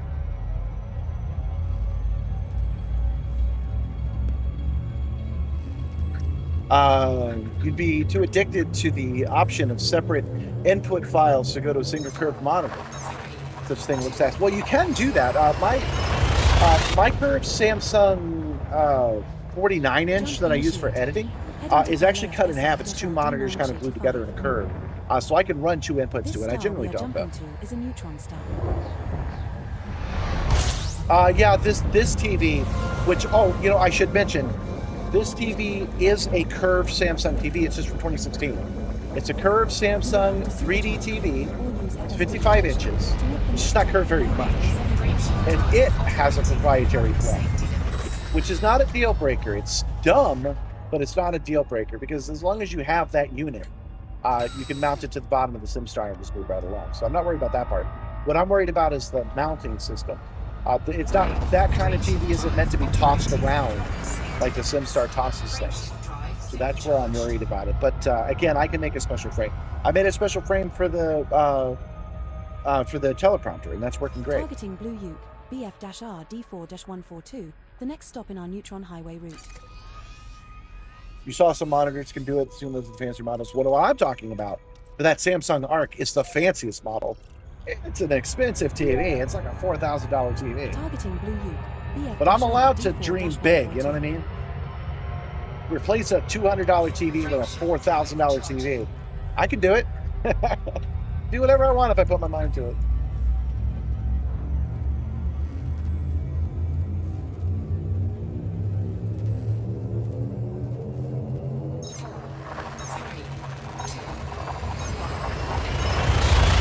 I was having trouble with that proprietary plug, but I fixed it by continuing to secure it so it's no longer loose. You have a 49-inch super ultra wide. Love it for a lot of games. I haven't tried an Elite though. It's great in Elite, but yeah, using Elite exclusively in VR is understandable. I found personally that the 49-inch curved monitor was great for getting work done for my editing timeline and file management and stuff like that, like actually working.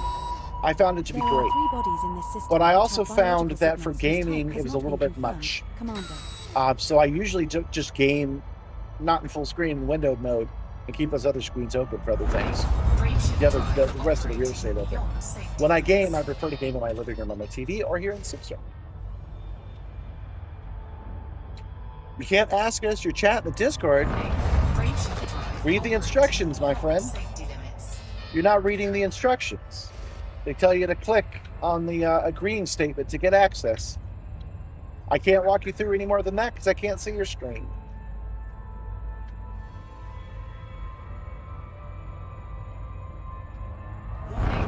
Oh, I am screwing this up all over. Good grief. All I'm trying to do is scoop some fuel here, man. What the hell?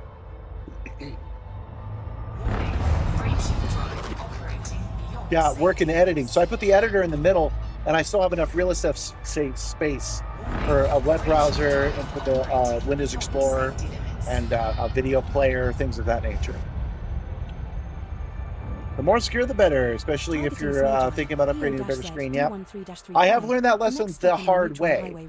What I'm referring to is I thought a little bit of play might be better, having things be able to move. Like, think of a CD player. If you took a CD player and you rigidly attached it to a car, it wouldn't be able to play properly. So they made a little little bed for it to sit on so it could play properly. So my thinking when I first built the Simstarr was to use that mentality where everything had just a little bit of play in it. Don't hear me wrong. I'm not saying I didn't assemble it properly. I meant that I didn't put like extra stanchions on it because I thought a little bit of play would be better. I learned the hard way. I was wrong about that. Now I've added extra steel to hold the screen together hard. I've added an extra leg for the teleprompter. I've added extra support arms on the bottom of this monitor, and I plan to upgrade that even more. So what I'm trying to say is the more like rigid arms you can add to a simulator, the better off you are. Not everybody's going to be moving this much steel though. Generally, you don't have to move the screen along with you. You keep the screen static and move just your chair conventionally. But as you can see, I've got to move the whole thing to make this work.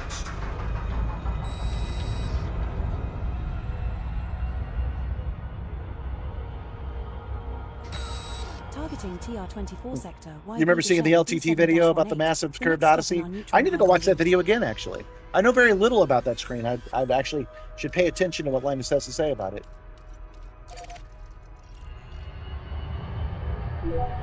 Targeting TR24 sector, YV-M D7-18. Gentleman Not Zerker today, wants the not goats. on my watch. Thank you, GB. No goats for you today. No, thank you. Frameshift drive charging.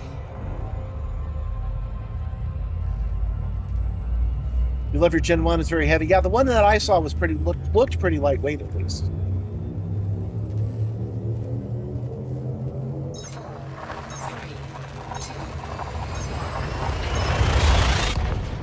Jumping to TR24 sector, YV You had to try at least once, did you now? You had to try one time. I'm sure you did. This next star is a neutron star. One of the things that I am hoping to do, I've mentioned it a few times, but I'm practicing with you guys. I'm practicing talking to these guys. When I'm at the Sim Gaming Expo, I'm hoping to start up a conversation with many of the manufacturers and let them know that I'm open to getting sponsorships, to accept equipment in order to be displayed on the stream. Because it seems to me that the stream and the shorts with the numbers I get would justify getting equipment in order to use. And there have been some really nice frames that are far more rigid than the makeshift thing I've got going on right now. That would be a great upgrade from the Simstarr. So hopefully I will be able to work one of those out, or more than one of those out. Wouldn't it be cool if I became a bit of a reviewer guy? I was able to swap components out, try them for a while on the Simstarr. That'd be cool.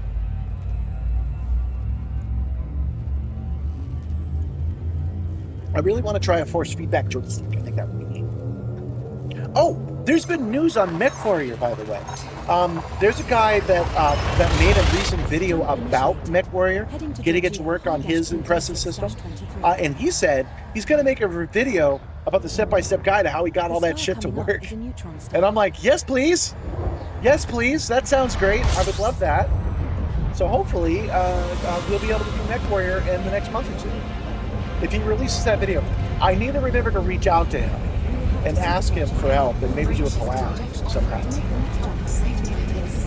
Wow, established bodies 50s. That is really rare for a neutron star.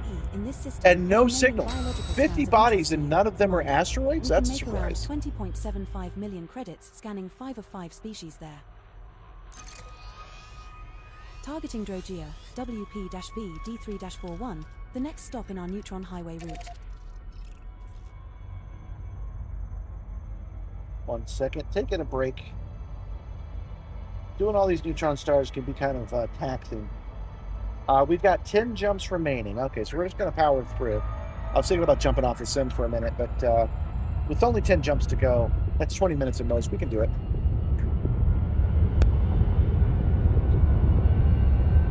Gonna grab some fuel.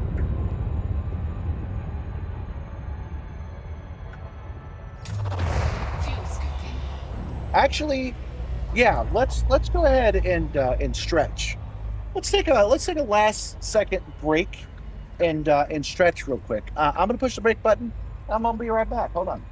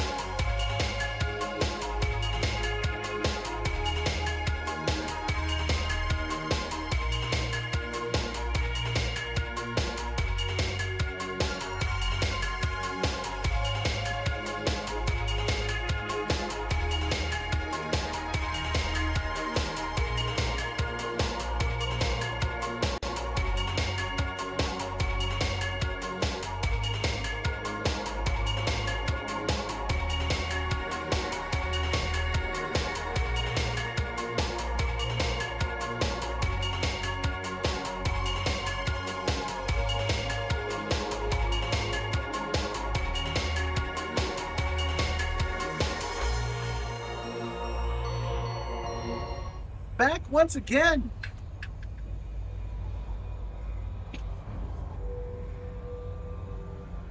Just checking my messages. Yeah, you guys haven't said much, and I'm fully fueled. So, oh, I got to turn on the telemetry.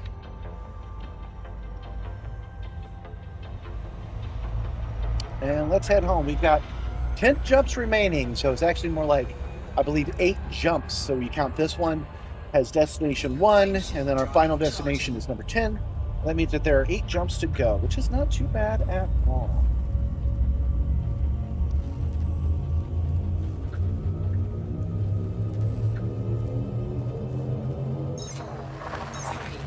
So I've had a good day today. I want to thank you guys for making that a good day. For listening to me do a trauma jump on you, I appreciate that. For hanging out with me as we go from star to star. This is the same thing we've been doing for weeks. So it's nice to have you guys still hang out as we do that. It's good to know that I can turn this thing on and we can just have a good time, you know. How's the Raxla hunt going? Well, actually, the Raxla hunt's going pretty good. As you can see, the scanner is working right now. It's going to let us know if there's any Raxlas nearby. Nope, no Raxlas found.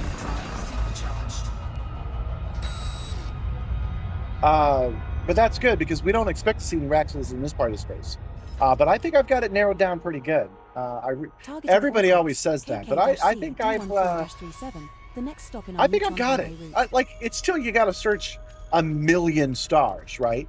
So that's the part that's hard. But you got to know where to search. If you're digging in the wrong place, you'll never find the Grail, right? So no, the Ark. If you're digging in the wrong place, you'll never find the Ark of the Covenant. So I think I'm locking it down to where we need to go. I just realized that's a good analogy. The clues that I'm getting, the ones I expect to find in my Raxla hunt, will be like Indy getting the staff and putting a laser that points to the right location. So we're going to get clues that are very, very terrestrial, and they're going to lead us to a. They're going to lead us to a. They're going to lead us to a permit lock station. Charlie, one more time. They're going to lead us to a permit lock system, and that will give the devs time to make something cool inside of it. Sorry, my system locked up for a second there.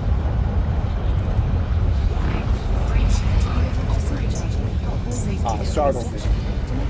So they're going to have time to unlock something inside of it, but they also have a very traditional years-long hunt to get there.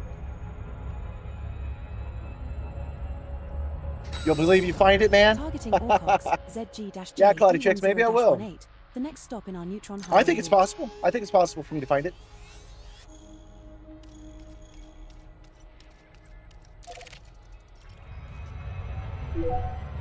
Targeting Orcox, ZG-J. You hope Braven is hiding out in the system ready to troll? Possibly. But I expect everybody to be dead in the system once we find it. Frameshift drive charging. 355 light years. Placing bookmarks. 8 jumps to go, so 6 total.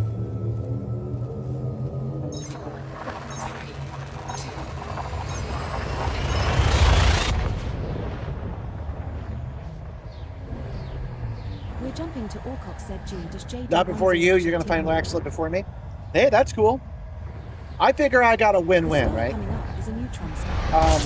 The only way, like, let's say you do find Raxla, and it's where I suspect it to be, or at least it falls into one of the guesses that I've made, right? If that happens and someone else finds it, well, I can still say, oh, it turns out I was right. Good job on you, right? Good game, good game. And I can say that I found it. Or I could find it myself, which would be even better, of course. The only thing that would suck is if they found it at, like, Beagle Point. That kind of area, which I'm absolutely not looking in at all.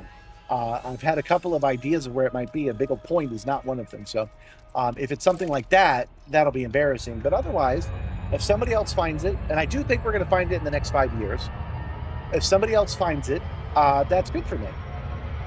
Because people will start typing in Raxla and all my shorts will come up.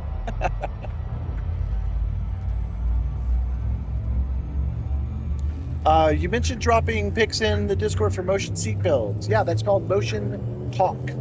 Motion Talk is where you do that. You imagine it being a dead Earth with lights on but nobody home? Oh, possibly. That kind of thing that you're talking about, Raydog, is going to be in the permit lock system that they haven't designed yet.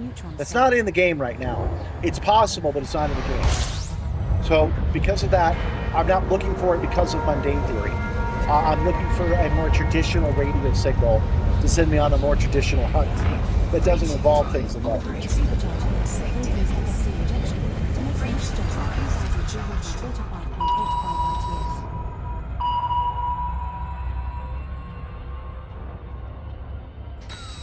Targeting Orcox, FR-. I got you going down a rabbit hole with all this Raxla talk. Well, we have a Raxla channel too. 1 body, 6 bios down. 10 bodies, 54 bios to go. Okay. Let's take a look. Targeting Orcox, FR-C. Interesting array of asteroid clusters, but not worth stopping for because I'm ready to call it a day. I'm done. We move on. We move on. We'll only no stopping unless it's Raxla.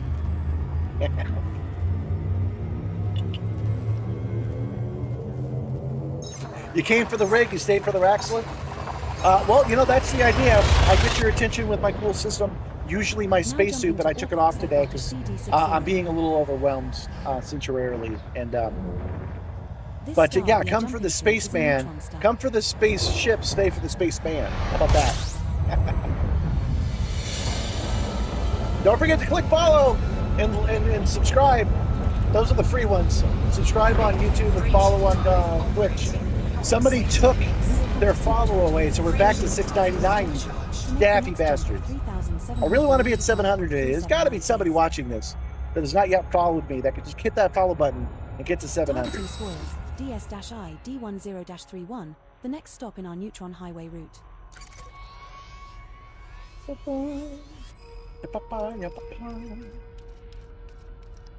Boy, I remember the hard battle to get 10 subs or 10 follows. Targeting Swirls. That wasn't that long ago, man.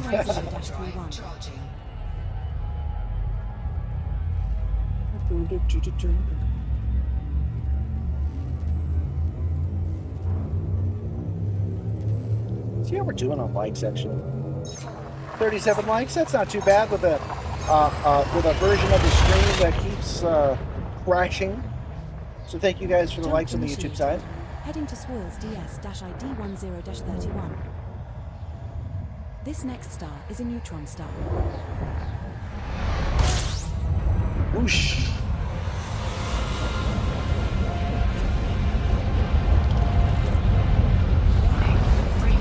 Whooshy whoosh. You will have to supercharge again or use LSD injection to make the next jump of 4,218.9 light years. Nothing worth scanning.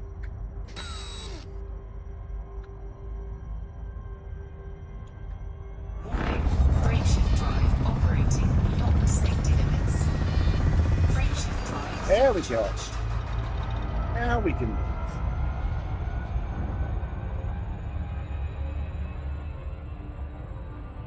Targeting Swirls, GX-R D5-67, the next stop on our Neutron Highway route. Been passing through swalls.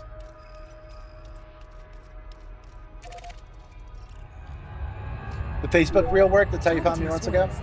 Yeah, the shorts serve as an advertisement for the stream, and the stream serves as content for the shorts. They both feed each other in a way I really like. I'm not talking about even my own work at this point. I like this whole stream to short content. Everybody wins. I get to make a stream, and then I get to make a short, and then you get to watch a short, and then you get to come to the stream. It's all great. We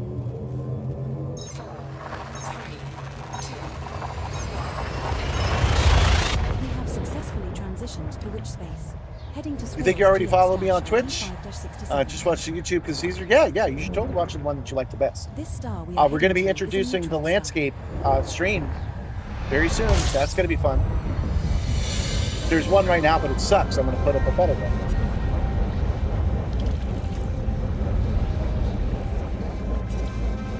I feel like YouTube actually listened to me about that because I was in a boot camp like 2 months ago. They invited me to a boot camp about vertical live. They wanted to teach me to be a better vertical live streamer. But I'm a landscape streamer, not a vertical streamer. But they taught me how to turn the landscape as the vertical on. And they taught me a couple of things that'll make that better.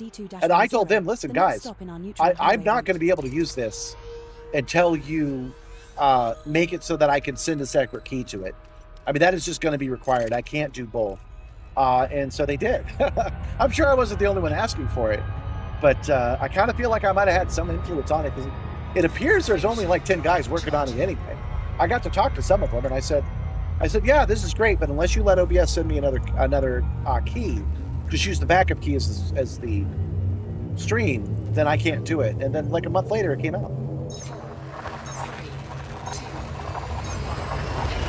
I like coincidences like that. I prefer to assume that did happen. as opposed to it didn't happen.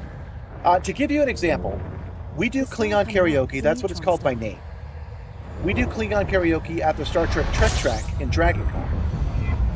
And I have a video of me badly singing Call Me Maybe in Klingon. Now, I think that they typed in Klingon karaoke into Google, and they came up with my video of me doing that. And they said, okay, Star Trek nerds like this We stuff. have a places of interest entry for this system. Star Trek nerds Held like under this neutron stuff, stars. but this guy is just speaking gibberish. We should work hard to do it properly. Because Rebecca Stamos' Klingon was absolutely perfect. It was perfect.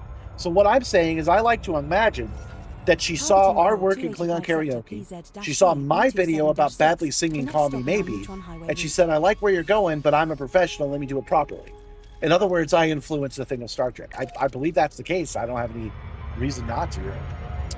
My setup is so cool, says G. Barry. Well, thank you, G. Barry. I like it too. We're just doing the Neutron Highway right now. We're trying to get back to Project Simstarr Prime. That is our space station that we colonized a while ago. Oh shit, we're here. It is the very next jump, guys. We made it. Hundreds of jumps and we're finally back home. Has promised, we're returning to New Uranus, and we are returning to Simstarr Prime. And that is what I promised I would do today, and that is what has happened. We are here to affect the background simulation. Hold on.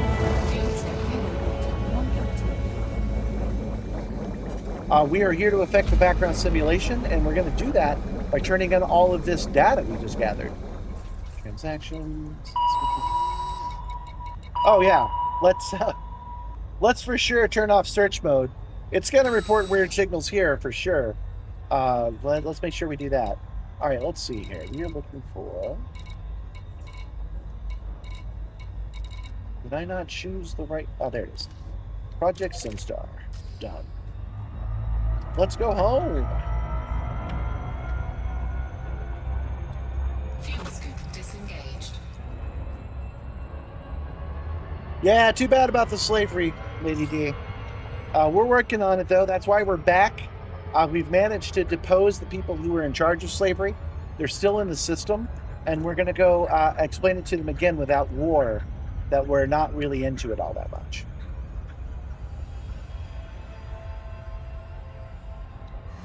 Let's go ahead and hit the overdrive. I forgot, it's usually a good idea to overshoot on purpose with this system. So this is not a leap of shame. I'm doing it on purpose, and that is because coming to the station from this side is generally easier since it rotates through the rings. That, of course, depends on where it is in its rotation, but generally speaking, it's on this side and going around. Yeah, it is. Is it on the bottom? Is it underneath? Hard to tell. Yeah, it's under. Is it underneath?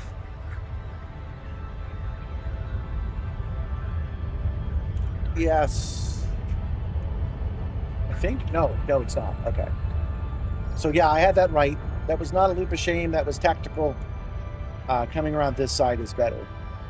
I think we it might be, the rings might be between us and them. It's hard to tell. Oh wait, there's a gap in those rings for the station to fit in. So yeah, if we head right towards it, we'll be good. It's just going to take a minute because gravity slows us down here.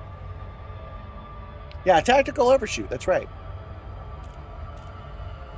You still have a conversation with Klingon?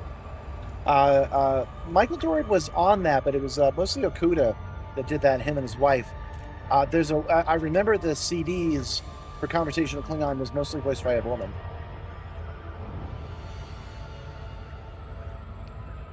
I can say a dirty word. I can say a diss phrase in Klingon. This is actually correct. Black, blot, eat your mouth, lamata.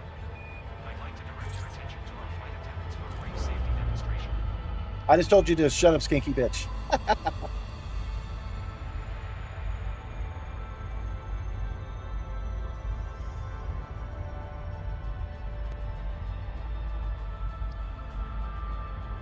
It's thinking about it.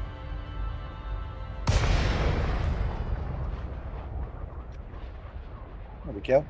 I have turned down my settings, by the way. All that talk about my computer being able to run this, the latest update has screwed that over. So I had to turn down the anti-aliasing and the shadows and stuff because I started noticing, and I'm going to turn on the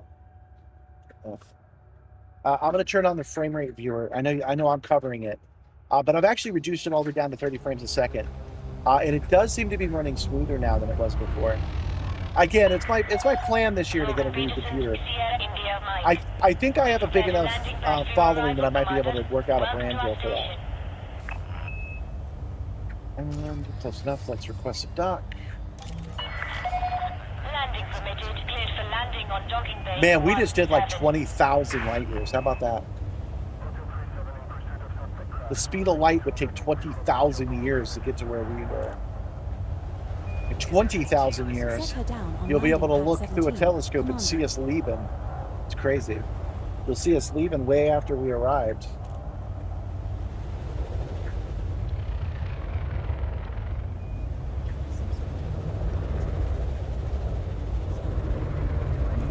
Now, I was told that the station still said, "Hail the Emperor." Oh, it does. It says, "Hail the Emperor." We'll have to do something about that. Yeah, this is so bad. This is so choppy, it's affecting my telemetry. I actually have to come down for safety. The Dodec was not made for such old equipment. What that means is I'm going to have to do something about it. I'm going to have to upgrade.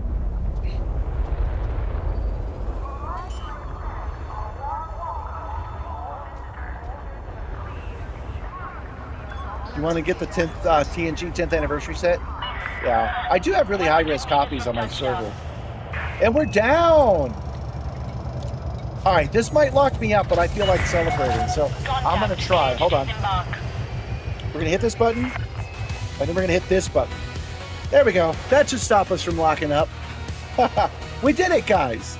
I'm very, very, very, very pleased that we managed to make this work. This is freaking great.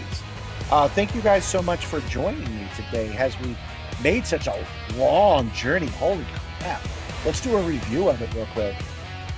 Back to here. Mounts.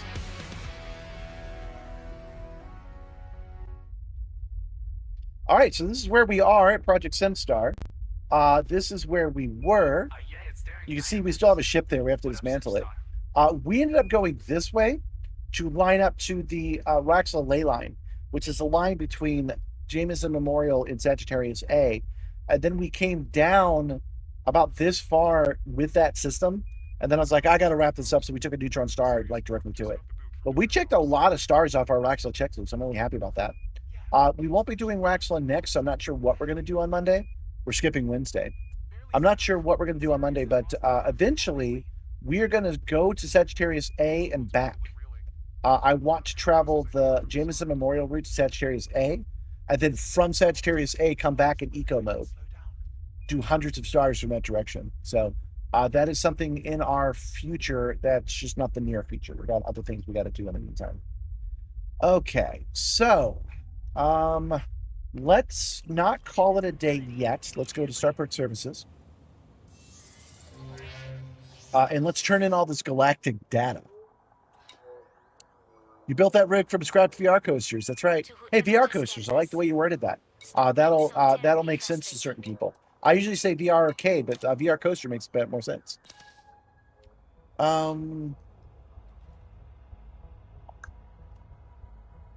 Yeah, don't ram this guy in open. It causes him real-world injuries. That's actually true. Don't do it.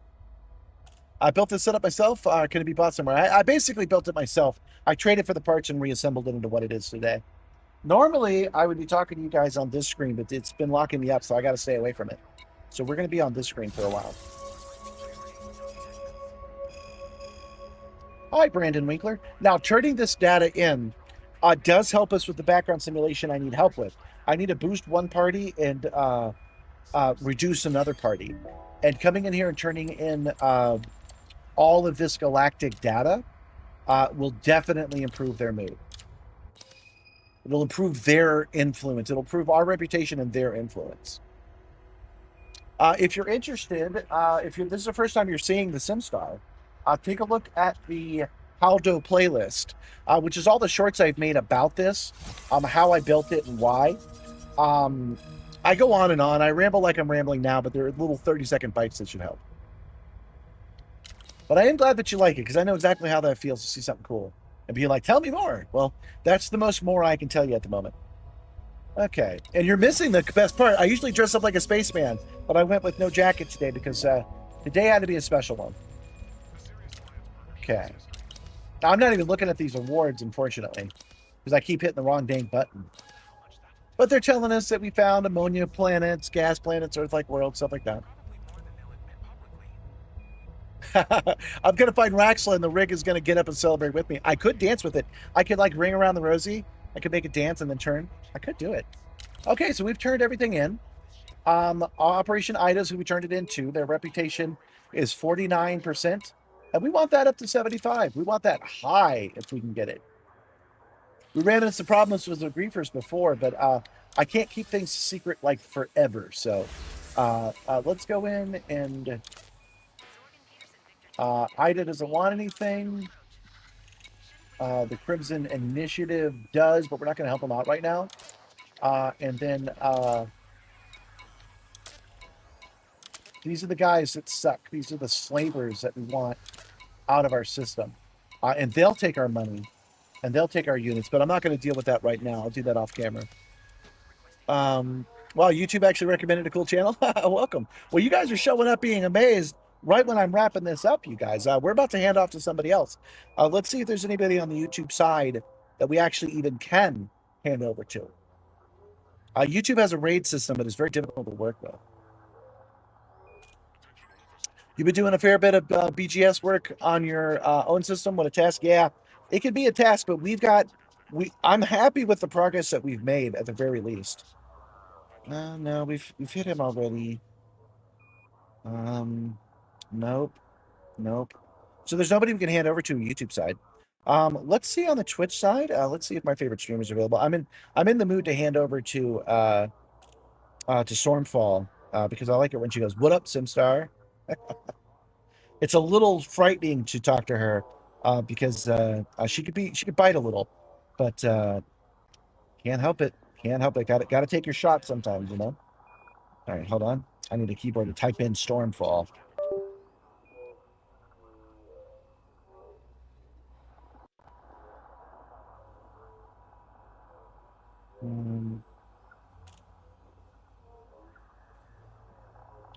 Is this working? She must not be live right now. Because I know I spelled that right. Okay, so let's do it to a elite guy. Let's see here. Everybody's in Colonia right now. I seem to be having tremendous difficulty with my lifestyle. Krotek has a large number. Oh, you know what? Lithium Fox. Well, they just got up. Hey, you saw that hoopy, Simstarr? Now there's a fruit who really knows where their toe is. Yeah, Krotek. Let's make a new friend. Let's go visit Krotek. Okay, so I'm starting that raid, guys. All right. I've got to do this part quickly. Because it might lock up when I'm on the screen, but I prefer to be on the screen when I say goodbye to you guys. Thank you so much for joining me today. Don't forget to look out for yourselves. That's why I'm taking Wednesday off. Sometimes you just got to say no more. Don't forget to look out for yourselves. It's important even now, especially now. If you see somebody else that could use some help, you should help them. Never punch down, but punch up if you're at all able. I will see you next time. Thank you for joining me today, guys. I had a really good time, and I'm already missing you. I will look forward to seeing you on next Monday, and then we have that special stream that week as well. So, you guys have a good night. Don't forget to drink your water, and I will see you next time. 07 friends. Bye.